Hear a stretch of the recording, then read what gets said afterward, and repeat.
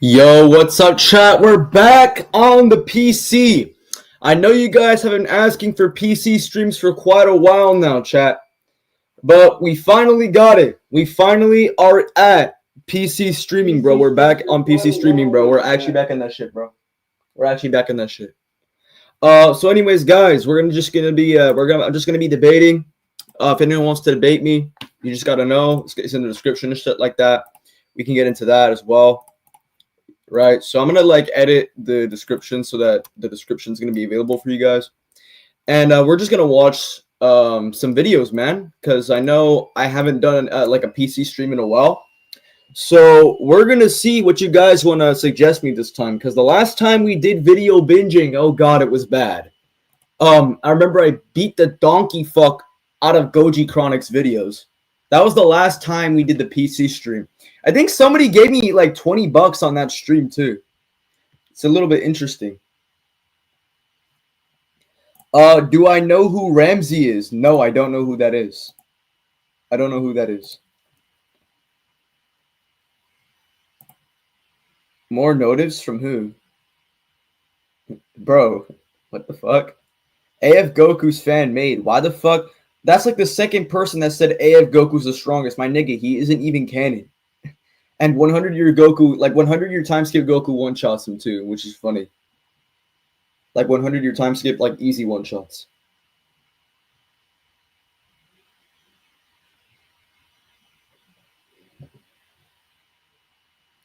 Yeah, so that's already one thing. I don't know who that is. This Saitama Glazer says that Elder Kai is an unreliable source of information to debunk the Goku versus Beerus clash. I mean, okay. I mean, the toy website says it. Whis says it. It's not just Elder Kai. Very funny, dude. That's actually very funny. Because you don't even... usually, the best scans I use for it, I don't even use Elder Kai. Like, I use Whis. I don't use Elder Kai. I legit just use Whis in the narrator. That's it. Like, I don't know why you guys are using Elder Kai. Just use Whis in the narrator. He can't debunk shit.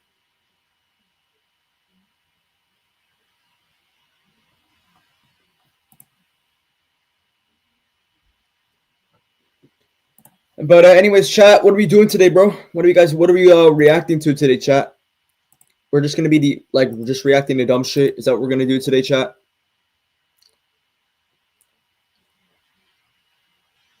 Also, why the fuck are you guys like blatantly glazing the Battle of Gods feet, bro? Why the fuck do you guys scale Dragon Ball Super like so much? Like, bro, the only good Dragon Ball Super argument that you guys need to use, right? The only one you guys need to use is the Goku Black one. I've already mentioned the Goku Black one. I don't know why you guys are mentioning Macrocosm shit, bro. Like, I've had it with this Macrocosm bullshit. Like, I don't give a fuck.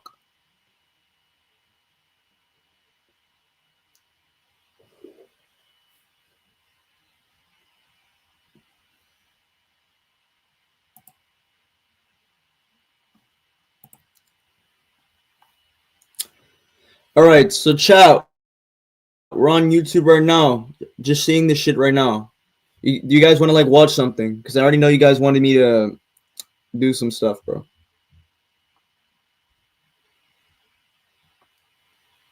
Yeah, but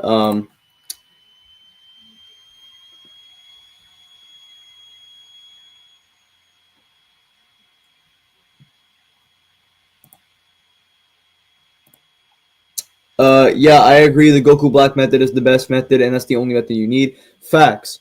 It's really easy to understand. It gets any Dragon Ball character in Super to Outer that's stronger than Goku Black. Very, very easy. Equal or stronger than Goku Black and shit like that. So I don't know why people are gonna deny, right? Especially shit that's analytic, right? Because he's talking about the truth of time and space. He's not talking about his knowledge on time and space. He's talking about the very ontological truth, like the existential truth of time and space. Like, that's what he understands, right? He understands the truth of all things. He understands the very truth of time and space, which is just is diving into the concepts. That's literally what it is, analytically. So I don't know why people are doing that. No, but I just wanted to react to some debunk shit, that could like address for the stream. Yo, what's up, Waffles, bro? What's up, bro? That bro, why did bro say yo like that?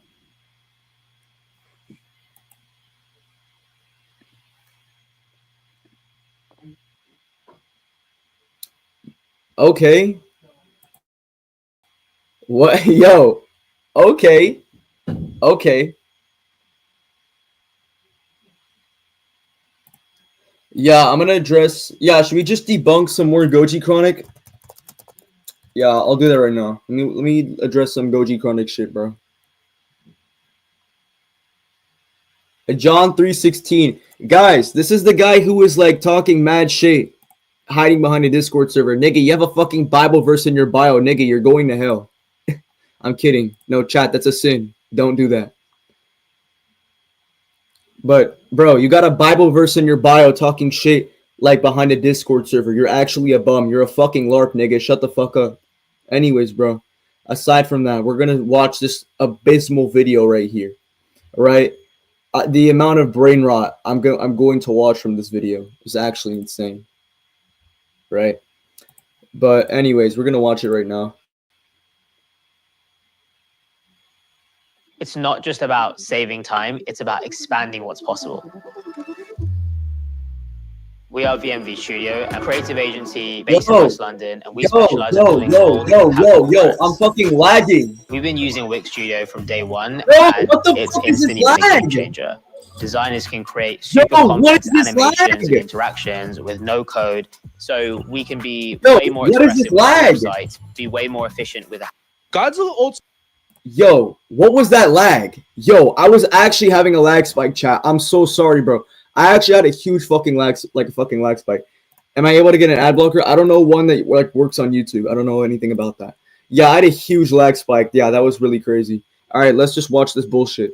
I don't know why the URLs for YouTube look different now. Just a little bit, or not the URLs, like the icons. I don't know why it's like different and shit. I don't know what's going on. Ultima versus Xenogoku isn't close.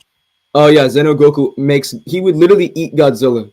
I'm not even joking. He would kill his ass and cook him. That's exactly what happened. That's exactly what happens, bro. He would literally eat Godzilla and use it as like fucking pre-workout. That's exactly what Xenogoku would do. Here's why. I kind of did the shorts thing on YouTube this time. But anyways, Godzilla Ultima is very popular at the moment due to him boxing with comics, Hokan Death Battle. And it's led to a lot of people really questioning how powerful this version of the character is. Spoiler alert, I don't give a shit, and he's probably like, what, 5D or something? I don't even know. In actuality. So in order to illustrate how powerful he is specifically, I'm going to be putting him up against one of the strongest versions of Goku. The guy who's known for literally soloing your favorite verse. Well, second guy known for that. But yeah, we're going to be... Nigga, shut the fuck up. DC caps at 6D. Get this bum out of here, bro. We'll get this fucking bum out of here. DC caps at 6D. What the fuck? You have to use the Speed Force to get like fucking Wally to outer at best. Other than that, like I'm being so generous. Like we can get Wally West at outer versal at a high ball. Like he's high ball outer versal. Wally, he's high ball outer, but low ball he's 6D. Like anything else, bro, like it's actually bullshit. Talking about one of the strongest versions of Godzilla. And one of the Oh my god, I might have to speed up this bullshit video. I don't even know why. Why the fuck does his chat? Why the fuck does his editing look like this? I legit edit less and my videos look better than his. versus Goku, a pretty cool matchup. So yeah, that's today's video. But as always, be sure to subscribe if you haven't. We're on the books for 100,000 subscribers, and we're getting dangerously close. And I just want to take the moment to thank you guys, as whether this is your first or second. Oh god, who gave him 10K in a singular month, bro? This is actually crazy. Thank God I butchered the shit out of one of his arguments. Yo.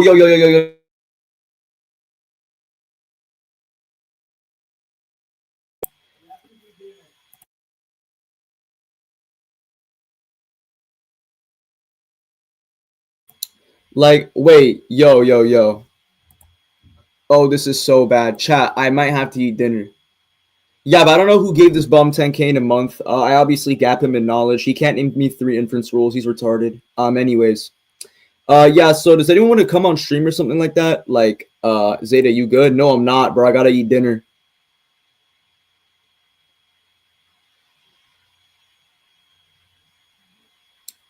Like, I actually gotta go, bro.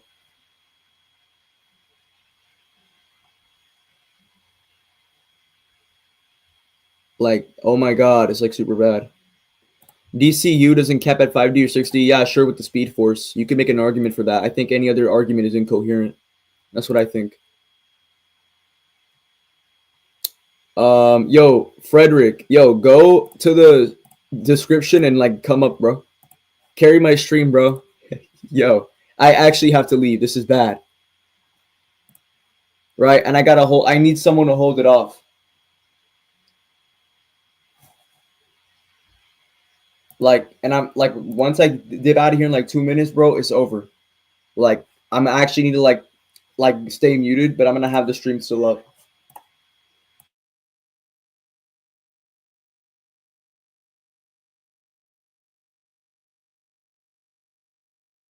Yeah, chat. I'm gonna be right back.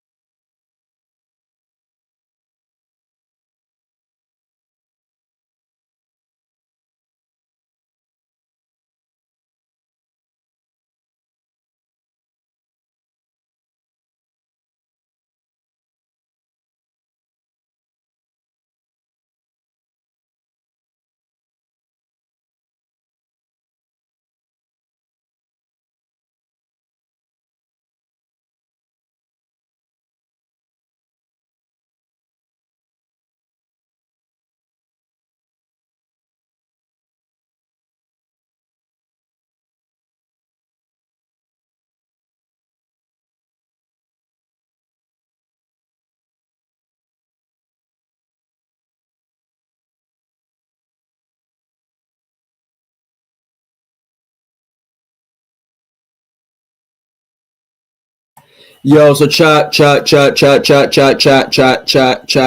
we here? Chat, are we here? Chat, are we here? Second video, or you've been here since day one. Thank you guys. Where's KD?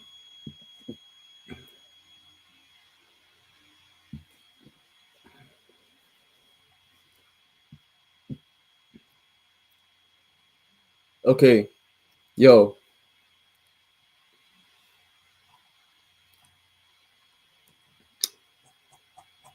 KD.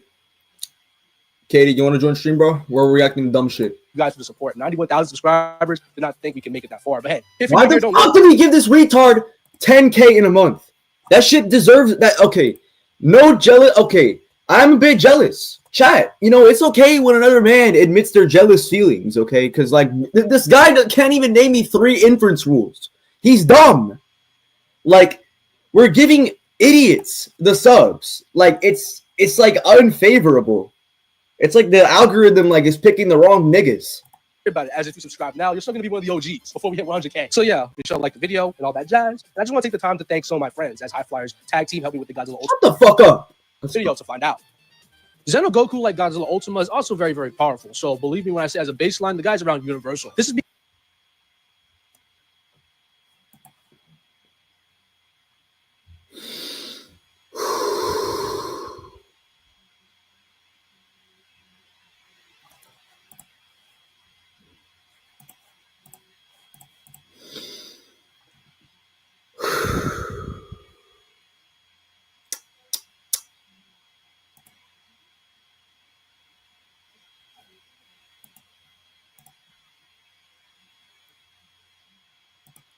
Take a deep breath.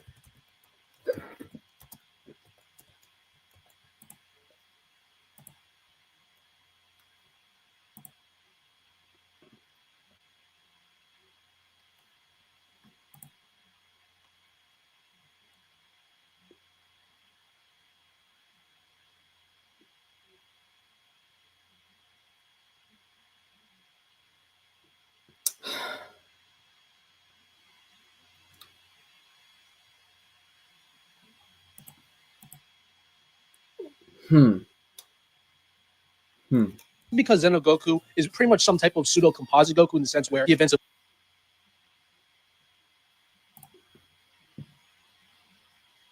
What? Xenogoku around Universal. This is because Xenogoku is pretty much some type of pseudo composite Goku in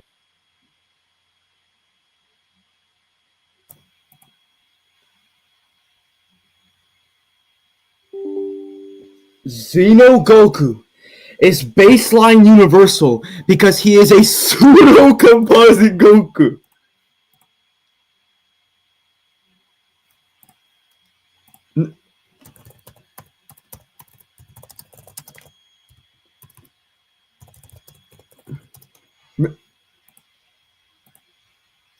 In his second form, he has enough power, which is key, by the way. Power in Dragon Ball is key. In his second form, he has enough power to destroy the universe. In his second form, he has enough power. Frieza now has the power to destroy the universe as we know it. So he achieved universal in his second form.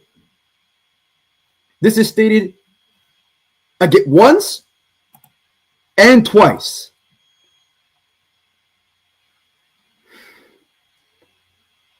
The universe itself will get wrecked. The universe as a body, not a society, not a civilization. Again, he has enough power to destroy the universe. No. And I'm going to make this very clear in chat. He has enough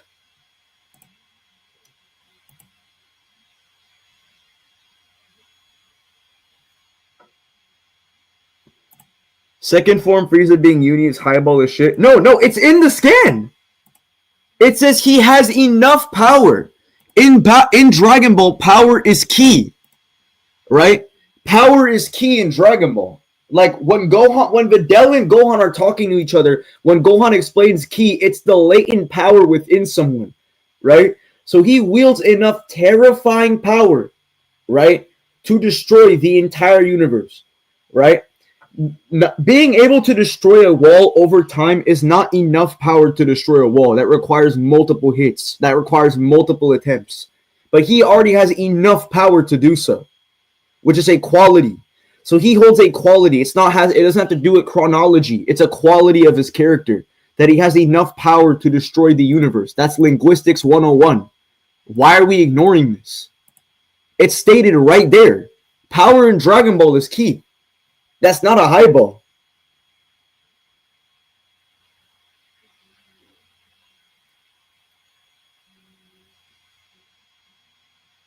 Okay, let's continue. In the sense where the events of OG Dragon Ball, Dragon Ball Z, Dragon Ball GT, and oh my god, he's so bad. Okay, so just to be clear, right?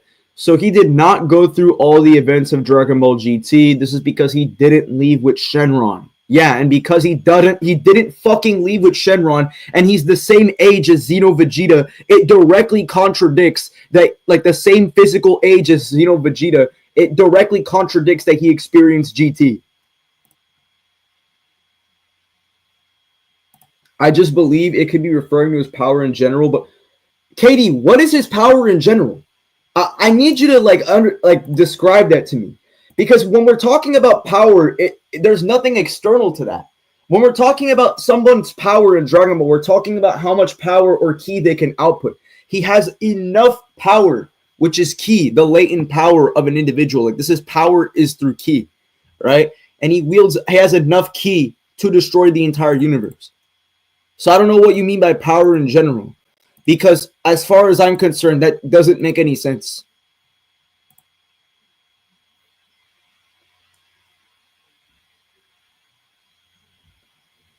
Oh, yo, Specs, you know you can join live, right? I'll let you join live.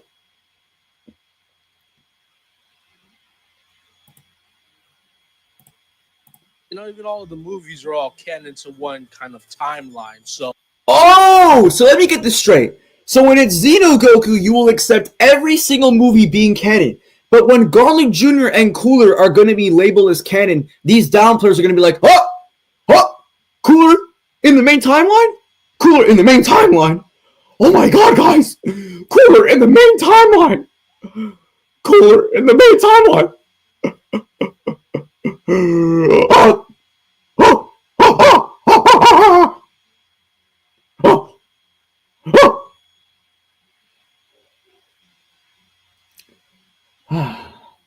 Okay. Guys, this is hypocrisy 101. Xenogoku as a baseline gets all of that scaling, whether it's you mean the same scaling where he's affecting Otherworld, which is at least 5D. You mean the same scaling where there's a super space in Dragon Ball. Guys, you know Garlic Jr.'s hyperspace isn't even a fucking hyperspace. It's a super space, because it's actually Kokukan is hyperspace and Chokukan is super space. I learned that a little while ago.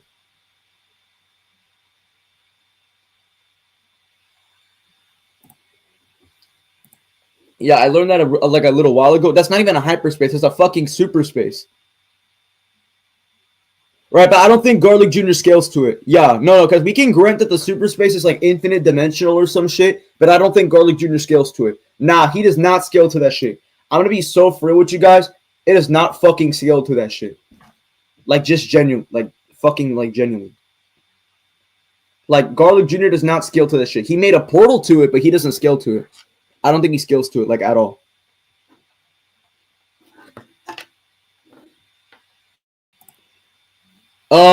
What do you mean? No, you can just go on live, bro. We can, like, hang out or something like that. We don't have to do, like, the work right now. Oh, shit. Yeah, all right.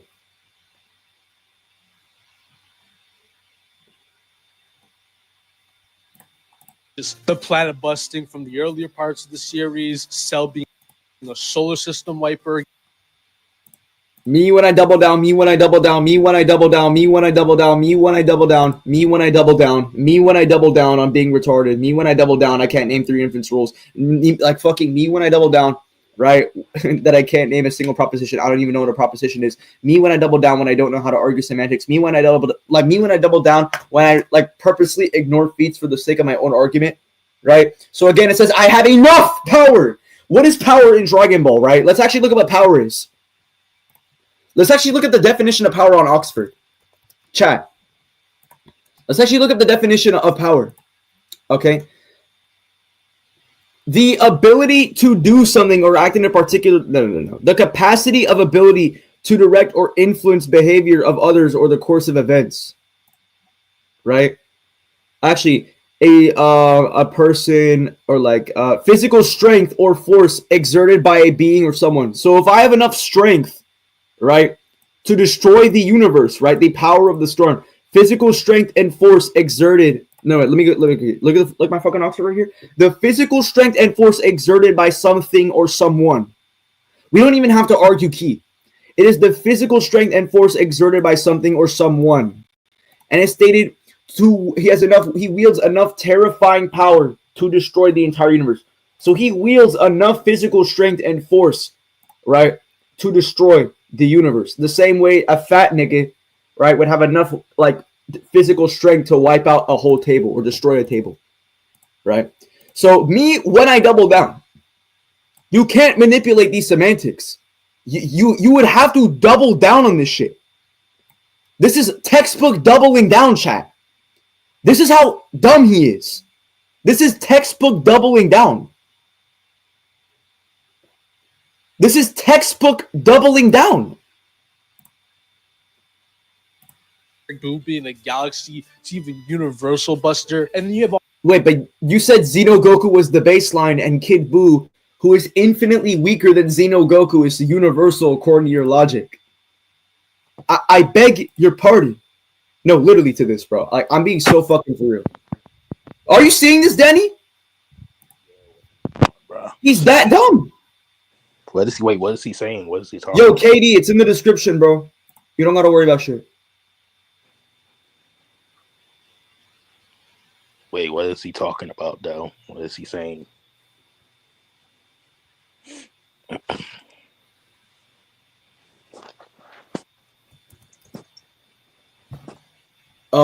Wait, I'm not debating MTF leader. What are we talking about? Can I slap Goji? Bro, anyone could beat this nigga. He doesn't know he can't even name 3 inference rules. He doesn't even know what ontological parsimony is. He purposely ignores like additional evidence and data that goes against his own agenda. Yeah, he's retarded.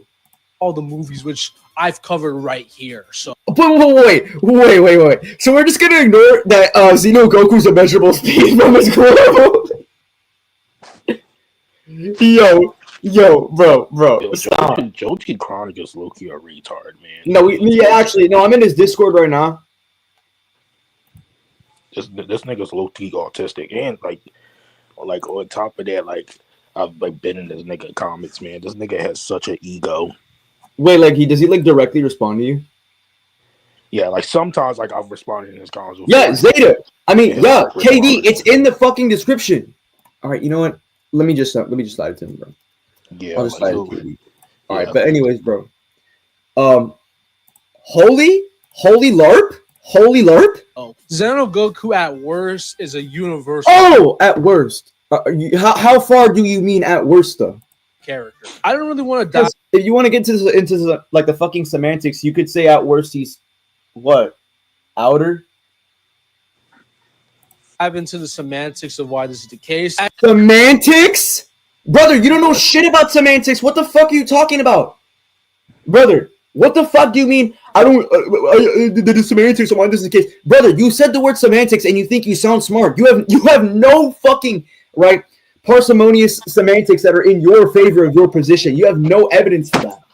As in Xenoverse itself, Goku has feats that would easily get him at this level, such as the fact that Xenogoku scales to Demigra, a character who threatened the entirety of the Dragon Ball Xenoverse cosmology, which is stated to be composed of infinite timelines, infinite universes. Being as a baseline, it's a multiversal plus construct. It's crazy how GT Goku negs this bum in base.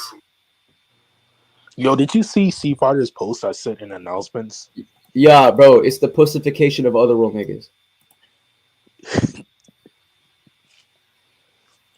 Bruh. There's also the fact that Yo, chat, it's crazy how this guy's scaling Xeno Goku so much, and my GT scale for GT Goku unironically one taps it. Like, bro, GT Goku bodies Xeno Goku in base.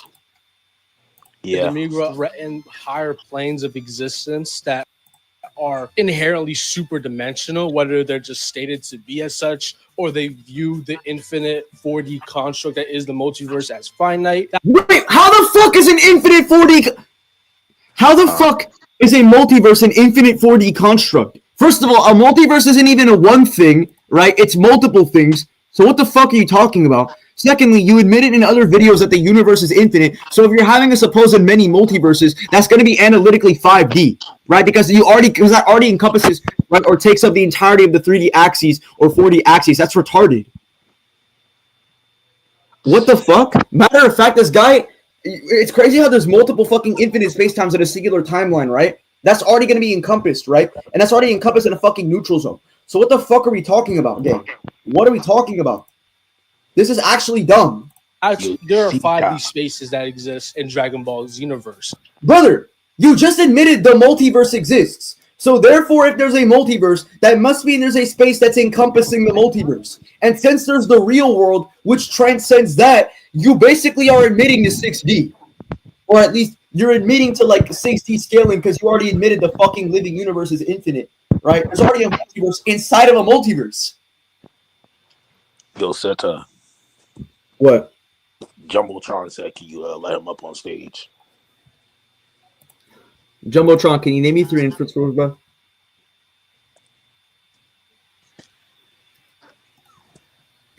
Oh, like, bro, Goji Chronic's videos are actually so fucking terrible. Like, it actually, like, I actually need to, like, debate smarter people. Because Free was telling me, bro, my boy Free, he was fucking telling me some shit like, oh, yo, Zeta, bro, stop, don't get yourself involved with dumb people because you're gonna, like, it's gonna go down to their level. Like, you're gonna go down to their level. I mean, like, if you're talking about losing brain cells, then maybe.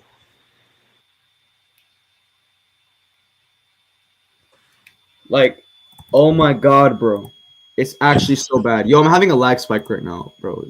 Yo, speaking of, speaking of retarded niggas, like, I like debated with that nigga Super Goku. Oh, you debate? Oh, yeah. You debated it with him? Yeah, that nigga's retarded. Like, he's just straight up autistic. Wait, DBZ Warrior, get him past Xeno Goku, we can talk. Oh, yeah, easy, bro. GT Goku has Nirvana. What the fuck? Dude, Xeno Goku doesn't have Nirvana. GT Goku does, therefore GT slams. Like, it's pretty obvious, dude. Like, yeah. GT Goku, like, unironically makes Xeno Goku his bitch from his Nirvana scaling. Like, he legit has Nirvana. Like, I can make like a deductive argument for it. And Goku easily scales the characters that can significantly affect those constructs. Keep in mind, these spaces are infinite in size, so arguably, the Migra has infinite 5D scaling. Oh my god! This is so bad! Specs, it's in the description. Holy shit, why does no one read that? Also, I gotta add a Nirvana category in the server. And Goku, if we're going to just use the games, can literally hold off attacks strong enough to destroy everything as we know it in his base form alone. I know, man. It's pretty crazy, dude, except you're ignoring the fact that there's a whole macrocosm that's inside of the fucking timeline, and then we have multiple timelines outside of that. So what the fuck are we talking about? You're literally unironically scaling Goku in Xenoverse, right? It's like Xeno Goku to like 7D or some shit. Yeah. Like, that's how bad it is. Like, you're unironically really like doubling. You're like adding more to his dimensionality the more you keep conceding about infinity. Yeah, this is really bad. Like, considering that, like, you know what you just said about the infinite timelines and each having their own macrocosm. If he has Nirvana, then yeah, I would agree. Do you have a video of this? I don't have a video of this. I don't. but it's just really easy to prove. So we know Goku's Sun Wukong. His name is literally Sun Wukong in Japanese. He's based on Sun Wukong, right? That's confirmed by Toriyama. That's confirmed by guidebooks that he's based on Sun Wukong. He has the staff and all that kind of shit, bro. He has all those properties, right? So since we know he has all those properties, right? Since we know he's based on Sun Wukong, right? And in GT, right? He departs from his earthly attachments. He's like derived from all suffering. Like he has freedom and shit like that. He even goes to the Dragon Realm, which is a place that no one can go to, right? Which is just going to analytically be like a higher plane of existence, because that includes that you can't travel to Otherworld or any timeline. You still wouldn't go there, right? So that's just going to be analytical, right? Given all that data of him ascending and departing from his earthly attachments and him having like oxymoronic statements, right? It's just going to be the case that GT Goku has Nirvana based from that grounds. Yo. Yo, what's up, Spec? We're just reacting to dumb shit right now. There's also the fact in Dragon Ball Xenoverse 2, Goku scales to characters that are so powerful that if they were to explode, characters that can travel throughout the entire multiverse, as well as previously mentioned higher planes of existence, state that there's just nowhere to go to. That's how powerful these characters happen to be. And Goku's Yeah, so spoiler alert, I don't care GT Goku one-shots. Let's get to Godzilla. here, and I think it explains the anime scaling really thoroughly and well. I'm a little under the weather, so I don't want to look. Am I lagging or some shit? Bro, I can't wait to see what nonsense he uses for Godzilla, bro. Bro, I deadass need to hear it too, because I'll just like have an easy argument for Xenogoku being outer. Like you just have to scale Xenogoku. Xenogoku's stronger than Goku Black, and we know Goku Black has the summit. The summit's outer. Real shit. Like yeah, his power literally surpasses his own understanding. Yeah, easy. Like basically most consistent outer argument for Dragon Ball. Like what the fuck? Oh my god, bro. Bro, this guy's avatar look ugly too. Yeah, I know that nigga. He's fucking like I secretly believe, bro. It's always the people who have these like weird, like furry, like colorful avatars talking about power scaling. Yo, there's like a 25% chance he's a pedophile. All right, bro. Let's see. No, and I'm not wrong. Every single fucking time, dude. Every single time. Fucking Bella the Wolf off brand looking ass, bro. We edit the whole thing, so yeah, I'm just gonna put that segment on screen. It should take up the next 2.5 minutes, but I'll be back towards the end of the segment to talk about the novel scaling, as I did not go into that during this video here. Get one unlimited Cox mobile line free for a whole year when you bundle with Cox Internet for just Oh my god, who lag spike? So you can use more devices all over your home without Hell. relying on your Oh my god, I paused it. This nigga Yo, lagging. This is what happens, bro, chat. This is what happens when I get my PC back. This is the crazy shit that happens to my computer. Because it can't keep up on my rhetoric, bro. What the fuck? Yo, my shit tripping, bro.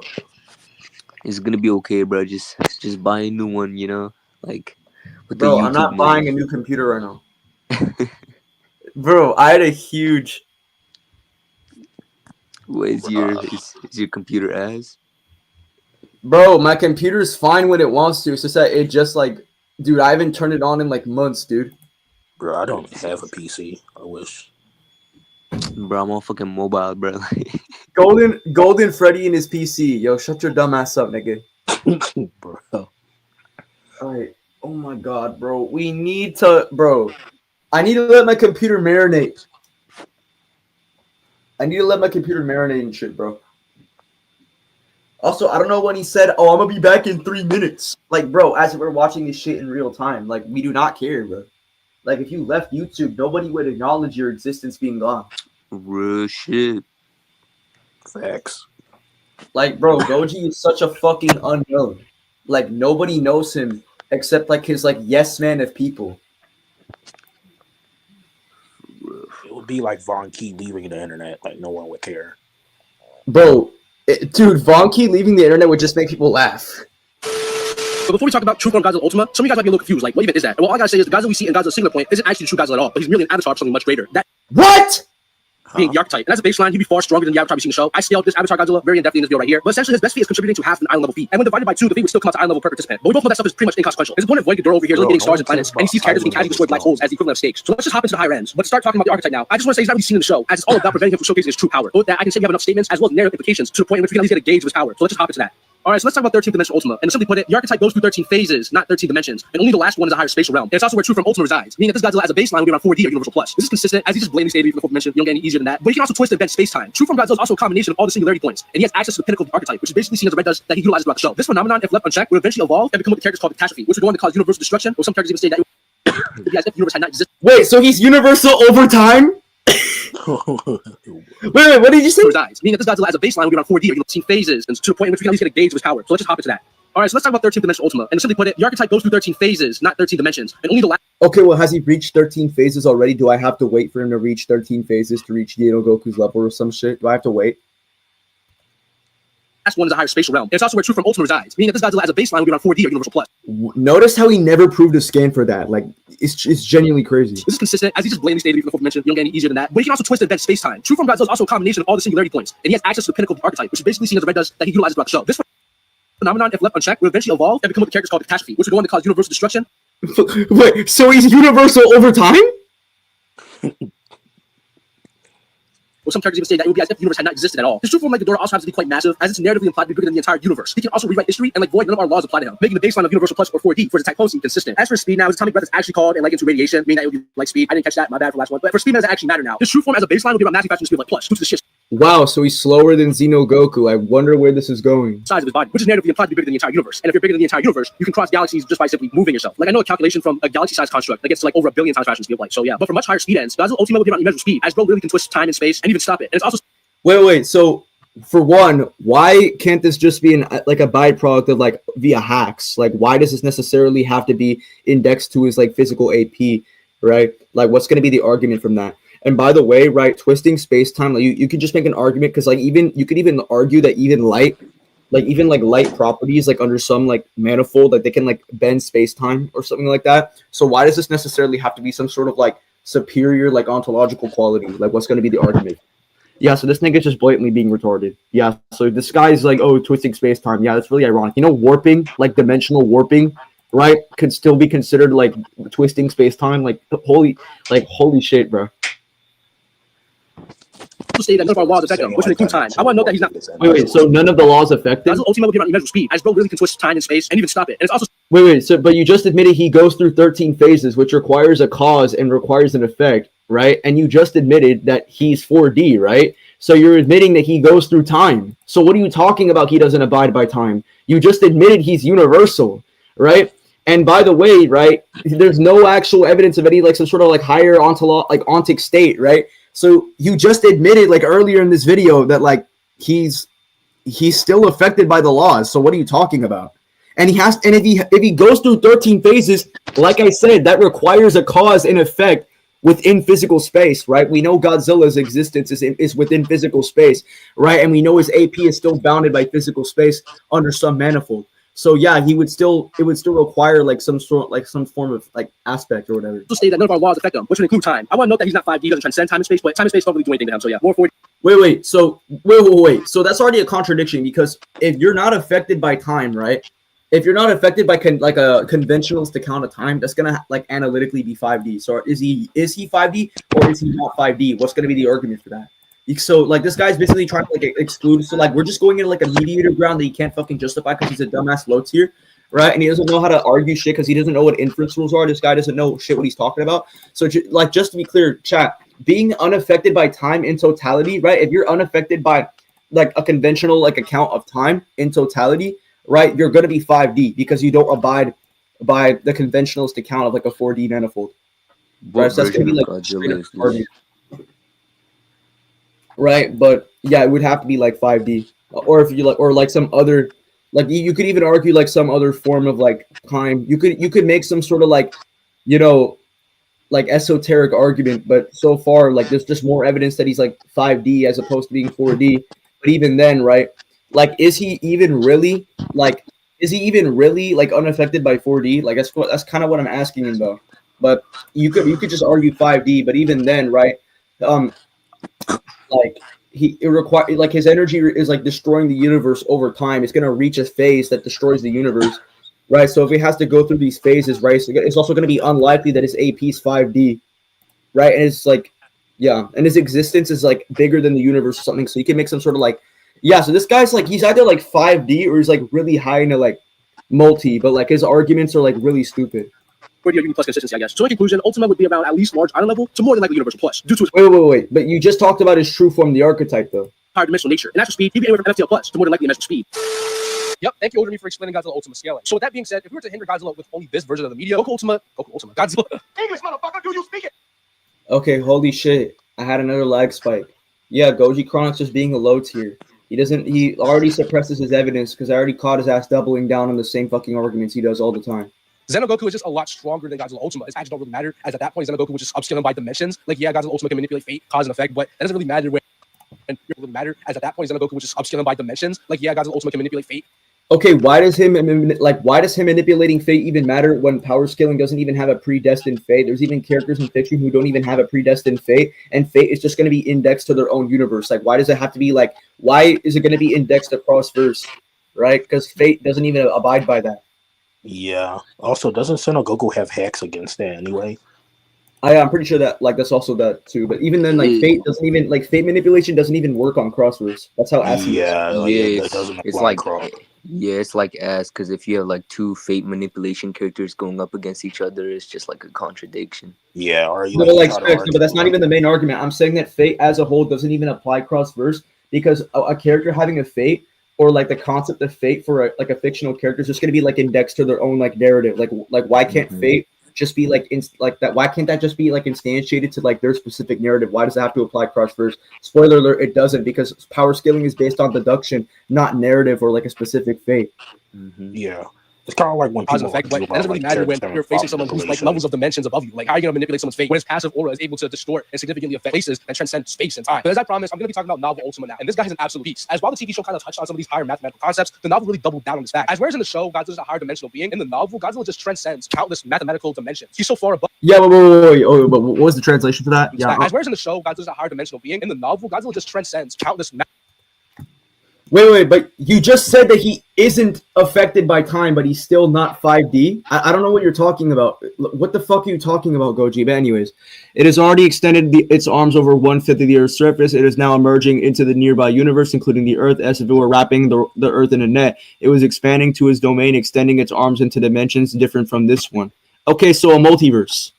Like, what's going to be the argument for that? They were taking on the role of new eyes for it, in the same way that an eye with the only mechanism, the pinhole camera, I don't know what the fuck that we was talking about. They have come to function as eyes that look down on from dimensions. For them, the directions of past, present, and future were no different than threads of their own nest. So anyway, why is this going to be semantically in reference to higher dimensions? Like, why can't this just be indexed to like a multiverse and like Godzilla, right, looks down on like a multiverse or like higher, like, or like other dimensions and stuff like that? Like, why does it have to be like, why is that index going to be there, right? From them, the directions of the past and future were no different from threads of their own nest. Yeah, so what's going to be the semantics of this? This already looks ambiguous as fuck. Like, no different from the threads of their own nest? Goji, you're not going to give me a fucking ambiguous statement and expect everyone to dick suck you and believe whatever you're saying. Like, holy shit. He's actually so ass. So, right, and it's like, oh, dude, watch the show, bro. Zeta, watch the show. Brother, I don't care. I need semantics. I need an argument. Yeah, we're not. Right, as if it were wrapping the Earth in a net. It was expanding its domain by extending its arms to dimensions different from this one. Okay, so that could literally just mean a universe, by the way. They were like a multiverse.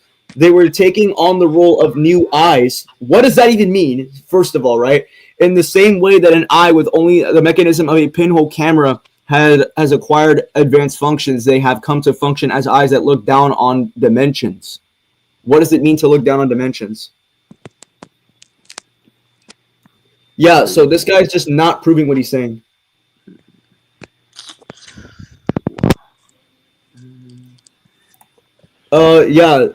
This is very ABC. Anyone who disagrees is genuinely stupid. That's already one thing. End of Z Goku already does this. mathematical dimensions. He's so far above these infinite dimensions that he sees them as weird television. He's so far these. Wait, what? In the novel, Godzilla just transcends countless mathematical dimensions. He's so far above these infinite dimensions that he... Wait! How did he prove it was infinite? How did he prove it was infinite? What's gonna be the argument for that? Damn, bro. Don't you think Reedwin didn't try? The answer is simple. You don't know that. Okay, whatever. It is the nature of space-time, so to speak, that cannot be destroyed from within space-time. It's like a character in a movie trying to break the screen. The singularity is just a hole given from outside the screen. The characters in the film don't have. Okay, so what is the nature of space-time? The nature of space-time could just be indexed to like how space-time functions because the nature. All right, let's actually look at what nature is, by the way. Let me debunk this trash-ass nigga real quick. Yeah, so we're just going to look up nature definition. What's going to be the definition of nature? Yeah, I'm going to bitch this nigga right now. So the phenomena of the physical world collectively, including plants, or no. The basic inherent features of something, especially when seen as a characteristic of it. Yeah, so the thing is, the nature of space-time is just going to be like how we have 3 dimensions of space and 1 dimension of time. Or how like 4D is like going to be like the manifold of like our own universe when it comes to like a spatio-temporal framework. Yeah, so why does him, right? The singularity cannot be destroyed as the nature of space-time, so to speak. That it cannot be destroyed from within space-time. It is like a character. Yeah, so why does this scan like fucking prove that? Wait, so he sees him as mere television. Yeah, so if he's extending beyond the nature of space-time, which we already went over, it's like the 3D space, 1D time, and it's like the spatio-temporal manifold of these dimensions and shit like that. Yeah, so he's just like not proving that there's any sort of like infinite transcendence. He's not proving that. Yeah, he's so fucking ass. He doesn't know how to fucking argue. He doesn't know inference rules. He's actually retarded. Yeah, so this guy, at best, this nigga's like 5D. And I'm being like generous. Like I can even question the semantics that he's providing, but I'll literally just grant him 5D since it seems the most plausible. But even so, let's see what else has to argue. You should make a Godzilla debunk video. No, I love Godzilla. I can't do it. Anyways, they see the universe, including this world, in various ways with their multiple eyes. The antennae extending from their bodies were connected not only to the dimensions of length, width, and height, and depth that make up this world, but also and one flowing dimension, but also countless dimensions that extend orthogonally to them. Yeah, so what's going to be the argument for that? So, wait, orthogonally, what does that even mean? Yeah, what does that even mean in this context? Like, what's going to be the argument for that? So it means orthogonally, at a right angle. So what the fuck? Wait. So chat. So it says, all right, so they were connected not only to 3 dimensions of length, width, and depth that make up this world, and one flowing dimension, but also the countless dimensions that extend orthogonally to them. So countless is like. Oh wait. So let's look up countless real quick. So countless to mean too many to be counted or very many. This could just mean very many dimensions. Like we could just appeal to like a bare minimum. Why does countless have to like refer like semantically to like an infinite amount of dimensions? Like what's going to be the argument for that? Yeah, so chat, I literally have my definition right here. Yeah, so too many to be counted or very many. Right? So like very like countless can mean like very many or like a wide amount of dimensions, which this guy doesn't even like argue. Like what's going to be the argument for that? Like he's not providing an argument. Right? And extend orthogonally to them. They were exploring the surface of Earth and at the same time exploring the ocean of possibilities. Sure, like what is this? Like more evidence of 5D? What the fuck? Oh wait, chat. All right, anyways. Like he's just getting bullets right now.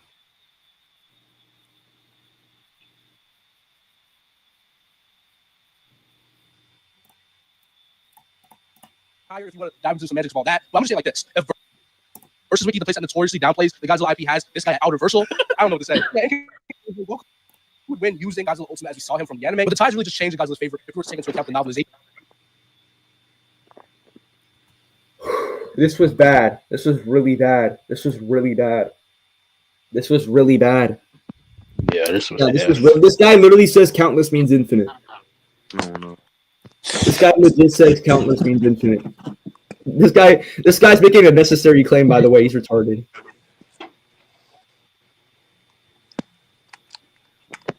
Yeah, like these power scalers are so bad. I'm literally one of the best power scalers on YouTube right now. No difficulty. It's not even a question. Yeah, that was a really bad video. This was really bad.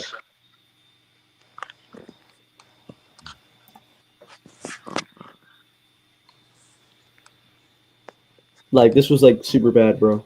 I don't even know what to say, bro. Yo, so chat. This nigga said, check my edits. Like what do you guys want me to react to?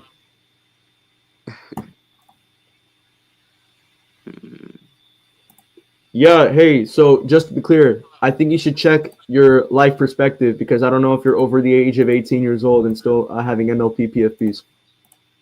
Real shit. Real shit, nigga. But like, bro, like I'm gonna question, like, bro, like, do you think the age of consent should be lowered, bro?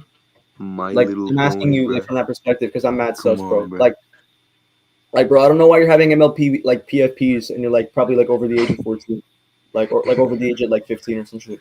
So I don't know what you're doing. I just need me personally. I don't even know. Bro. But anyways, yeah. So chat, what do you guys want to react to? We already reacted to that dumb shit that everyone was asking me to react to. What do you guys want to react to next?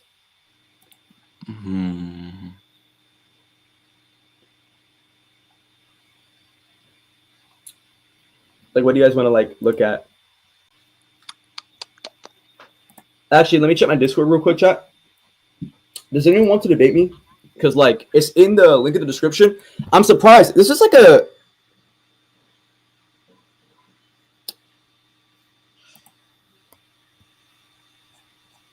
Did you cut out or did you stop talking? Zeta. yeah, yeah. No. I'm good. Okay.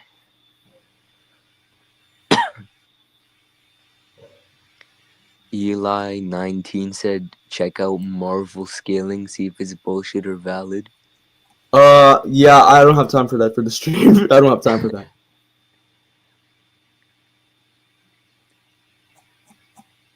What if GT was canon to Super? It is canon to Super. It is canon to Super. Exactly. I don't know why people keep doing this bullshit, bro. Bro, oh my god, the amount of like author reaching you genuinely like the author denial you have to do to pull off the like belief that GT is in canon to Super is actually insane. Real shit. Like, cause even Toriyama admits multiple times that it's actually like canon to a story. Yeah, I've heard somebody like try to argue that the statement where like he basically confirms that it already covers like future events. They try to argue that Toriyama's just joking in their scan. What's gonna be the argument for that? They try to argue, oh, he's just being playful. He's just joking around. He doesn't have an argument. He doesn't have a fucking argument. Absolutely Even no though Toriyama's credence. literally agreeing to what the animator of GT is saying. Bro, you know what Chili the Silly lost to Tom? He's ass. Bro, who the fuck is Chili the Silly nigga? You don't need to know. He's actually garbage. Okay.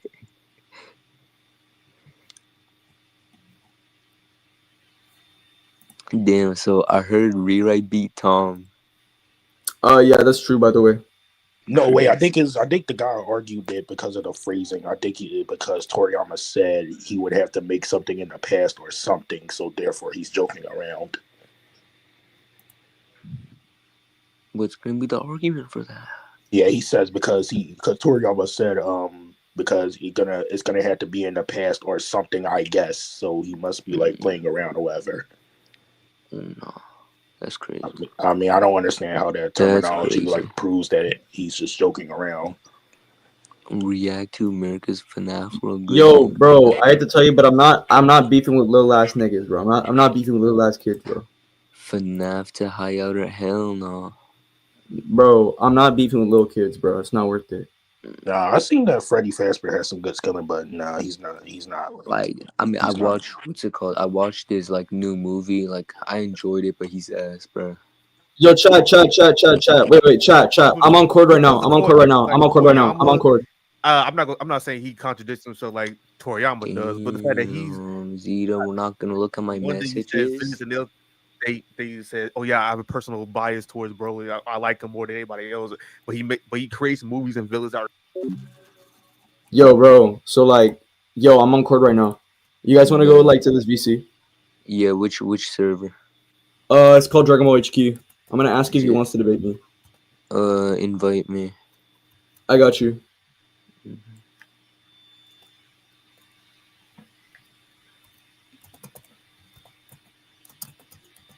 Wait, do you have me added?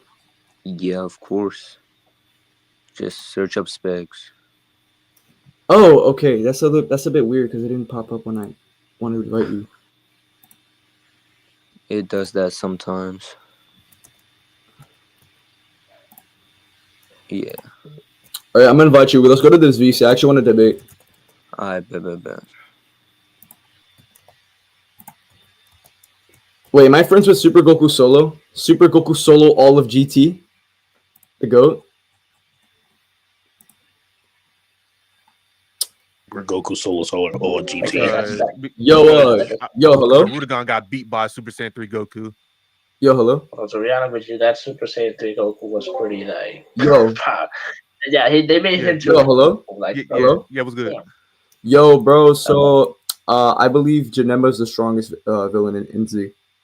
We were just talking about this. That is valid. Wait, bro. There's people who think Kid Buu and Buhan are stronger.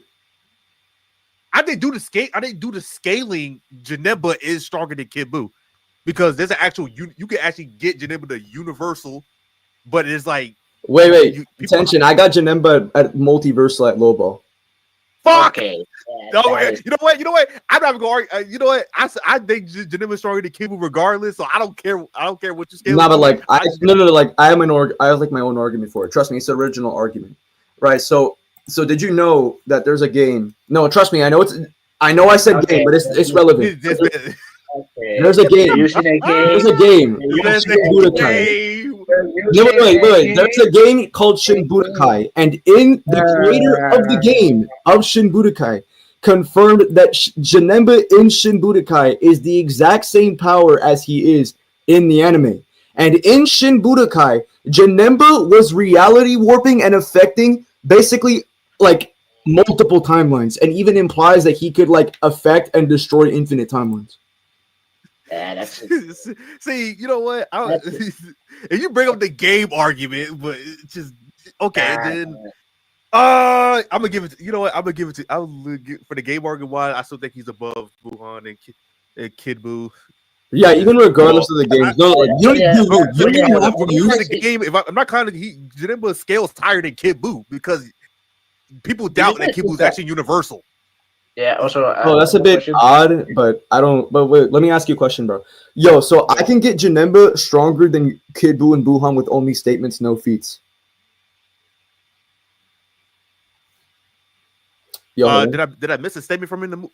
No, it's not in the movie. No. So let me tell you something. So in the official, right? So in the official Battle of Gods 2013 guidebook, and this literally confirms everything the fandom has been saying. It's confirmed in the Battle of Gods guidebook that the movie enemies are stronger than the ones from the TV anime. Yeah, I believe that. Yeah, but like that's like directly confirmed. Like they literally say it. Right? And since Janemba is the strongest movie villain, that means that he's stronger than everyone in the anime.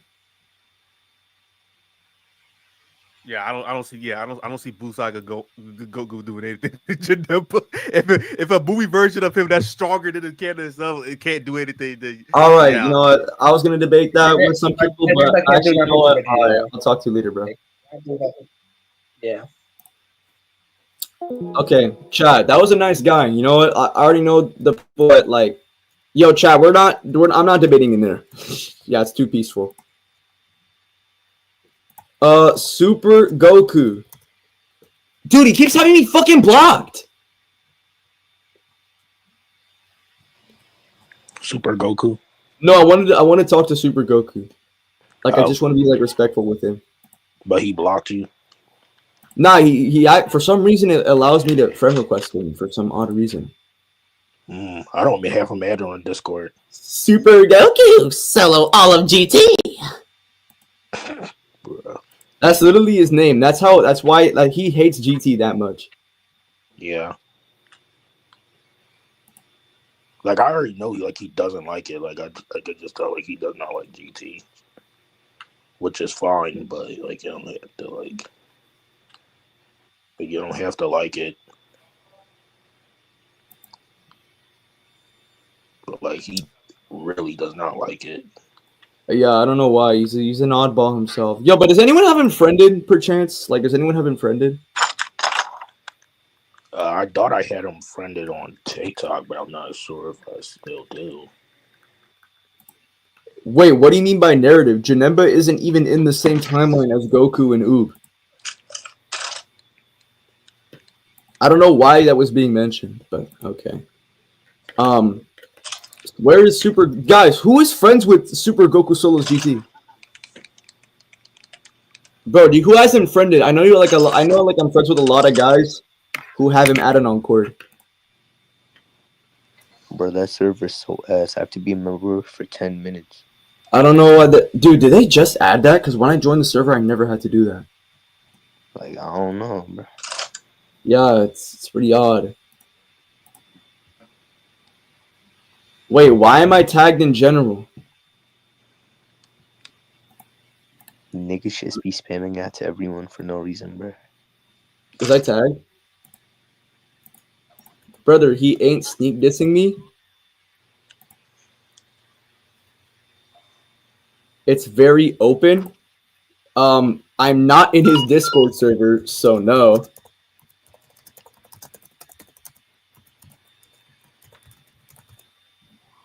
I don't know why people are trying to make this argument. Holy niggas defend a LARP. That's crazy. Anyways.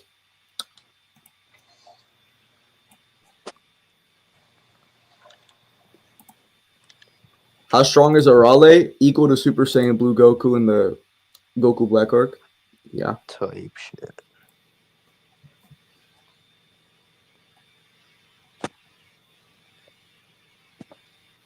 Bro, I don't want to go to school tomorrow, bro. Yeah, I know, man, but we all gotta struggle, bro. Alright, but anyways, bro. Where?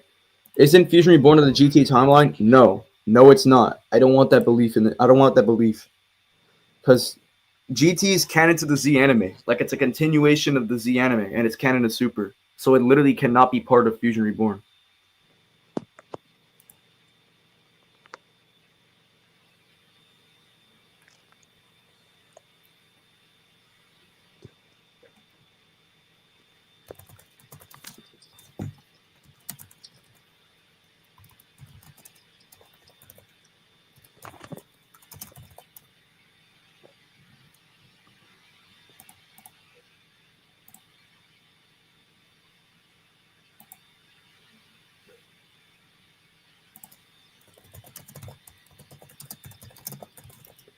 No, I'm trying to get debates right now. Yeah, because the fucking Daizenshu says it's not in the main timeline. That's why. I had thought that like Fusion was like canon to GT, but the only reason why I had thought that was because of like that one scan, like with Super Saiyan 4 Gogeta. Yeah, dude, the arrow shit is just really bad. Like those arguments are really bad. Bro, what the hell is MK2 Smooth doing in here, bro? He's supposed to be in the Cobra Kai calm. Wait, you know him? Yes. Oh wait, yo, we can debate now. I am live. Yeah, so like we would just argue on like Cobra Kai, bro. Cobra Kai is dead now, bro. But wait, is he one of the best like Cobra Kai niggas or something? Nah, bro. Like Cobra Kai tiers, like you have to be tier 1 to be good, bro. Like it's not even that hard to argue. Okay, good. Okay, bad. All right. I think he would be like maybe fucking tier 4 in the Cobra Kai com, which is not good. So wait, is he gonna call me right now? I don't know if he's gonna do it on stream or if he's gonna like holy fucking blunder today, chat. But anyways, are we gonna debate in the server or is he gonna call me?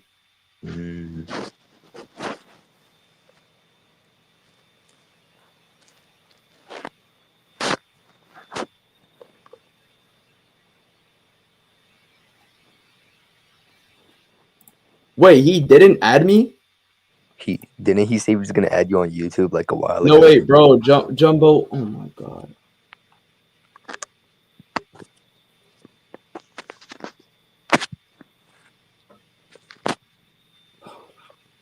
Yo. Holy, what the fuck? Oh.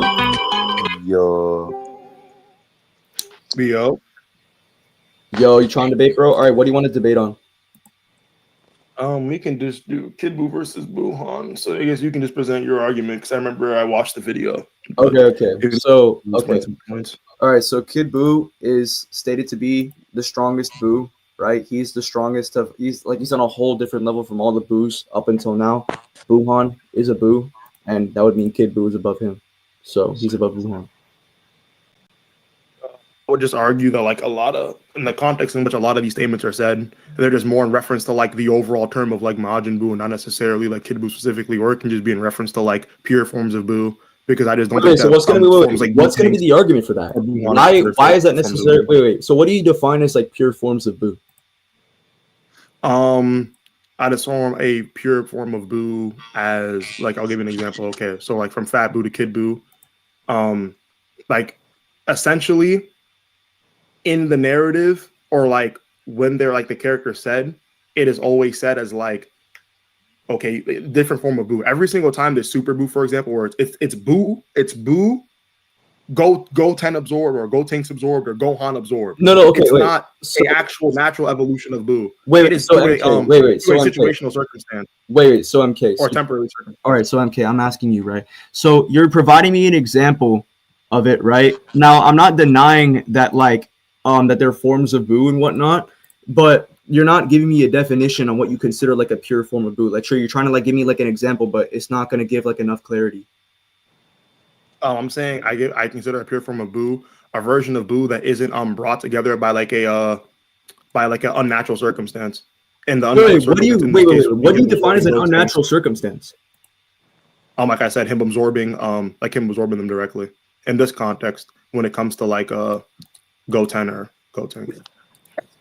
Wait. So, like, but you said like on an unnatural circumstance. What do you define as an unnatural circumstance? You're saying of like a pure form of Buu is a Buu that is created that is not of unnatural circumstances. Physiology. What?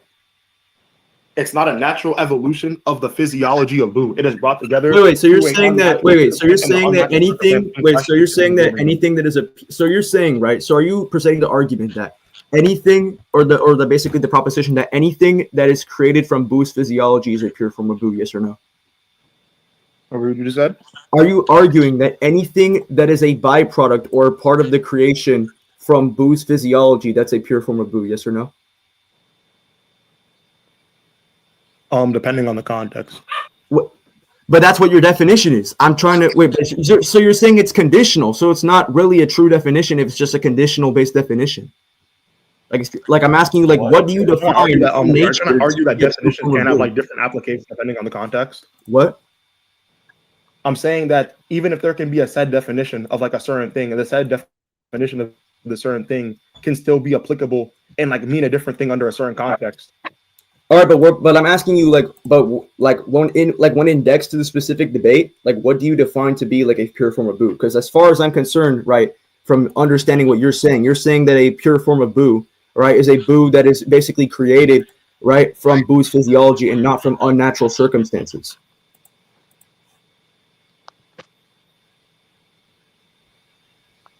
I'll say for right now, like we can go, for example, right? So, like the best way I can describe within the narrative is if the narrative has to go out of its way to describe this said Buu as a Buu plus an absorption of somebody else and not actually Maj, because in the original kanjis, like for example, they don't have names Super Buu, Kid Buu. These aren't canon names. In the kanji, they are all specifically Majin Buu. The Majin Buu title is synonymous with all of them. Yeah, wait. So just to be clear, right? So just to be clear, it's now changed when it comes to Gotenks or Gohan. It is Buu. It is Gohan. It is Super Buu or Buu. Gohan absorbed Gotenks. But these are clearly subversions of you that are not a natural evolution of the character. Wait. But do you agree that Kid Buu to Fat Buu is a natural evolution? Yes or no? Because Fat Buu is a conditional Buu. He's created from the Kais, which are completely outside of Buu's physiology. So how can Fat Boo That's be a fine. form? Yeah. So how can Fat Boo be a form of Boo, but Bootanks and Buhan? All right. I'm saying that's fine. That's why I said it's situational, because the difference is, despite that, within the narrative, they still consider Majin Buu a regular version of Buu. They don't call him Majin Buu, Fat Kai absorbed. He is Majin Buu. The title of Majin, the same way that it is for Super Buu and the same way that it is for Kid Buu. So clearly within the context, it just doesn't apply. But we can move forward. I don't know if you have any different points, because again, a lot of these statements, like I have a lot of the statements. Wait. We can grant that Majin Buu, right? Okay, so I'm not denying what you're saying. That we can agree that Majin Buu is like a singular character's name, right? But the thing is that when Goku says the other Boos up until now, that clearly implies some form of like differences of Buu or some form of distinctions of Buu, right? So that would have to mean that there are some versions of Buu that would have to exist. Because if Majin Buu is just treated as a singular being, we're going to derive into a contradiction, which is not going to apply within the context of the statement. So if there are you are different, right, or you're on a different level from all the other Boos up until now, that's invoking a group, right, which is actually Boos, which is a plurality, which is more than two, right? If you're mentioning that it's only going to be in reference to Fat Buu or Super Buu, which we already addressed, Fat Buu is also a conditional Buu, right? Why wouldn't Bootanks and Buhan also be included? Because they themselves are also conditional Boos. We can grant that maybe in Dragon Ball promotional material they still treat Bootanks and Buhan, right, as like conditional, like, or like a Super Buu, like they label him still as to be Super Buu. But when it comes to like definitions and how they correspond within core values, it's going to be like actually like a Buu, like regardless of the name or stance that it is. Hold on, bro. My fucking dog is like tweaking. Bro, can you stop? Bro, sit down. Hold on.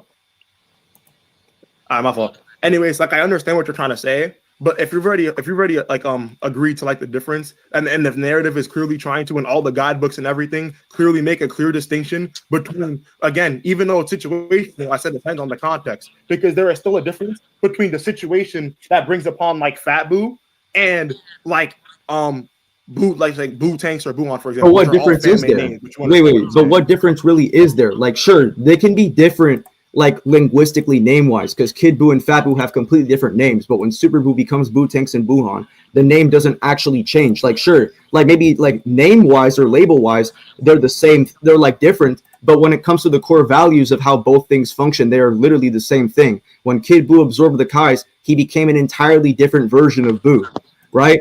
And then when like Super Buu absorbs Goten or like Gotenks and Gohan, that would also make him a different form of Buu. There's no actual like existential like distinction between like the Kais and the Saiyans in nature that would somehow magically deviate, that it's gonna somehow be a different form of Buu. And then when he absorbs some humans or Saiyans, it's now not gonna be it. So that confuses me. Like that's very confusing. I could just say it could just be the case, like I said, that when he's saying, "Oh, you're at a different level from all the other Boos now," it just doesn't have to actually be in reference to Bootank. I think Bootanks or Buhan. I understand what you're saying, that it's like circumstantial, but just because one thing is circumstantial and the other thing is circumstantial doesn't mean that like it necessarily contradicts the idea of Buhan or Bootanks, like still being a circumstance that in the narrative is just considered different than the Majin Buu one, especially because within the narrative, the Majin Buu that we see is the first one presented to us, obviously the one that Babidi released. So obviously they're not going to be treating him as some sort of like weird unconditional Buu, because this is literally the first Buu that we see within the series, versus we seeing Super Buu obtaining the power through arbitrary means. I understand what you're saying. It's like the same cause, but the narrative, as you already admitted, treats it completely differently.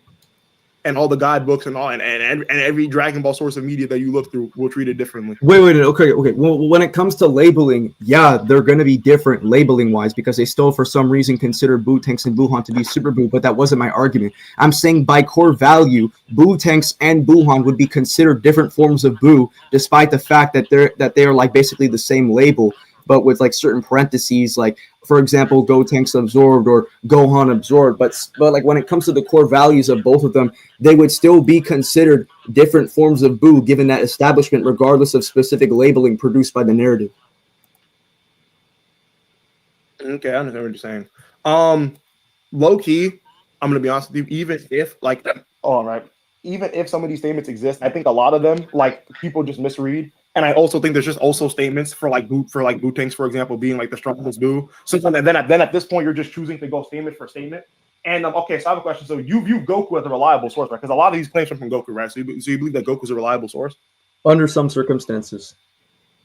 Okay, so what are the circumstances where he's not a reliable source in the context of Boo's strength? Well, no, or are you asking me about his general character or about Boo? Oh no, about in context of statements with Boo. Things about Boo's power, where he gauges Boo, how strong he thinks Kid Boo is, or all the Boos are, for example. I think he would be mostly reliable. The only flaw I would have with Goku's reliability is when he tries to act cool with Super Saiyan 3, and Super Saiyan 3 is not enough to beat Boo.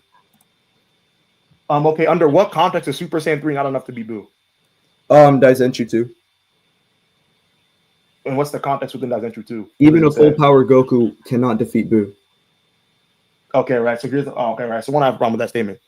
Yes, but like the problem is with that sort of like argument, for example, is just because it's saying that a full powered Goku like couldn't be Boo. It doesn't have to be the case that he just didn't have the strength to be Boo. We can just see it could just be the case that even if a full powered Goku was stronger than Kid Boo, he just doesn't have the stamina to keep it up for long enough before Kid Boo can just outpace him. Like it doesn't actually have to be in reference to strength.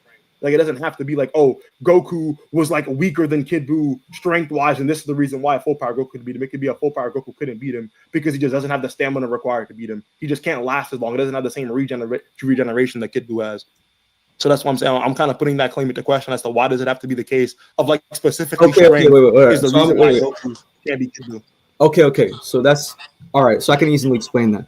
All right. So for one, we have actually like interesting priors to suggest that Boo would not be like Super Saiyan 3 Goku would not be enough. The first instance is when Kid Boo was literally born on Earth, right? And Goku and Vegeta, instead of just fighting Kid Boo head on and Goku going Super Saiyan 3, because mind you, they just escaped Super Boo and they went out just fine, getting out in time. They didn't necessarily, right? Goku wasn't actually like having like a severe lack of stamina. He was performing just fine. He could still go Super Saiyan and other forms like that, right? He could still use conventional ki-based attacks. So he's not actually drained of any stamina. There's no real evidence for that.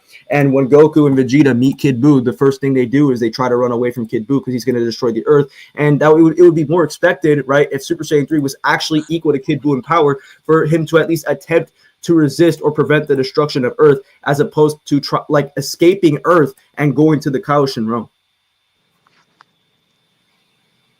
Just because my argument to that is just because Goku in this moment of time decided that okay, trying to flee away is like the best answer. This doesn't automatically like necessitate the idea that Goku thinks that like he's inferior. He could just think that's not what I said. Like, that's not my argument. My argument is that it's more expected. I'm saying it's more expected within my argument. It's like when it comes to the narrative, right? It's just going to be more expected that Super Saiyan 3 Goku is not equal to Kid Boo in power. I'm not arguing necessarily. I'm arguing from plausibility. I'm saying if you're running away from an opponent, right, who is clearly like attempting to destroy you and like kill you and stuff like that, and as opposed to fighting him, you run away from him and teleport outside of the Earth and go to a completely different dimension, the Kaioken realm. It's going to be completely less expected if you actually had the power to take on Kid Boo. I'm not arguing from necessity. I'm arguing from plausibility. Okay, so my problem is like I'm arguing for plausibility is, for example, my claim, I'm trying to prove that my claim is like 100% the case and you're arguing plausibility, which is fine. But like, let's say, for example, something has like an 80% plausibility of being the case and a 20% of it not being the case.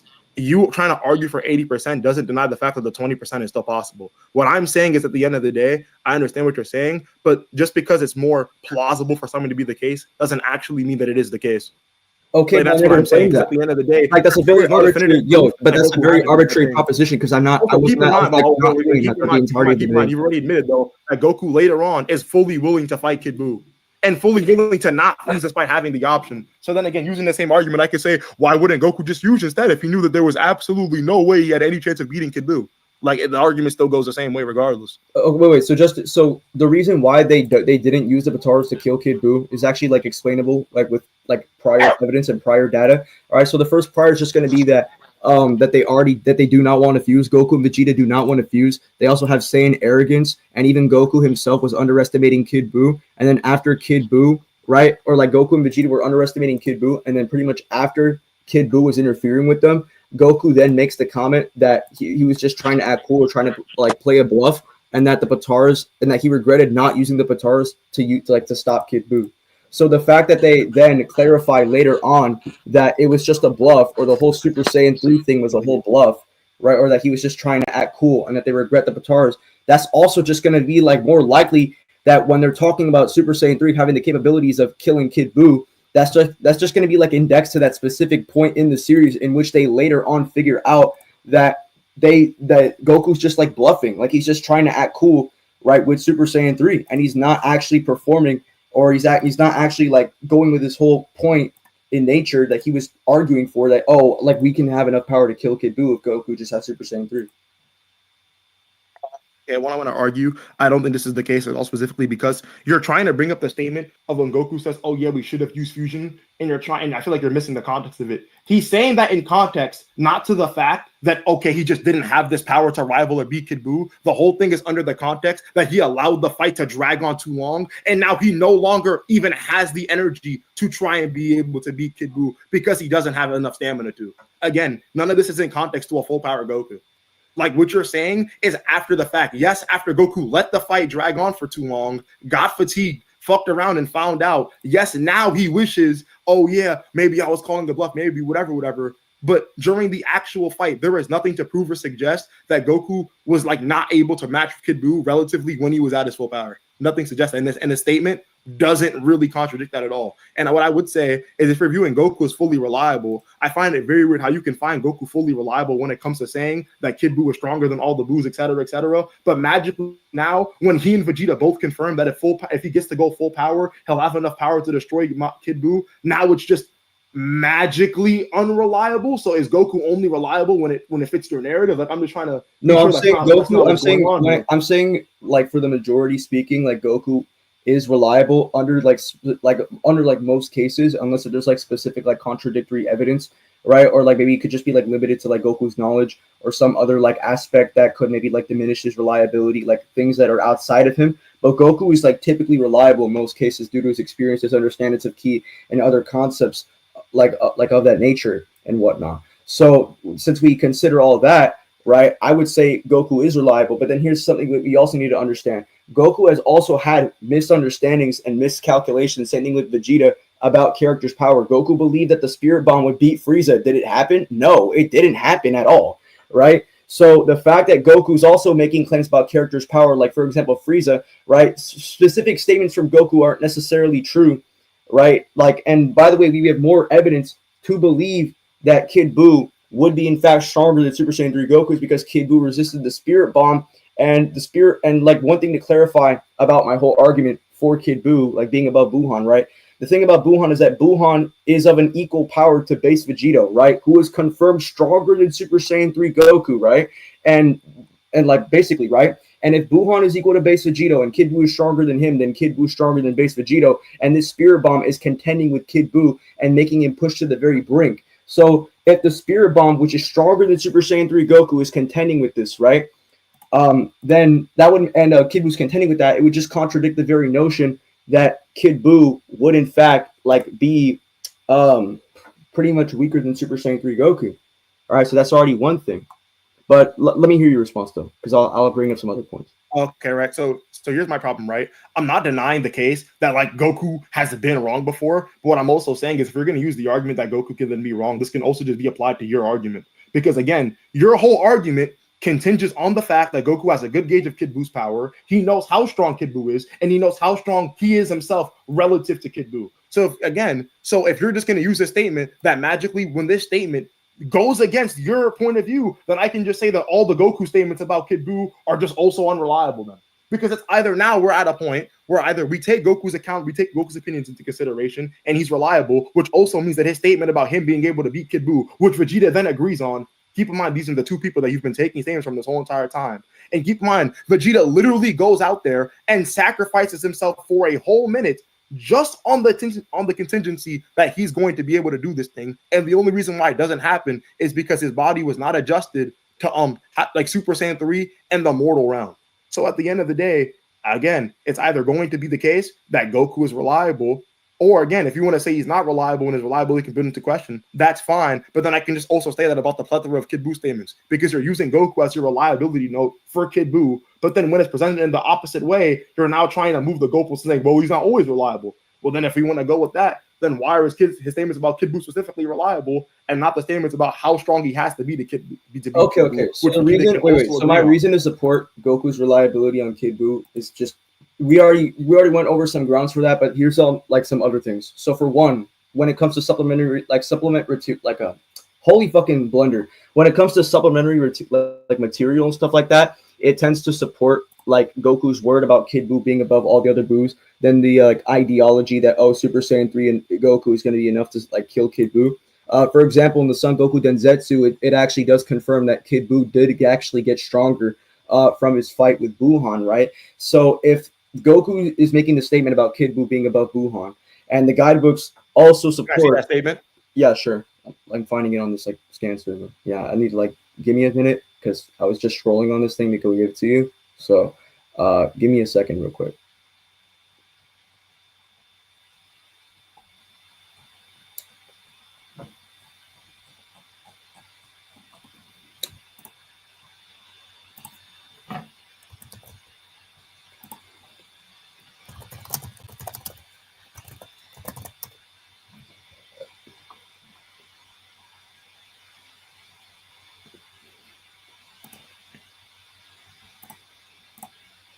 Yeah, so here's one. Yeah, so here's one more.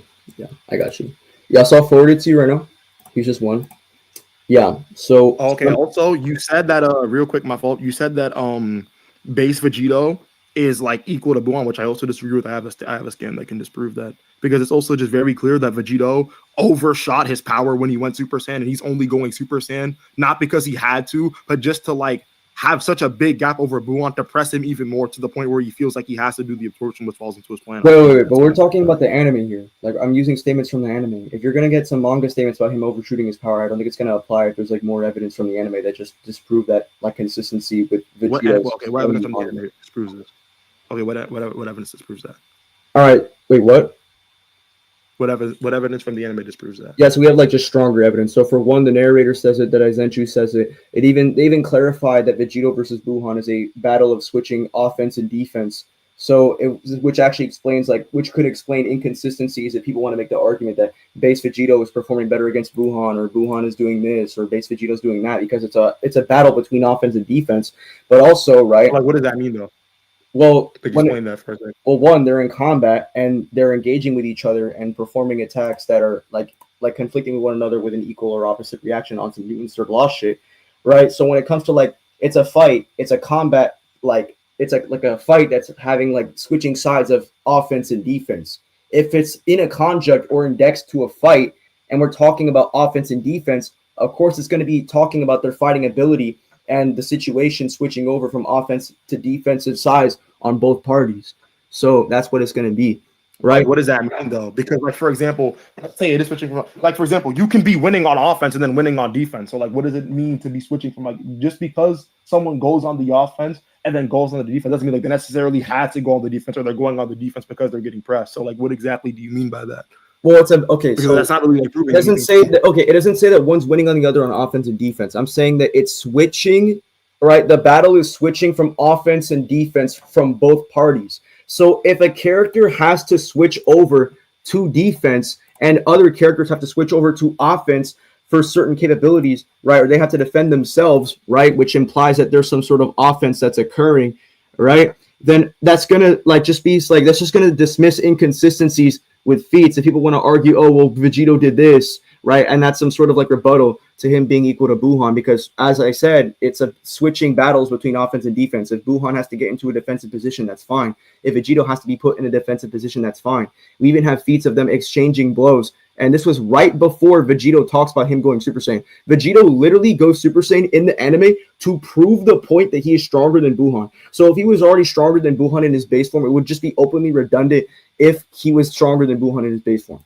There would be no need to prove that. There would be no need to prove it. I'll explain to my argument. One, again, you didn't actually prove why it's the case that just because it's going from offense to defense means that it has to be this way. Or like I said, for example, it could just be the case. You can be on defense and still be winning. You can be on offense and still win, but you're not actually proving why it's the case. And then again, sure, I said it'd be over-redundant. You said it would be over-redundant for Vegito to go Super Saiyan. But I'm saying is the whole point is that he was trying to be over-redundant because the whole point is that he wanted to be so massively above Buu to the point where Buu felt like the only possible way, like he couldn't even fathom even touching Vegito unless he had to absorb him. So like you saying that it'd be over-redundant doesn't disprove it because that's literally the point. No, redundancy makes it less. Wait. But hold on. Redundancy makes it like a less of a plausibility because when we're talking about like, because if something redundant is like usually like linguistically like false, like when we're talking about redundancy, like if you're trying to prove a point to a point that you're already capable of proving,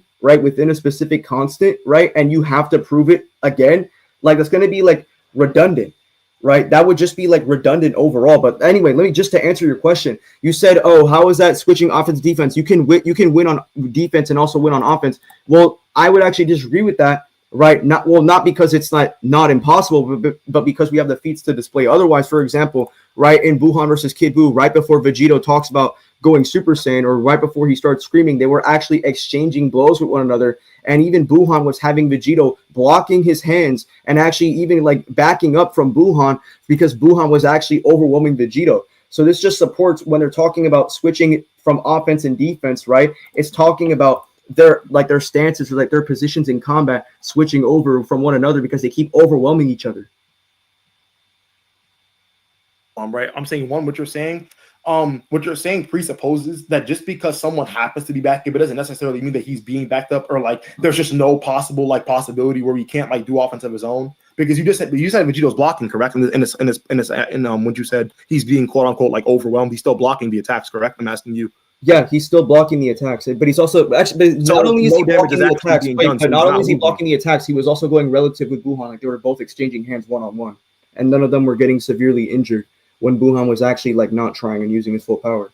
It like that's what's actually going on. Like he even says that he was holding back against Vegito on like multiple occasions, and then when he's like when he says that he's not going to hold back, right? We see them exchanging hands with each other. And even there's instances where Buuhan, like they're literally like going like oons, and Vegito's backing up and Buuhan's going forward, right? So even just like looking at like the display of the fight going on at face value, it's still gonna be like less.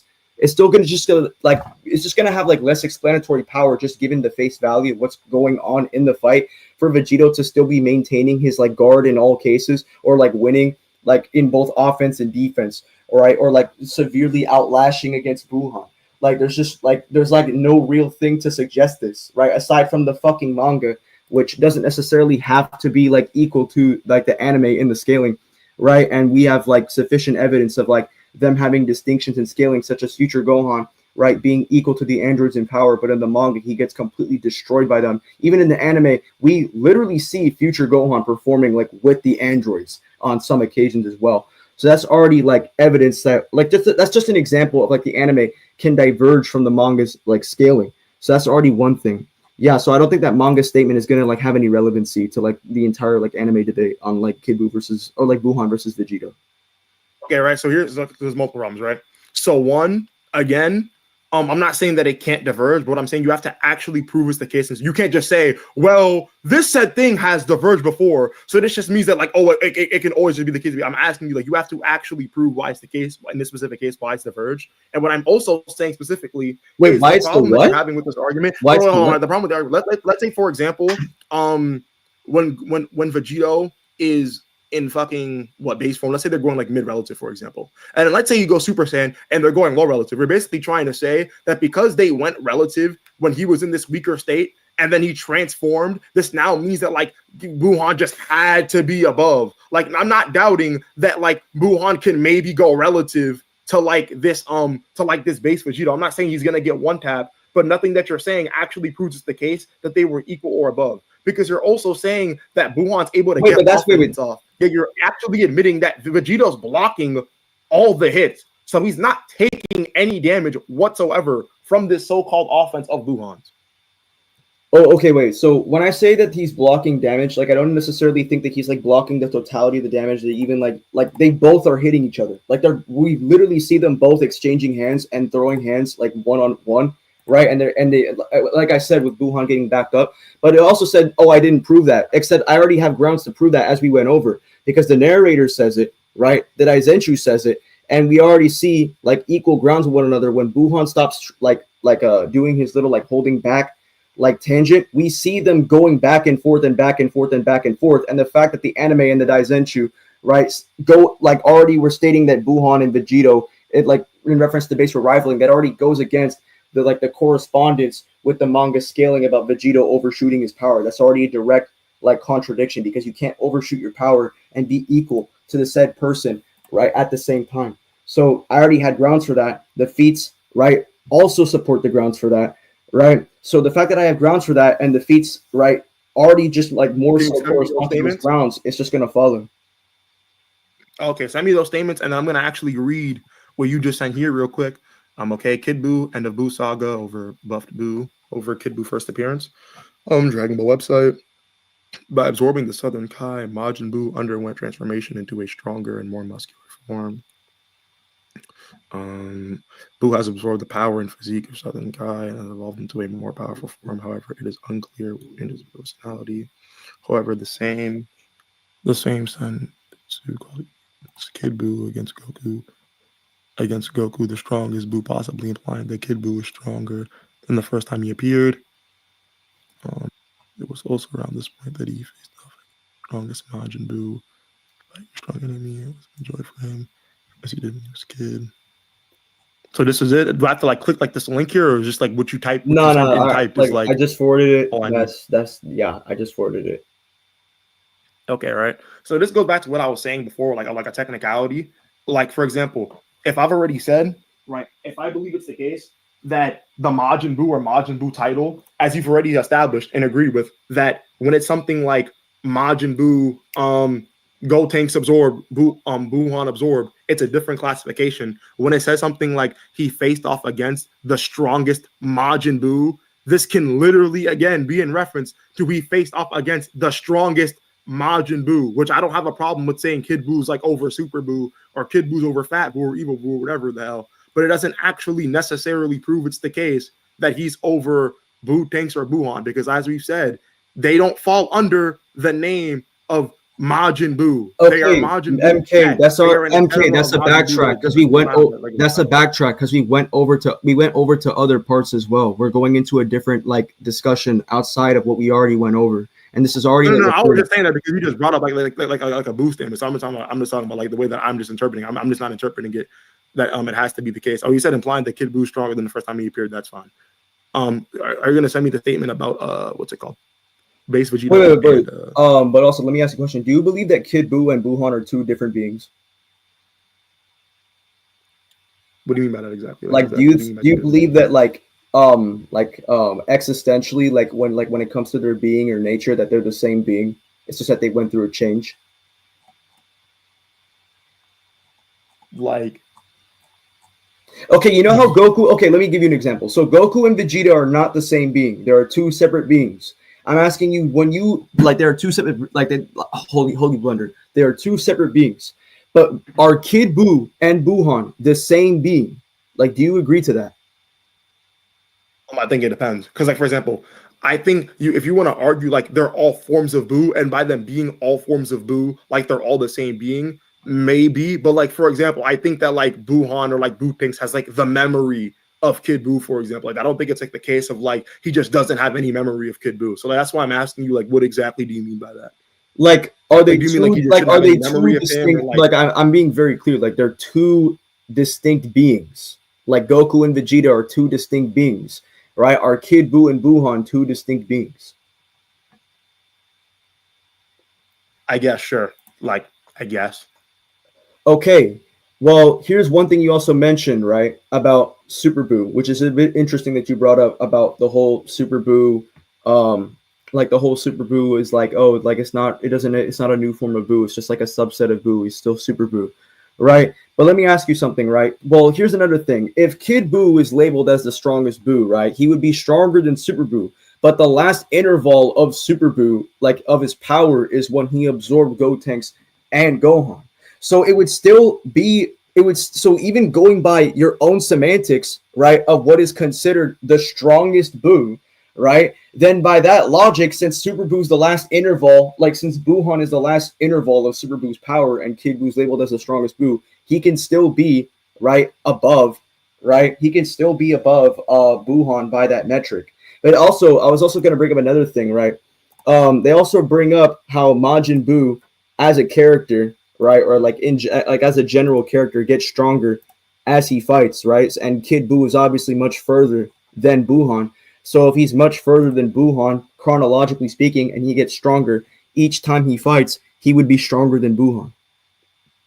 Not necessarily has to be the case. If his starting, that doesn't be the case. If his starting point is just weaker than Buuhan, yeah, he can grow every time he fights. But one, this doesn't necessarily prove that like Buuhan doesn't also just grow every time he fights like pretty much everyone in the series. But even if we go along with this logic, if Kid Buu is just weaker than Buuhan, for my interpretation's sake, and then he proceeds to get stronger every time he fights, it doesn't actually prove that he's just above Buuhan. Because again, that just pre-assume you're basically begging the question, because what's in question is Kid Buu stronger than Buuhan? And then you're basically trying to say, well, like it says he gets stronger every time he fights, so this would just be above Buuhan, when that doesn't have to be the case, because it can just be the case that he's below Buuhan and he's getting stronger, but still below Buuhan.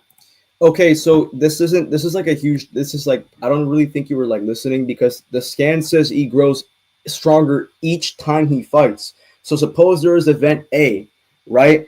And then there's event B, right? And event B is going to be stronger than event A because he grows stronger each time he fights, right? So if he fights so let's say I fight in day 1, right? And I fight in day 2. I'm going to be stronger than myself than like from day 1 because I grow stronger every time I fight, all right? So if the last interval if Majin Buu as a character, right?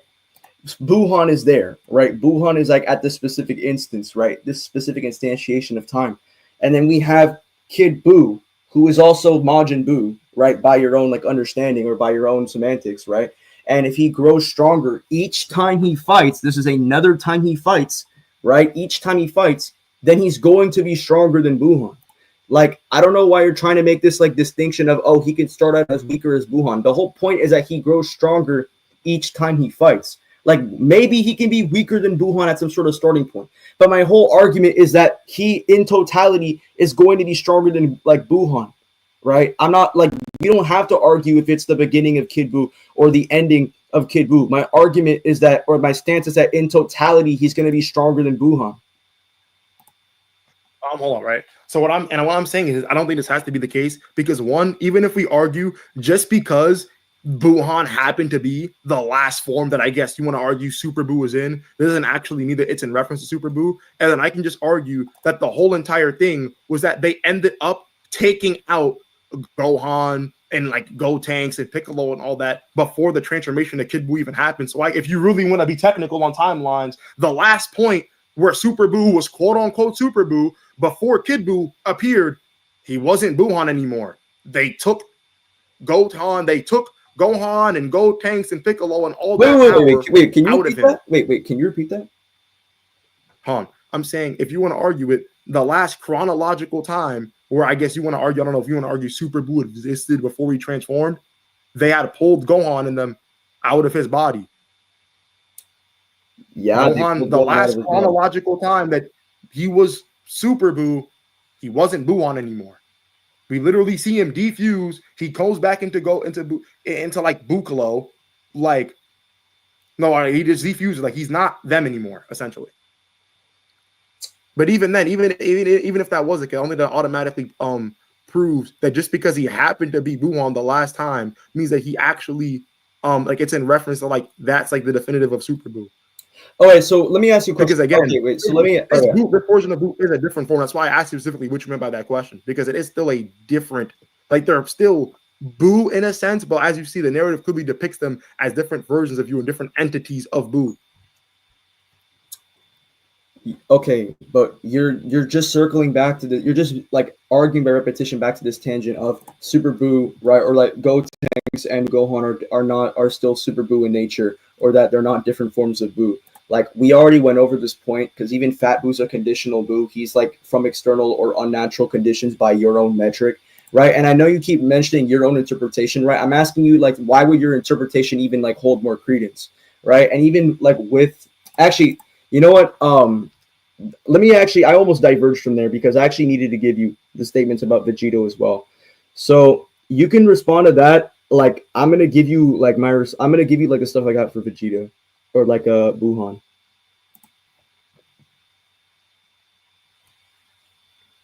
Wait, hold on, real quick, right? You said argument repetition. This isn't the case. Hold on, real quick, because what I was saying is when Super Buu turns into Kid Buu, the last form that he is in, he is not Buhan anymore. What you were trying to say essentially is that the last time that Super Buu was shown or whatever, he was Buhan, and because he was Buhan, this now means. No, I'm saying by your own logic. I'm saying by your own logic. The last time we saw Super Buu was Buhan. Well, if you want to go with Buikalo, I mean, no, fine. No. Sure. The last time we see him, actually, they take them out. He then transforms. He then goes buff, and then rages out and turns into Kid Buu. So no, the last time we see Super Buu, he actually isn't Buhan. He's just Super Buu. I like the scenes right here. I don't know if you want me to like play it, screen share it. The scenes right here. You can go back to the episode. I don't know if I'm going to go to Z or Z-Kai. The last Buu, the last time Super Buu was ever shown, it was just Super Buu. Okay, so let me show you some other scans as well for all right. So here's the first scan about Vegito just blatantly attempting to prove Buhan's point. However, you still cannot say you surpassed me. Is that so? In this case, how about I show you? Yeah, we're talking. How about I show you? How about I show you that I surpassed you? Right? Why would he need to show that he surpassed him if he's already surpassed him in his base form? It's like that doesn't make sense, right? And then there's also, like I said, more statements as right here saying, and just as their two powers seemed evenly matched, from within an aura of light appeared Super Vegito. So Vegito's whole point in the anime was to prove the point that he was stronger than Buhan by becoming Super Vegito. Hold on, right? So this is just crazy. So one, right? It doesn't say, oh, they were evenly matched. It says, and this is why reading is important, it seems. Yeah, okay. What do you think it means to seem? Evenly. Wait, what do you think it what do you think it means to seem? What do you think it means to seem? What do you think it means to seem? What? To visually observe what you're looking at. Right. So if they seem to be evenly matched based off of observation, right? That doesn't defeat that they are equally matched. They're making that inference based off the fact of their performances, right? We see Vegito fighting Buhan, and they're appearing to be evenly matched with each other, right? So the fact that they are appearing to be evenly matched with each other, right? You know, there's no real evidence that like you have yet to provide like a piece of evidence of base Vegito like admitting throughout the entirety of the anime to be holding back under some sort of way. Like there's no real evidence that he's holding back. If any, like in this case, right? And like I said before, Vegito admits to saying, "Is that so?" In this case, how about I show you? How about I show Buhan that I surpassed him? Right? Buhan says, "In this case, you still have not surpassed me." So why would Vegito need to prove that? Why would Vegito need to play in Buhan's ego, right? If he truly was above him. Like, why? Okay, right. So multiple things. So right, hold on. One, let's read it. He says, however, you still cannot say you have surpassed me, right? So this is Buhan making this claim, sure. Just because he says, is that so? How about I show you? Again, your whole argument is just on this idea that just because he's saying he wants to show this new level of power, this must mean that this whole level of power wasn't, which doesn't have to be the case. Because what I am again saying, and I've been saying this multiple times now, is it can just be the case that Vegito is maybe closer to Buhan, but still stronger, and then he goes Super Saiyan to then close into and make the gap extremely exponential. Yeah, why would that why would that interpretation? Okay, so why would that interpretation? Why would that interpretation have more credence than my interpretation? Because that would actually come with extra onto commitments that are just not within the story. There's no evidence for it. There's no evidence for anything regarding Vegito holding back. There's no extra evidence. Like there's no extra evidence within the face value of the text of Vegito having some sort of like minor relative superiority over Buhan, right? There's no actual like case for that. All we see within the narrative is we see base Vegito, we see base Buhan. They're fighting each other. Vegito and Buhan manage to contend with one another by exchanging blows with one another. The narrator himself, right, states that their powers seemed evenly matched, right? And Vegito's talking about surpassing him. So when we're seeing this data, right, to argue that there's some sort of like additional thing that's like never stated, or like there's this additional quality Vegito has of being above Buhan, right? Like that would just have extra onto commitments, and it would actually just be like a stronger like leap, like existential leap of Vegito's power, right? Which would like require more additional evidence that it's just unnecessary for the scans. Okay, right. So let me use it real quick, right? Because you have to, because remember when I brought up some of my other stuff, you like bringing up like different cases from Dragon Ball. I'll give you an example, right? And this is why I'm saying I'm putting this this statement into question. So when it says just as their powers seem evenly matched, right? So you're saying, okay, from the view of things, if something seems evenly matched, it is evenly matched. But what I'm going to put that into question is, let's say, for example, you have Goku versus Cell, where Goku versus Cell is going 50-50, and it seems evenly matched. They're going blow for blow. Goku's able to blow off half of his body, and then we actually find out that it isn't the case that it was evenly matched. So what I'm saying is, that's why I'm saying something can seem evenly matched. Yes, they can be going for blow for blow. This can be the case, but it doesn't actually mean that this said thing is evenly matched. Okay, yeah, I'm not denying because possibility. I'm not denying possibility. Like, just for the record, I'm not denying possibility. I'm saying that you like committing the argument that it could there's still the idea that Vegito could be stronger than Buu and whatnot. Like that would just have extra onto commitments that are just not available within like the series. Like that's just an extra onto commitment that there's just no evidence for. It's going to be less parsimonious because it explains the same set of data, right? My set of data at face value, right, is just appealing to the anime. They're shown blow for blow. They're shown contending with each other. Right, there's no statement of base Vegito massively exceeding Buhan under some metric, right? And we have statements of them like talking about, you haven't surpassed me yet. And he's like, is that so? How about I show you? And like they say that they're evenly matched, right? So it explains the same set of data, right? But in this case, right, there's no actual assumption, right, that there's anything about Vegito like potentially being higher without any form of evidence, right? Your interpretation does explain the same set of data, except the difference between your interpretation and my interpretation is that it includes the extra onto commitment that Vegito still has some superiority over Buhan when there's nothing to support that within the text. It's an unnecessary assumption.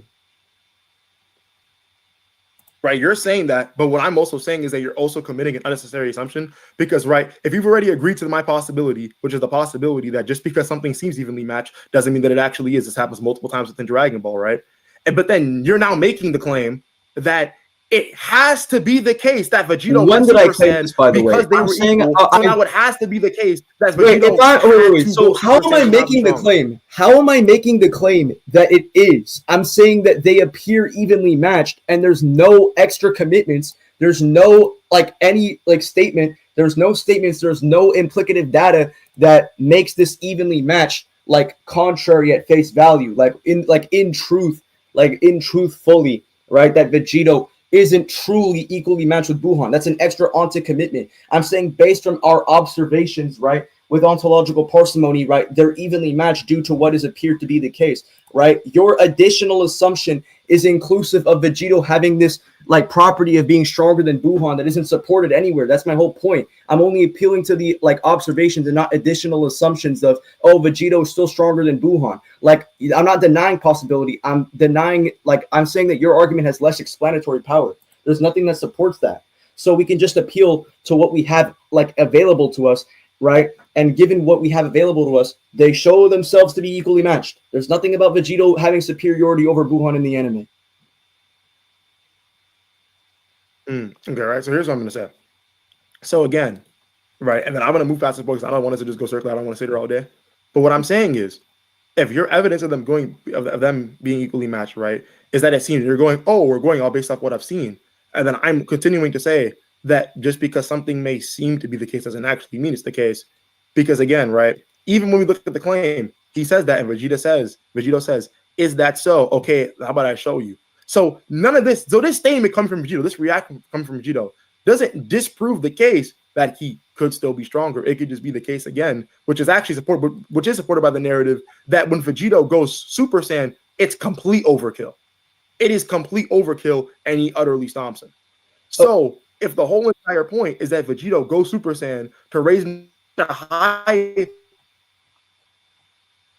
magnitude of power, possibly can nowhere with this narrative actually of Yo. Wait, is that you? Are you bugging? But again, if you want to do that, we can move on from this point because I don't want us to just sit here and go circular. Okay, wait. So wait. Okay. So MK, I just want to tell you something, okay, bro. So the thing that you mentioned about about the whole Super Saiyan point, yeah, dude. I hope you understand that the Super Saiyan multiplier, right? Even just like appealing to like conventionalism, like nothing additional, right? It's a 50 times boost. So even if like Vegito suppressed his power, like let's say only like 25 times, right? He suppressed his Super Saiyan like increase, or like he suppressed like some of his ki while being in Super Saiyan. Like I hope you understand that the Super Saiyan multiplier is big, and that would be a big enough multiplier to utterly stomp on Buhan, even if Vegito is equal to him, right?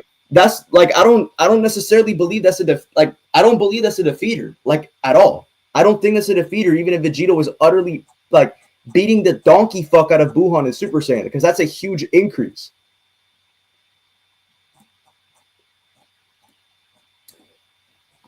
Okay. I understand what you're saying. I'm not doubting the idea that obviously I understand what you're saying. It's a big multiplier. So it can be the case that he just got like this big power boost, whatever, which is fine. All I'm just saying simply is that I don't think that anything of this necessarily suggests the idea that Vegito had to go Super Saiyan or anything like that. But again, I do understand your rebuttal to that. So like I said, again, I don't know if you want to we'll move on to a different point. We'll move on to a different point. All right. So now that so what about, okay, we can move on to that. Like, what other point do you want to move on to? Because we already did the Spirit Bomb. We already did the semantics of what Super Buu represents. We already did. Oh yeah. You also mentioned how Kid Buu and Super Buu, like Gotenks and Buhan, have like memories of Kid Buu. All right, so look, I have some contentions to that. So Piccolo does state that when Super Buu was born, that it is rare, or that it is like unique for a beast of destruction to retain their memories.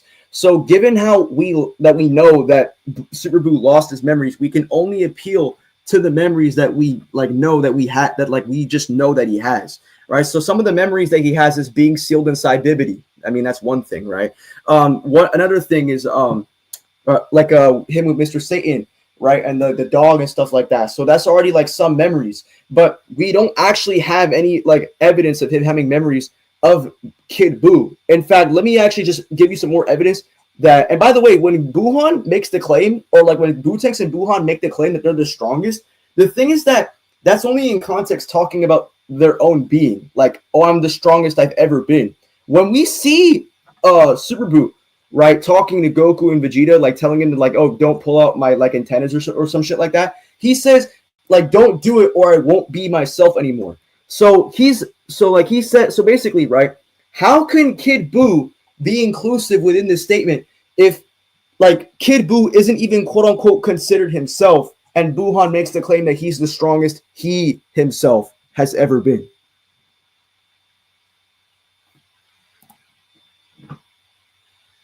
Wait, hold on, right? So, because and reason, and again, I want to make sure I heard that point correctly, because correct me if I'm wrong again, but we're actually, you know what? I don't even want to backtrack, because I feel like if I say the point I'm about to say, we're just going to backtrack on the argument. I understand what you're saying, but just because he's saying he might not be himself, this can just be in the context of like he won't have like natural like control over his body the way that he would like to, but like none of that actually suggests that he just doesn't have any memory. I would like to see the Piccolo statement though, so I can read that over. It's in my video, because that's the main thing that I feel like. Yeah, but you saw my video, right? Like it's in the video. You want me to like go bad on it? No, I'll do it for the sake of like convenience. Yeah, I just don't have it in front of me. Yeah. I want to make sure that you're not getting. Yeah, I'm not gonna force you. I'm not gonna place burden. But anyway, right? So that's not my argument about Super Buu saying he won't be himself. Isn't the indicator? It's about what Piccolo said. Piccolo said that it is unique for a beast of destruction to retain some of their memories, and the only memories that we're aware of that Super Buu knows about are some minor things like his knowledge on Mr. Satan or the fact that he was sealed inside of Bibidi. Nothing about Kid Buu's power level. And secondly, what I'm saying, my whole argument about what Super Buu said about him not being himself, I'm saying that when Super Buu says he won't be himself, and we know that Kid Buu is not the himselfness as Super Buu, right?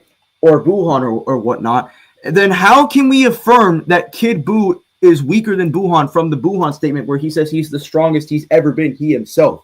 And just to clarify, right, him losing control of his body,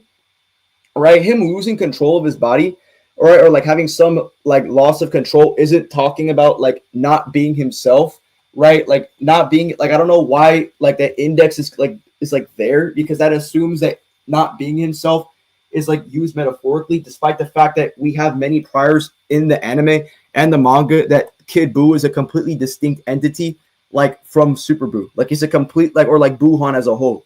Like he's a completely distinct being from Buuhan. So of course he's not going to be the himselfness as Buuhan if they're not even the same being, like ontologically, right? So that's also just going to be like further evidence that when he says he won't be himself, like that's objective from the very basis of the fact that they are two beings. But even so, right? Let me just show you the scan for my video about Piccolo's comment on Super Buu having the unique trait of retaining some of his memories. So I'll just show you that, but my fucking computer's a bit buggy.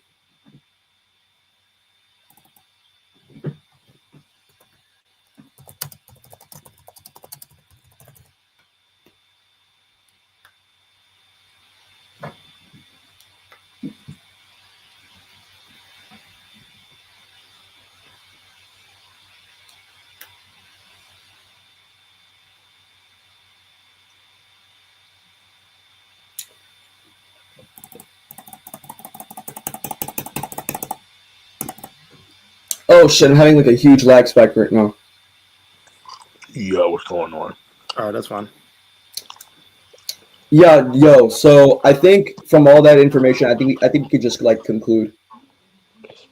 Yeah, I was listening. I mean, I can go back to your video and just see the statement, because I'm gonna very much put that statement into question. If it's like lagging to like a point where you just can't send it because like something with your service is going on,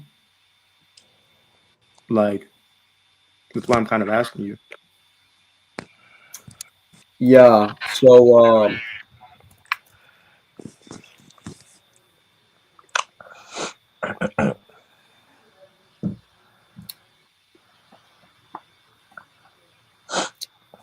I'll pull this up real quick. Yeah, it's loading right now. Like I'm having some.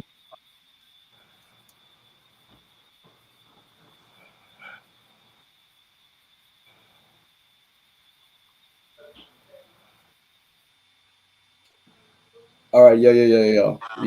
I'm already at the video. I'm gonna find it real quick.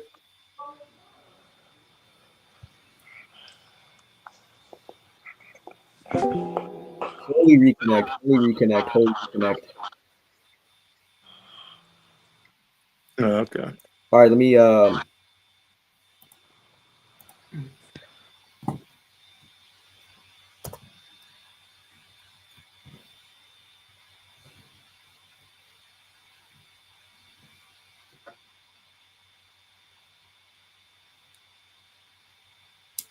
yeah, I'm trying to find it real quick.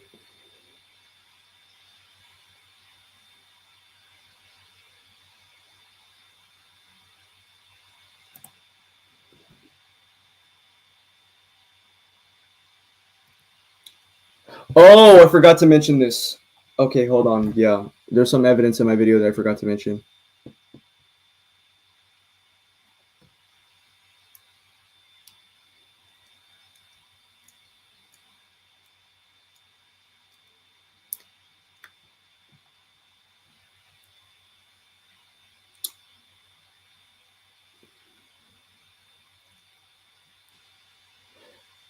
Okay, yeah, so at the 8-minute mark of my video, I don't know why it doesn't let me send screenshots. Actually, I'll just literally just send the link for convenience.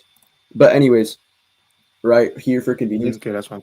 So in the 8-minute mark, there's a scan from the Son Goku Densetsu that says he is smaller than any other Buu and has the childlike appearance, but he has the most power and ability, right? So if he has the most power and ability, right, and obviously like he is smaller than any other Buu and has a childlike appearance, and he has the most power and ability, right? And any other Buu would also be in Super Buu in the last interval of Super Buu, right? Or that any interval of Super Buu would also include be inclusive of Buuhan. But even outside, right? Even outside of the statement, I was actually gonna show you the statement about the fucking one about the Subaru losing his memories. Yeah. Oh, right here. So 149 of my video. Yeah. So Piccolo says, and I quote, "As proof, Buu just wiped out humanity, but left Hercule alive. Even after becoming this beast of destruction, some memories remain." Right. So he says that after becoming this beast of destruction, some memories remain. Right. Your father may not have the strength claims, but he does deserve the. Oh, never mind. That's an arbitrary statement.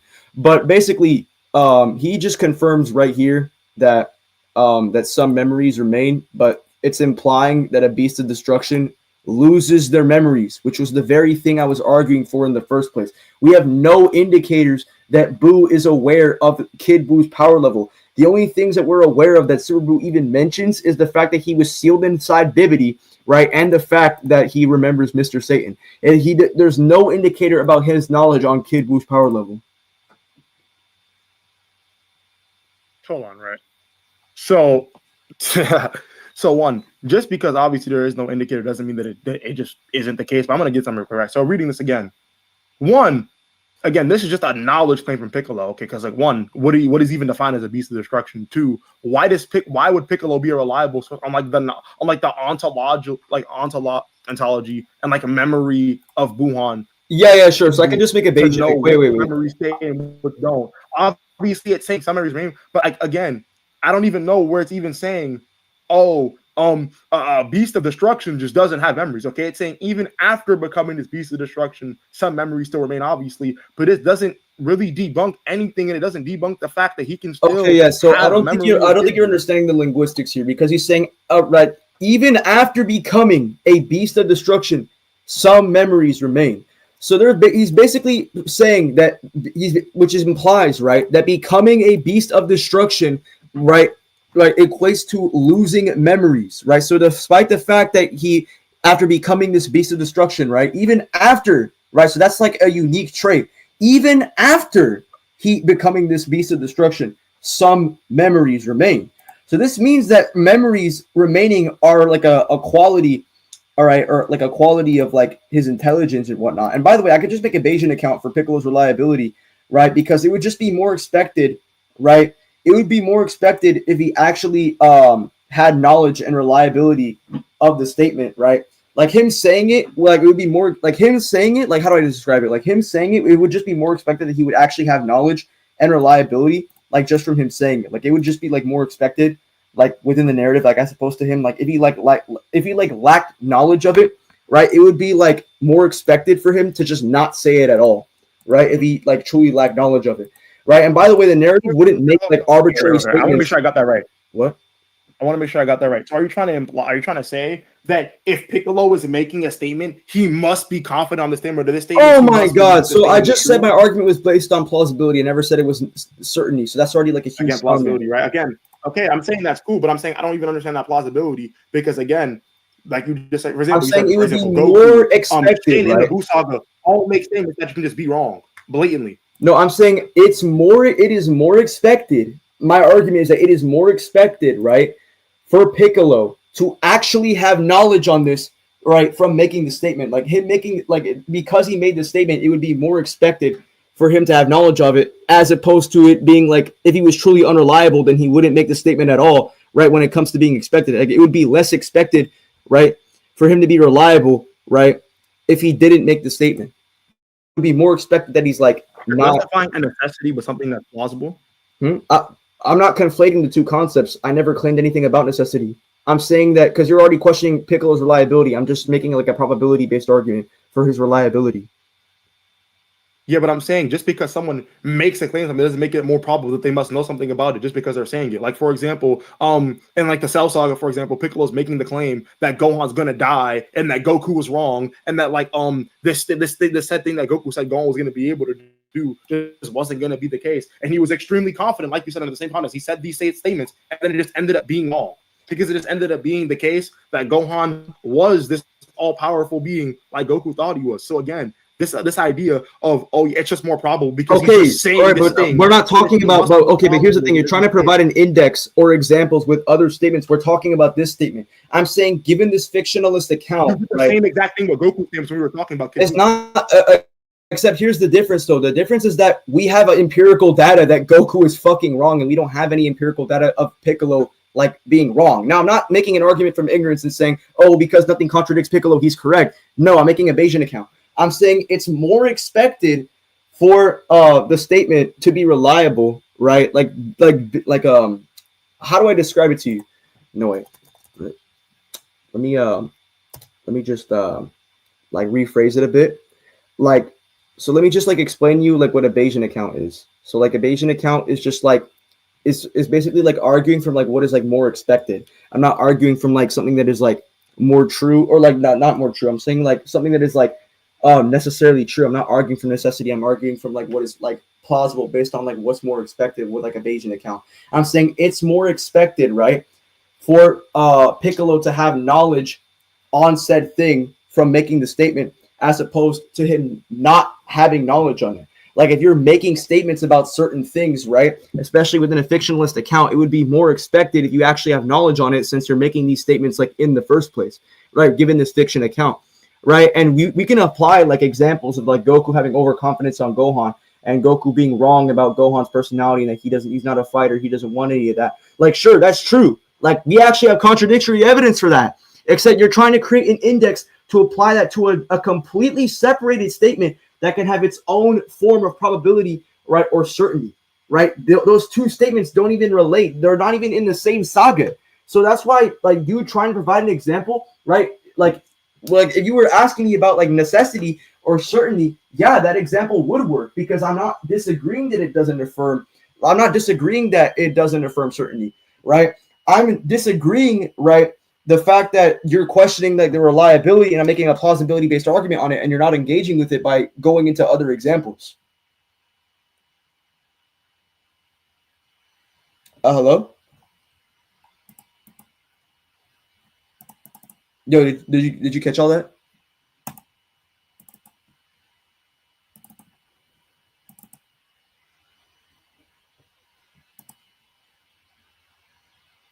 What's up? Yo, is he there? I don't know. Do you hear him? No, I don't hear him. Is it just me?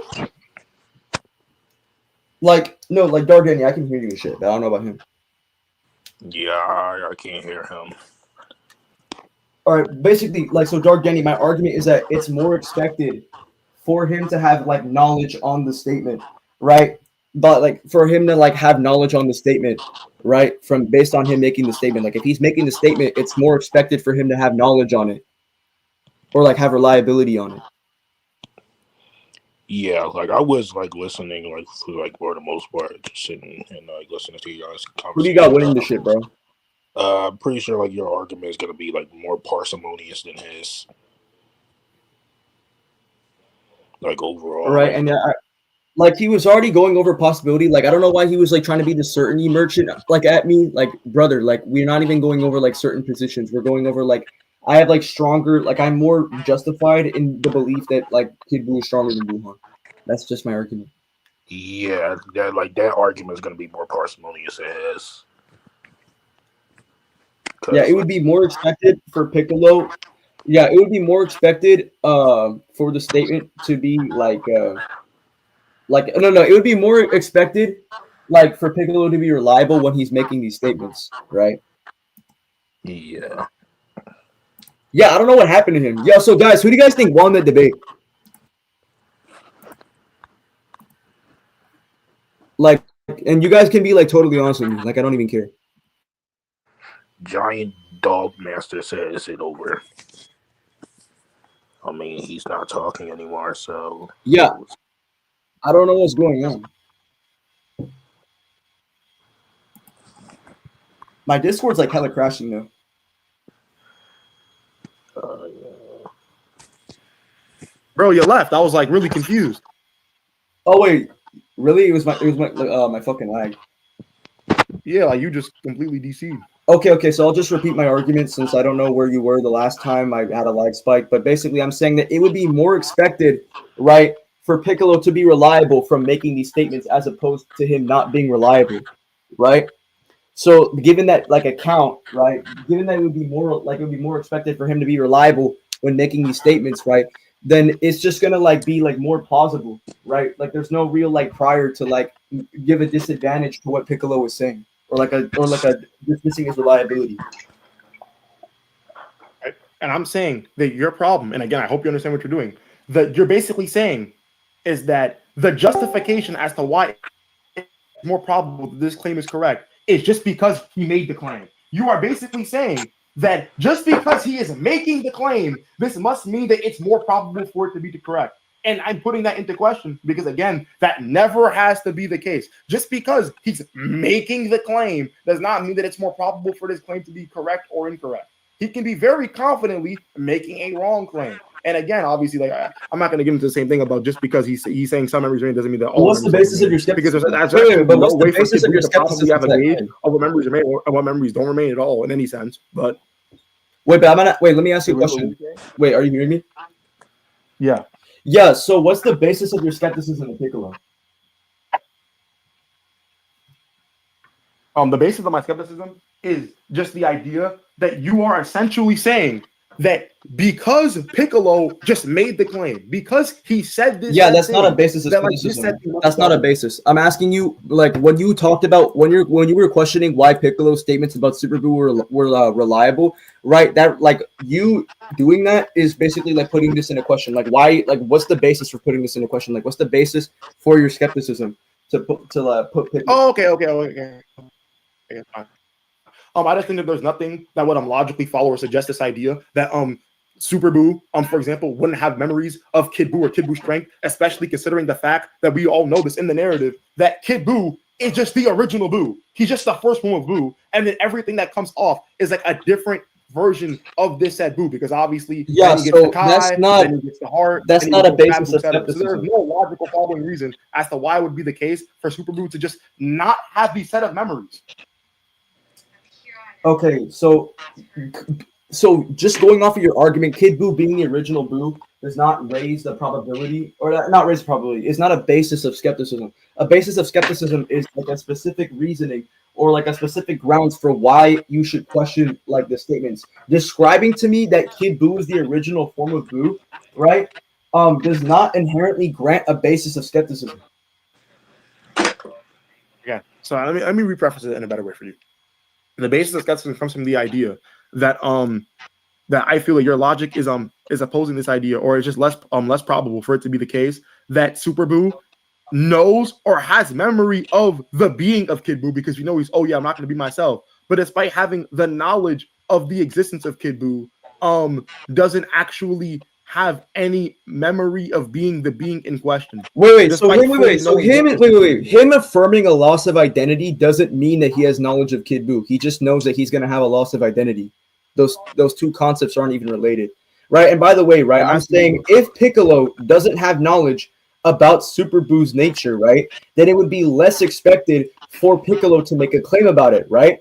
If Piccolo does have knowledge about Super Buu's nature, it would be more expected that he makes a claim about it, and he made a claim about it. So therefore, it would be more rationally probable that Piccolo does have knowledge about Super Buu's nature, right? And by the way, there's no real reason for the narrative to even produce like an arbitrary statement, because the thing about a narrative is that the whole point of like a narrative, like the whole point of making these statements, right, is that the whole point of like the narrative making these statements is like to like entertain the viewers, like the whole, or like basically to like give the viewers like information on the characters, or give viewers information on like certain concepts and stuff like that. So why would the narrative just have Piccolo just make completely arbitrary statements that would have no actual grounds for even making an arbitrary statement, right? We do have grounds for the reason Piccolo would even make this statement, right, is so the viewers would know what Super Buu is, all right, and the certain traits or qualities about Super Buu. It could be like grounds to give like the viewers information, right? But you have no grounds to make the argument on why would the authors, right, even like grant like Piccolo, or even like have the intention to have Buu present, or like Piccolo present like some sort of arbitrary like statement like that. There's also no grounds for that.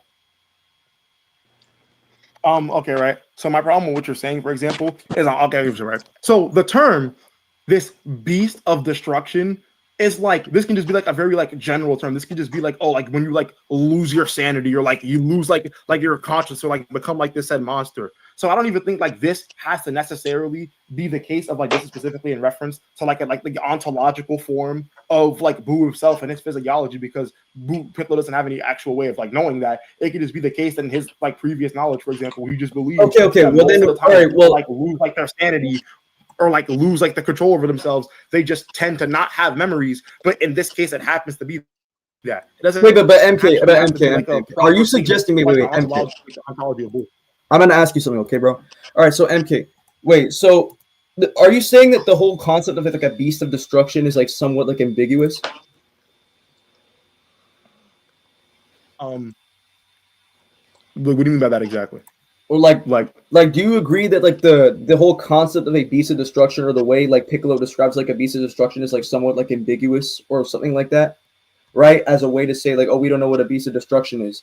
Like, are you like referring to that? I mean, you could argue that's the case, yes. Okay. So in that case, right, if we have no real grounds for what a beast of destruction is, we can just like appeal to normative assumptions on what's available within the anime, right? So what do we know about Surubu? Well, one, he's killing all of humanity casually. All right, he's turning people into candy. All right, he's going inside of other niggas for no reason. Okay, so we know that a beast of destruction, right, given what Surubu does and what he's been doing prior to Piccolo's statement, is that he's been causing destruction, right? Like he's been causing destruction across the entire earth with little to no care, right? So I would define a beast of destruction as like some sort of being that like instinctively, right, just decides to do whatever he wants, like destructively, and tries to destroy like everything. Like he's a beast of destruction. He causes chaos and whatnot. So Piccolo, when he talks about a beast of destruction, just going off of normative assumptions, we can just assume that it's talking about like a being who instinctively like goes destroying things, right? So that's what a beast of destruction is, just using normative assumptions and what we have like empirically available to us. But even like outside of that, right? Right. So like the whole beast of destruction point, I don't think it really engaged. Like, I don't see why that would specifically engage with my whole point about grounds for why Piccolo would, one, make an arbitrary statement, because I already provided grounds for why it wouldn't be an arbitrary statement, right? Why the authors would make Piccolo even like present like a statement like this, right? It can just be like, it would be to like provide like the viewers like information about Surubu's like traits or qualities that the audience like should learn about, that the author wants to put out for the story, reflecting with Piccolo, right? But you didn't provide any grounds for why Piccolo would even be making like an arbitrary statement, right? That like overall amounts to nothing, right? And I already put like the Bayesian account as well, that it would be like that if like Piccolo doesn't have knowledge about Surubu, then it would be less expected for him to make a claim about it, right? If he has the knowledge about Surubu's nature, right, it would be more expected that he makes a claim about it. Piccolo makes a claim about it, so it would be more rationally probable that Piccolo, has knowledge or like reliability, on Surubu's nature. So we already went over like narrative grounds and the Bayesian account for Piccolo. Okay, all right. So here's my problem, right? So I understand you're trying to argue, why would they put like this set thing in the narrative if like it's just not the case? But what I would argue is that there are different types of things. Okay, for example, there's a statement that's like a definitive thing. That's like a clear, like for example, like if someone says Frieza was like the emperor of like the universe, like okay, sure, fine. That's the narrative trying to tell you Frieza is the emperor of the universe. That's not subjective. That's not an opinionated thing. That's fully plausible. And then, like I say, it could just be the case that a statement like this is just like a personal belief thing. Like in Piccolo's personal belief, he just didn't happen to believe that Beast of Destructions could have memories. And for this way, he's just surprised that they do. But it doesn't actually have to be like any sort of case that like Kid Buu genuinely just doesn't have memories. And this is like the almighty reveal that like he just doesn't. It can just be Piccolo's personal belief on it that doesn't have to have any sort of narrative grounds of being like this big narrative point that they be moving like the story like forward of it. It can just be a thing. This can just be Piccolo's personal belief, which I can just. Wait, so you believe? Wait, so you're saying how like Jin, for example, think that Goku can't even like what he thinks that like he's scared for Goku to fight what people like Yakon and like the scrubs, and then Goku can just wash them. Like, yeah, he had this personal claim or this personal belief. He felt that he was right in saying these said things about these people and their power, for example, and then it just got proven to not be the case. Like, are you talking about the Supreme Kais and stuff like that? Yeah. Okay, well, the thing about this, I actually have narrative grounds for that. The whole narrative grounds to have the Kais like scared for Goku, right, is to basically show off like to the fact that the mortals are like on the levels of the gods, right, as a way to like, you know, shock them or give like narrative emphasis that, oh yeah, these guys are on the level of like the gods now, right? So I don't necessarily believe that like it can be a personal belief of Supreme Kai, but it extends far beyond that when it comes to narrative grounds, right? It provides like reasoning for why it would be like a personal belief, right? Or why it would even be limited to just a personal belief, because the whole point is to shock Supreme Kai, give like emphasis about like these mortals or these mortal beings, right? But as for like Piccolo, right, there's no like real, I wouldn't necessarily, why would the author even like provide like just a personal opinion about Piccolo that overall just like amounts like to just absolutely nothing? Like why would it, like why, like even like personal, even statements about like personal belief, they usually also have some narrative intent or grounds behind it. Like for example, like Gohan, like Goku, like you said, Goku's belief with Gohan, where he was like talking about like Gohan's like he would defeat Cell, all this kind of stuff, and then Piccolo has to like clarify to him, yeah, Gohan is not beating Cell. He's not standing a chance against Cell, and then Goku's realizing like his mistake. Like the whole narrative intent for that would just to be like to present that Goku, despite being like strong and despite having all these great things, he's still like a flawed person. He's not a perfect father. He's not a perfect mentor, right? So he can make mistakes. It shows like the more broader characterization of Goku, and that he is more, right? He has more like traits like personality wise, or what he believes, right? So it would just be like a highlight of like the mistakes. True. I understand what you're saying, but I just think that what you just said was like a false equivalence, because of the idea is that the whole thing is like, yes, like I understand what you were talking about with that Goku statement, but the complete difference is that Goku has undeniable proof of the said power that he believed could beat Cell. He saw it for himself and felt it for himself. This difference in this case, so we has actual knowledge and standing and grounding on that claim that he's making, which is why, again, you could say that's a narrative piece to move forward. One, I don't necessarily agree with the idea that just because like a character like gives like a reaction to like something going on, or gives like their own observation of like a fight, it necessarily means that it has to have like this crazy narrative emphasis on it, or it just has to mean that like. Yeah, but I'm not asking for him to say. And then he said, "Oh my God! Like I believe, oh my God! If Goku just locks in or like powers up one more time, it could probably be." This doesn't actually have to mean that this is like fully the case. It could just be the case that it's just like their personal interpretation on what's going on around them, and it doesn't need to have any narrative standing in terms of like actually progressing the narrative forward. I do think that they are statements like the one I brought up, for example, with Goku, like ones about Frieza, where like these said things are used to push the narrative forward. But I think that those definitive statements that push the narrative forward, and these more subjective statements that just come from a character's POV that don't actually have to be fully definitive, are two completely different things. Okay. So, all right. So I'm not necessarily denying that, but here's the thing. I'm not asking for crazy narrative emphasis. I'm saying that because like there can be like narrative emphasis for like a personal belief, like it would like make more sense to like choose that and have more credence, because the narrative, right, has like some like greater emphasis or like greater like qualities that like correspond or like relate to Piccolo's personal belief like being false and whatnot. I'm saying that if we have like more narrative focus or like more narrative attributes that relate to Piccolo's personal belief, right, I think that can have like more like credence, as opposed to him like genuinely actually having the knowledge of it and outputting it, and rather it just being like a false personal belief. Right. I'm saying that if we have narrative like emphasis or like extra like narrative reasoning as to why it would just be a personal belief, I think we could have that as like a stronger credence. That's what I'm trying to say. But when we're talking like outside of the narrative credence or like outside of that stuff, right?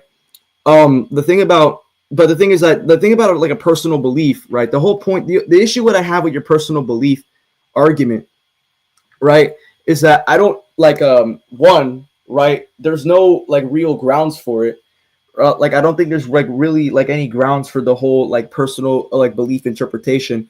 Right, actually, I mean, I'm not denying possibility, like, but I just don't think like when it comes to like greater like preference over a different interpretation, that would have like any like strong grounds. And there's not even like any narrative like reasoning as to why it would even like be more supporting of Piccolo's opinion.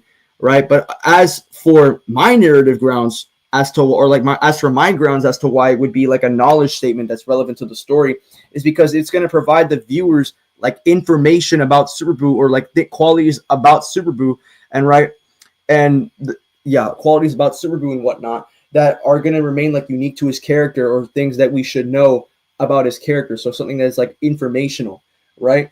But being like a personal belief, but like creating like an arbitrary like statement that over like a personal belief that overall amounts to nothing, and there's no real reasoning as to why he would make this arbitrary like personal belief based statement, right? Like I would believe that based off of that criteria that my interpretation would have like a stronger like credence. Yeah, right. Here's the reason why I don't believe in that, right? You used you when I asked you to define beast of destruction, you use the wording he just kills with like this intent, like this nature, whatever. And but keep in mind, right, in this statement, what he uses is he says as proof Boo just wiped out humanity. He's using this as his baseline for why Boo is a beast of destruction. And I'm saying, well, the reason why I'm putting this statement as into question and all is because Super Boo also killed everybody. So, like, again, literally killed everybody, raised his hand up into the sky and wiped out everyone. So again, so clearly we see here, despite the fact, despite becoming this beast of destruction, but then again, you could just also argue, that's why I said it's such a general term, Super Boost also counted as a beast of destruction. And I don't think any part of this statement even contradicts the idea of like him having memories. It could just be the case that this is just, like you said, like the audience narrative, this can just be to show that, wow, maybe the audience didn't expect Kid Buu to have memory, but he does.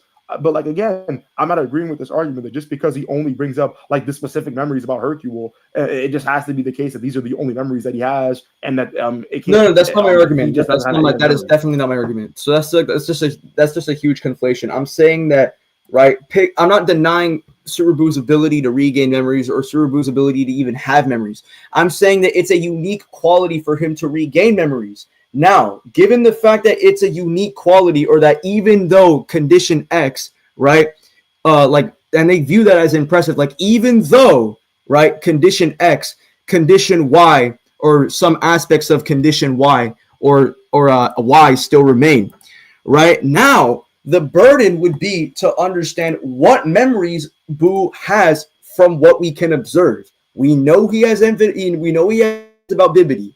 We know we have evidence about his knowledge on Mr. Satan, but what we do not have is his knowledge on Kid Buu's power level. So that's the issue that I was addressing. Like, it's not just indexed to the statement itself. Okay, let me elaborate. Right. So here's my whole thing. If your whole reason for